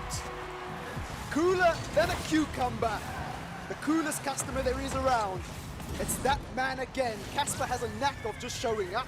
It's almost ghost-like how you don't notice what he's doing until he puts it in the back of the net and you're like, oh, that's why he's on this roster. So, 1-0 for WRG, and the plot thickens. XD Gaming find themselves in a familiar position. They have overcome these circumstances before, so there is no reason to write them off. Friction over to Casper. Oh my word! Casper doubles the lead, and it's a brilliant pass. And he set up that play early on off the wall. Friction heads it downfield. The redirect, the placement. What a banger. WRG did do now what they've struggled to do, extend their lead. A 2-goal lead, a much better position for them. Absolutely, still a half of Rocket League plus some change to play though. Shot, Friction with a good save. Casper can't get to this one, Cam with the shot. Friction does well to come across. Now it's Casper chasing, and he gets it into the middle. Is there a runner? The answer is no, and WRG forced to defend, and XD Gaming, another transition attack falls apart for them. But they're trying really hard to find an answer here, and WRG are not giving them a sniff. I'd love to know what they spoke about during the timeout. And often I think we always imagine there's some sort of deep strategic conversations going on. I think in reality it's probably just chilling out for a minute, just taking a breath, getting a little bit of perspective on where you are in the game and so on, and then just coming in with a fresh view. And now XD looking to barrel his way through his cab, doesn't quite find it, so they hang on to their 2-goal lead. Still a lot of time though, but as each 10-second block disappears, it gets better and better for WRG, who are in search of their very first win in this grand final. It's Guns now trying to get this one out. Casper with the ball into the middle. Blackstar's all by himself. He gets bumped. It's an open net. Oh my word! Blackstar with the last-ditch save. And that one might be the big one. So WRG have done well up until this point to keep their lead and make sure that they don't leak anything, and they're still going up the other end, still asking questions of the XD defense. Happy Meal now has a wayward attempt. And it's just those little touches that make all the difference, because there's a shot on goal, when it's just touched away like that, firstly, it frustrates your opposition because they're like, damn it, we should have scored. Secondly, it burns another 10, 15 seconds off the clock. So it is just win, win, win all the way for WRG. They just got to keep it up. And we're heading toward the final minute. That's sort of the dark hour, the midnight hour, when as far as the Rocket League game is concerned. Oh my word, it is calamity out there. It is demo after demo. They're trading demos, but it's not working either way. But it remains good news for WRG because they are keeping XD Gaming away from their own net. Yeah, it's mass murder in the orange half. By any means necessary, the champions shall defend. And WRG finding every trick in the hat. This one is looking dangerous. It's a ball into the middle. Blackstar is by himself trying to hold it up. Casper comes with the reinforcements. Off the backboard, Friction lurking, waiting, plotting, planning. Blackstar puts it forward. Blackstar again plays a ball into the middle. It's Cams who gets that one away, but it's not completely out of the woods. Casper looks for a read, does well to keep it in the middle. But and another demo. This is all just good news for WRG because all the action's taking place in front of the XD net. And it doesn't matter if it works out or not. They score, they don't score, it doesn't matter. They're just burning time. And now with the last 10 seconds, XD Gaming, they're not going to find 2 goals to come back into this. So WRG, whatever happens here, we're not going down in a sweep. We have a WRG win. They've brought it 2-1. They are not done. Yeah, it's a good response after going 2-0 down in a series, taking a timeout, and it's bad fruit. And the big question after a timeout is always, what are you going to change? And it looks like for WRG, they have found their rhythm. You know, you look at the goals and the assists, obviously going in the favor of Wee Casper there. He's got 2 for himself. Friction with the lone assist on that team. Laxstar with a bit of a quiet game, but again, he has contributed well, generally speaking, on the main when it comes to WRG's performances, and Casper showing up when it matters most. So a big performance at a big stage for XD Gaming. Again, wouldn't change too much. They are still in a position where they have the advantage, but it could get sticky if they lose this next game. Yeah, I don't think we're anywhere near to a panic situation or even a concern situation. And the experience, look, the young Guns is the most inexperienced. Happy Meal and Cam, they've been around these blocks so often. Yeah. They know what's what out there, so they're not going to be panicking. And they'll know exactly where it kind of went wrong for them. And hopefully they've had a conversation with each other, like, okay, guys, this is what we need to do, whether it's in defense or their opportunities going forward. So, yeah, if they lose the next one, though, then I think the conversation moves from casual irritation to panic stations. I don't know if we're at panic stations, but certainly there's a depth of concern which arrives into the conversation. Yeah, I mean, excellent points well made. Not too much to disagree with. So we go into the next one, and this is a big one as far as this series is concerned. Casper forces a double commit out of XD there early on. Slackstar now into the middle, looks to carry. He's got Friction behind him, but Cams does a good job of thwarting that attack. It's now back into the path of Casper. Doesn't quite get the second touch, but does enough to keep it up. And Friction can give a follow. Again, Blackstar looking to play one across. Not quite connecting there. And it's looking precarious for XD Gaming. They're still in it, but they need to get this out. WRG are really piling on the pressure onto that blue goal. Yeah, it's not good for XD. This is exactly what WRG want. But now we have an XD shot and a great save from Casper.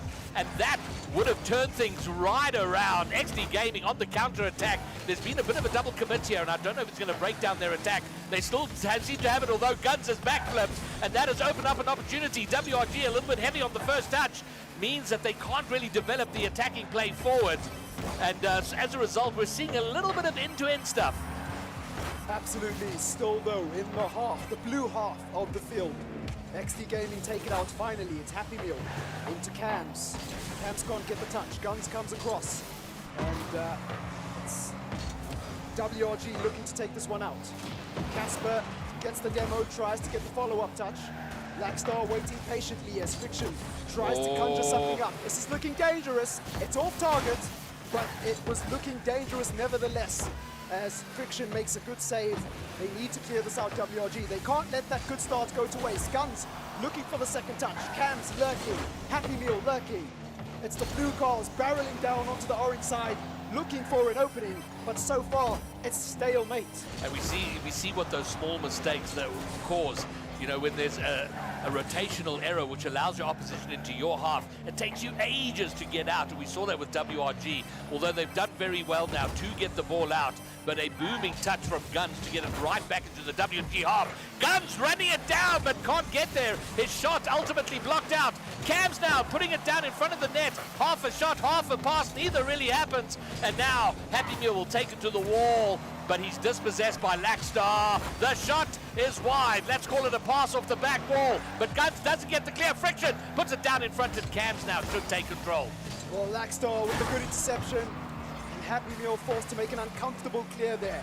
Casper, he's got Friction on his right. Will he pass? He goes all the way by himself off to the backboard. And it's XD Gaming who look to take it the other way. Lackstar again with a good interception, keeping the pressure on for WRG as they look to mount and pepper that blue goal here of XD Gaming. And it's been 3 minutes now of pretty intense play. Not a goal to show for it on either side. So, that was a nice touch toward the net, but Cam reading it like a boss, not allowing it to get past him. And for the briefest of moment, there was an open net, and now a shot long distance from Blackstar, and then Casper getting involved. The shot is up, but Gunn somehow disrupts another play. The shot doesn't find its way on target, and somehow it goes out, and they survive, but only just. Oh, those are the moments that come back to haunt you. WRG have been the better team in terms of the eye test, but as far as the metrics are concerned, it's still goalless. And all that matters at the end of the day is taking the lead and seeing it out till the end. It is getting sticky here as Guns gets an interception. It's into Friction, and WRG maintain this equal game. That's the goal, the opening goal. It's taken nearly 4 minutes, but XD Gaming through Cams will find a way through. And that, given how late it has come and how they've struggled for that first goal to come, it sort of feels like it's a winning goal, just given the context of the game. But we see in Rocket League, one goal leads to another, leads to 3, leads to 4. We could see a cavalcade of goals coming in, but WRG need to respond and respond very, very quickly. Well, it's Guns with the shot, Friction with the save, and WRG not going to have quite the opportunity they were looking for to get a quick response, but Casper flicks it over one. Blackstar catches really well, a safe pair of hands, and now he's got Friction on his left. He goes for the pass, Cam with the stop, and that is a pivotal interception because WRG were putting together something scintillating with that play. All right, we come into the last half minute. XD Gaming in front now by 1, by 2. Cam gets a second. It's a scramble on the WRG line. And they had a bit of frustration and panic there. They will have felt they should have kept that out. All 3 of them converge on the ball. Not one of the players can keep it out. XD Gaming cruising to championship point. And that championship defense for WRG is now being threatened.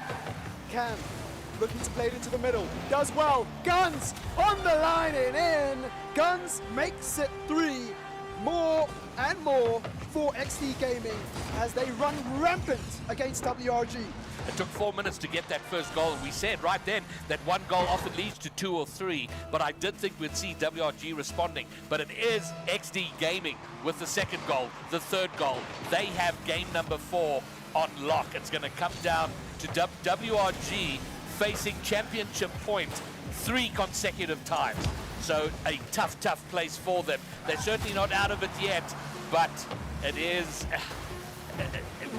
the ultimate in the pointy end of any championship. Absolutely, it's going into the back of the net again, and this time it's Guns once more to just make things significantly worse for WRG. And scoring a goal in that fashion with that amount of ease under the circumstances, to me, suggests that we've seen a collapse from WRG. Will they respond? It's kind of weird though, isn't it? I mean, it was such a close game for 4 minutes. And, you know, a lot of people will just look at the end result. It's going to be 4-1 as Lackstar gets the 0-second goal. So it looks like, man, XD Gaming, they were bossing that game around. There were no goals until the 5th minute. We were just about into the 5th minute. And then bang, bang, bang, 4 XD goals. And then, of course, the bit of a garbage goal, the 0-second goal for WRG at the end. Yeah, and another MVP performance for Cam. So earlier it was Happy Meal. Now it's all Cam. 600 points, 2 goals, 2 assists, a save, and some shots to complement what has been a really good performance. And beyond that, he had a lot of touches. Now, it's interesting to see how evenly distributed the ball touches are from XD by comparison with WRG. It's not a huge disparity, but just looking at the numbers, it's an indicator that XD are doing a great job of playing as a team. And even though Cam has the lion's share of the points, just based on the eye test, it's a team game. And WRG playing such a physical game, and we saw in the game that they early on it has been effective for them. 6 demos, they only 1 from XD, but WRG not making those demos count, not opening up enough space to get the goals. And it's certainly a great strategy, and they should continue with it, but they've got to figure out how do they make that work. Yeah. But here we are. You know, it feels like you and I have been on this stage for 4 days, almost non-stop. We've lost any concept of time and the passage of time, other than feeling like it's been a really, really long time. But here we are. This could be the final game of the entire championship. This is it. XD Gaming looking to close it out, as Fatboy Slim says, right here, right now. Well, it is an opportunity, match point, advantage, firmly in the position and the side of XD Gaming. Guns goes off the backboard, looks for the double, and it Cams with the follow. Somehow, XD not getting that goal. WRG have got away with one there, but they've got to ride their luck and take this up the other end and score a goal.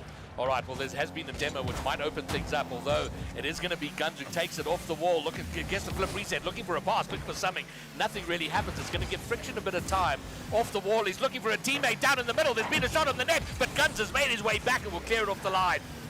And Laxstar has done such a good job this weekend of getting on the end of those passes. Even though that one didn't quite result in a goal, the positioning from WRG is something to be proud of, even though the circumstances aren't favorable here, as Cam pushes back into his own half. It's Casper now looking to be a menace. Friction follows, tries to get it. It's a scrap in the blue corner here.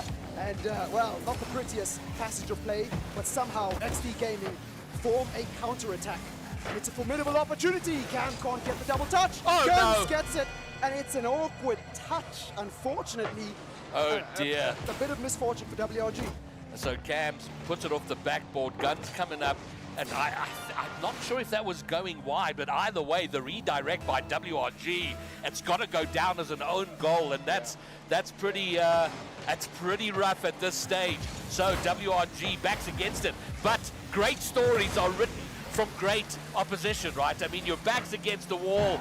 You, by all accounts, should be losing. You fight your way back into it from here. That's the narrative that WRG will be looking to write. XD, on the other hand, will be, we're up front. We want to take this down right here. We want to be VS champions after Game 5. Well, it's a good pass, and Laxstar again getting on the end of it, but Cam is equal to the task as he carries it forward into the orange corner. Now then, WRG, 3 minutes and 9 seconds to go. And it's got to be now. I mean, they've got a lot of time, but you almost feel like they need to respond quickly because you don't want to leave it too late against an opposition of this caliber. Good shot from Happy Meal. Guns with the follow. And it goes from bad to worse as XD Gaming double their lead. Oh, that feels like the writing's on the wall now. I mean, look, the best news for WRG, they've got time. And I feel like I've said that a lot throughout today in the series we've had. And I feel like the team that had the time and are behind haven't taken advantage, haven't found a way back in, and haven't made use of that time. But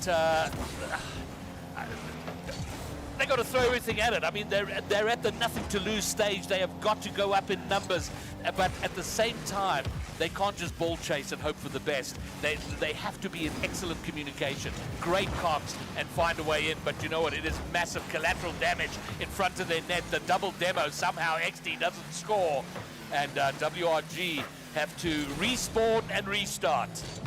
Composure is the superlative to describe what WRG need. They need ice. Oh, a chance! And an opportunity dwindles. The hope of a comeback is growing slimmer and slimmer as WRG come oh so close to getting a goal, but it's not meant to be. So Guns takes it forward. It's Guns now, looking for a play. Casper making a marauding run down the left-hand side, looks for the pass, gets it all the way to the byline again, and WRG not having an adequate amount of reinforcements to put the ball in the back of the net. Yeah, well, they're in that awkward time now because there does come a time where you throw everything forward. It doesn't matter. Everybody up. Just get up there, get on the ball, find a way through. But they're not quite there yet because they don't want to concede a third. If they concede a third here, then I think it's pretty much all over. So they do have to be thinking about their defense.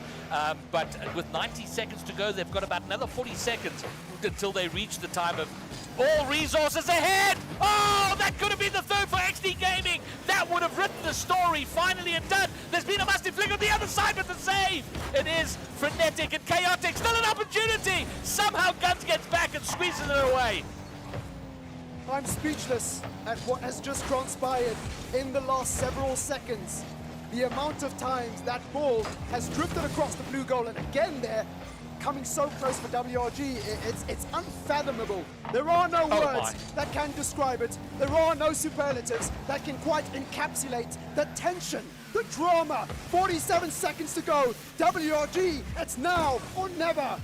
And they're playing high up, they're throwing everything at it now, but this is the time. All points bulletin, everybody, get out of bed, put your boots on, get forward. We've got to find a way into the XD Gaming net. If that goes in, somehow that one doesn't. They survive 30 seconds, their tournament lives on the line, 10,000 Rand on the line. They're either first place or second place right now. XD Gaming 20 seconds away from being the 2023 VS Gaming champions.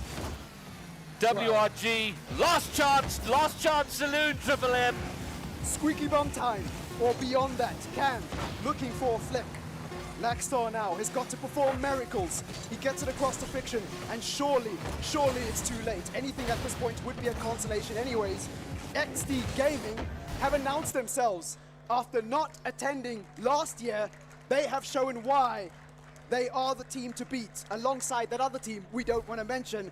An emphatic performance, Cam with an MVP, but it must be said, Guns with a colossal contribution, as well as Happy Meal on their journey to get here. And there you go, XD Gaming, your VS Gaming 2023 champions. These Happy Meal and Cams didn't get to play last year because of complications with RLCS, but they are here. They have taken it down. They've taken it from the reigning champions of White Rabbit Gaming, and it was close in large parts, but given the balance of everything, absolutely, XD Gaming played a better series of Rocket League, and they are the 23 champions. Yeah, and I mean, look, if there's any consolation for WRG, they were one step away from defending a magnificent title. So, again, I wouldn't be too discouraged by this performance. There is a lot of positives to take away. And look, they're doing this all without a star player that they lost coming into this event in Kino, right? And so Laxstar has integrated really well. Scepter, we saw his sub-performance yesterday, and his cameo, and his contribution to the team. There is a lot to be positive about, and WRG, maybe they can go again next year. They were so close to defending their title, and they would have been the first. So we've got Happy Meal, the main man himself, up on stage for an interview after what has been a long road that has finally come to a close. And Greybeard, you want to take the first question? Yeah, well, Happy Meal, it's a little frenetic out there. We sort of rushed off stage to go and grab you. Here you are. And so first of all, massive congratulations. Was it an easy win, a difficult win? Were you sweating bullets out there? It's always hard to tell. As I looked over, you never seem to show whatever emotion you're feeling. You can't really tell from your face. I think that's a good question. I had a bit of a tough series. I think changing PCs for me is a bit of a tough one. Okay, it's fine. Yeah, put this on. That mic is shit. Okay, no worries. That's a good question. I think my teammates had a really great series. They played really well. I was struggling a little bit in terms of the way my game was feeling. I think just the fact that we're swapping PCs, for me, I'm very sensitive to that, so it's an excuse, but I think I took it I think it was a little bit of pressure for me, because I could tell I wasn't playing as well. But overall, I mean, I feel it is a team game, inevitably, and if I just do the hard, like the grunt work, if I just make sure my teammates who are playing well are facilitated, I feel like the pressure can be dissolved off them especially, and that's okay. I'm happy to take all that pressure. So I wouldn't say it was an easy win. No, I mean, WG definitely played pretty well, and especially considering the fact that we're all at LAN, like it changes the component. I mean, at home we're comfortable. It's very different. Good question, equally good answer. So the follow-up now, Guns, what's going on there? Because he has looked like he's integrated well into your roster. Obviously, Shadowhunter, an amazing player, so I'm not trying to stir the pot here. Yeah, okay. But what do you think of Guns, his transition into the scene? He's up-and-coming talent for sure. I mean, it's rare to see a player with so few hours be at a competitive level already. I will say he's inexperienced, like he has a lot of room to grow, but I didn't expect any different when we picked him up. I saw him play, I think his Cosmico was his Chiefs. Yeah, well, that whole team was very impressive for me to watch. They were one of the very few teams that I saw that came out of nowhere and were demonstrating and exhibiting very high-level concepts, and it almost seemed out of the blue, like they just had this in their head. It wasn't someone who was directing them, and that's amazing. That means that just is pure talent right there. For whatever reason, maybe they learned it at football and school, I don't know. But Guns, very talented up-and-coming player. As for next season, I mean, who knows what's happening next season, but I'm glad to have had the opportunity to play with him, and I hope he was happy to play with us. But yeah. All right, well, you've alluded a little bit to next season, and I know there's a lot to happen and there's a lot going on. But from I mean, there used to be a time at the end of the VS Gaming, it was like, okay, cool, see you all next year. There was nothing happening. Right now, there is a lot going on. We've got the Community League of RSC coming up. We got the Rumble coming up, and then, of course, 2024 RLCS. So a lot going on. But for you, what does the immediate future look like? Well, I'm not going anywhere. That's a good start. I'm not going anywhere. I think I have a lot of Rocket League to still give. In the off season, I took 2 months off. Not qualifying for the wild card was a bit of a toll on me. I think that's normal. Took 2 months off, and in that 2 months, I was just bored, man. I wasn't like challenged. Rocket League to me is a very, very challenging experience, and I don't think I can just partake. I can't just leave that anytime soon. So for me, I'm staying. As for the teammates I'm looking for, well, I mean, whatever happens, I can't say for certain. I mean, who knows? These Cams and Guns are exceptionally talented, and they may get offers that they can't refuse, and I would not want them to do that. But for me as a player, I'm going to keep competing and try the best I can to get back to the top. That's awesome to hear. No, it is, and look, there is very few questions that can follow up that magnificent answer. But the last thing I want to say, again, you guys weren't here last time around, so a player of your caliber, I always wonder if events like this really matter, considering there's RLCS, there's the wild card. How do you guys stay motivated to keep on playing, and more importantly, how big is this win for your guys' confidence just to soften the blow of the end of last season? It's a good question. So I would say just to say this event didn't matter would be a disrespect to all the hours I put in the game, to my teammates' hours I put in the game, to all the work put here. I think there's no ways I come to this event and say this doesn't matter. This is a very important event for me, especially maybe not in terms of prize money. I mean, the money's good and I appreciate it, but RLCS is, it's a much bigger pool of money. So, it's not, some of these players, this is their first lands, and it's a lot of money for them, and that's great that they need that incentive. For me, right now, it's more like pride. I'm playing for mostly pride. Losing is just not something I don't want to lose. I mean, who wants to lose, right?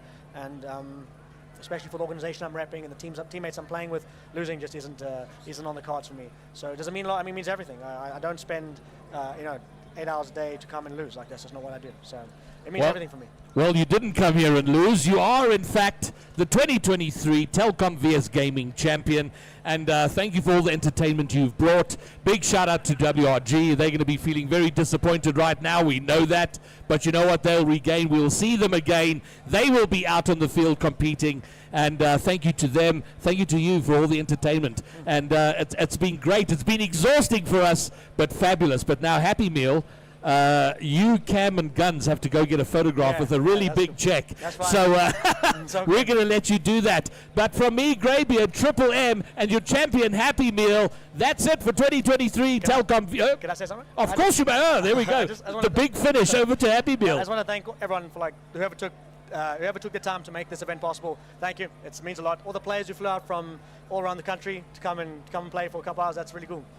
Without you guys, it wouldn't be impossible. Thanks to the casters, spending all the time. I appreciate it.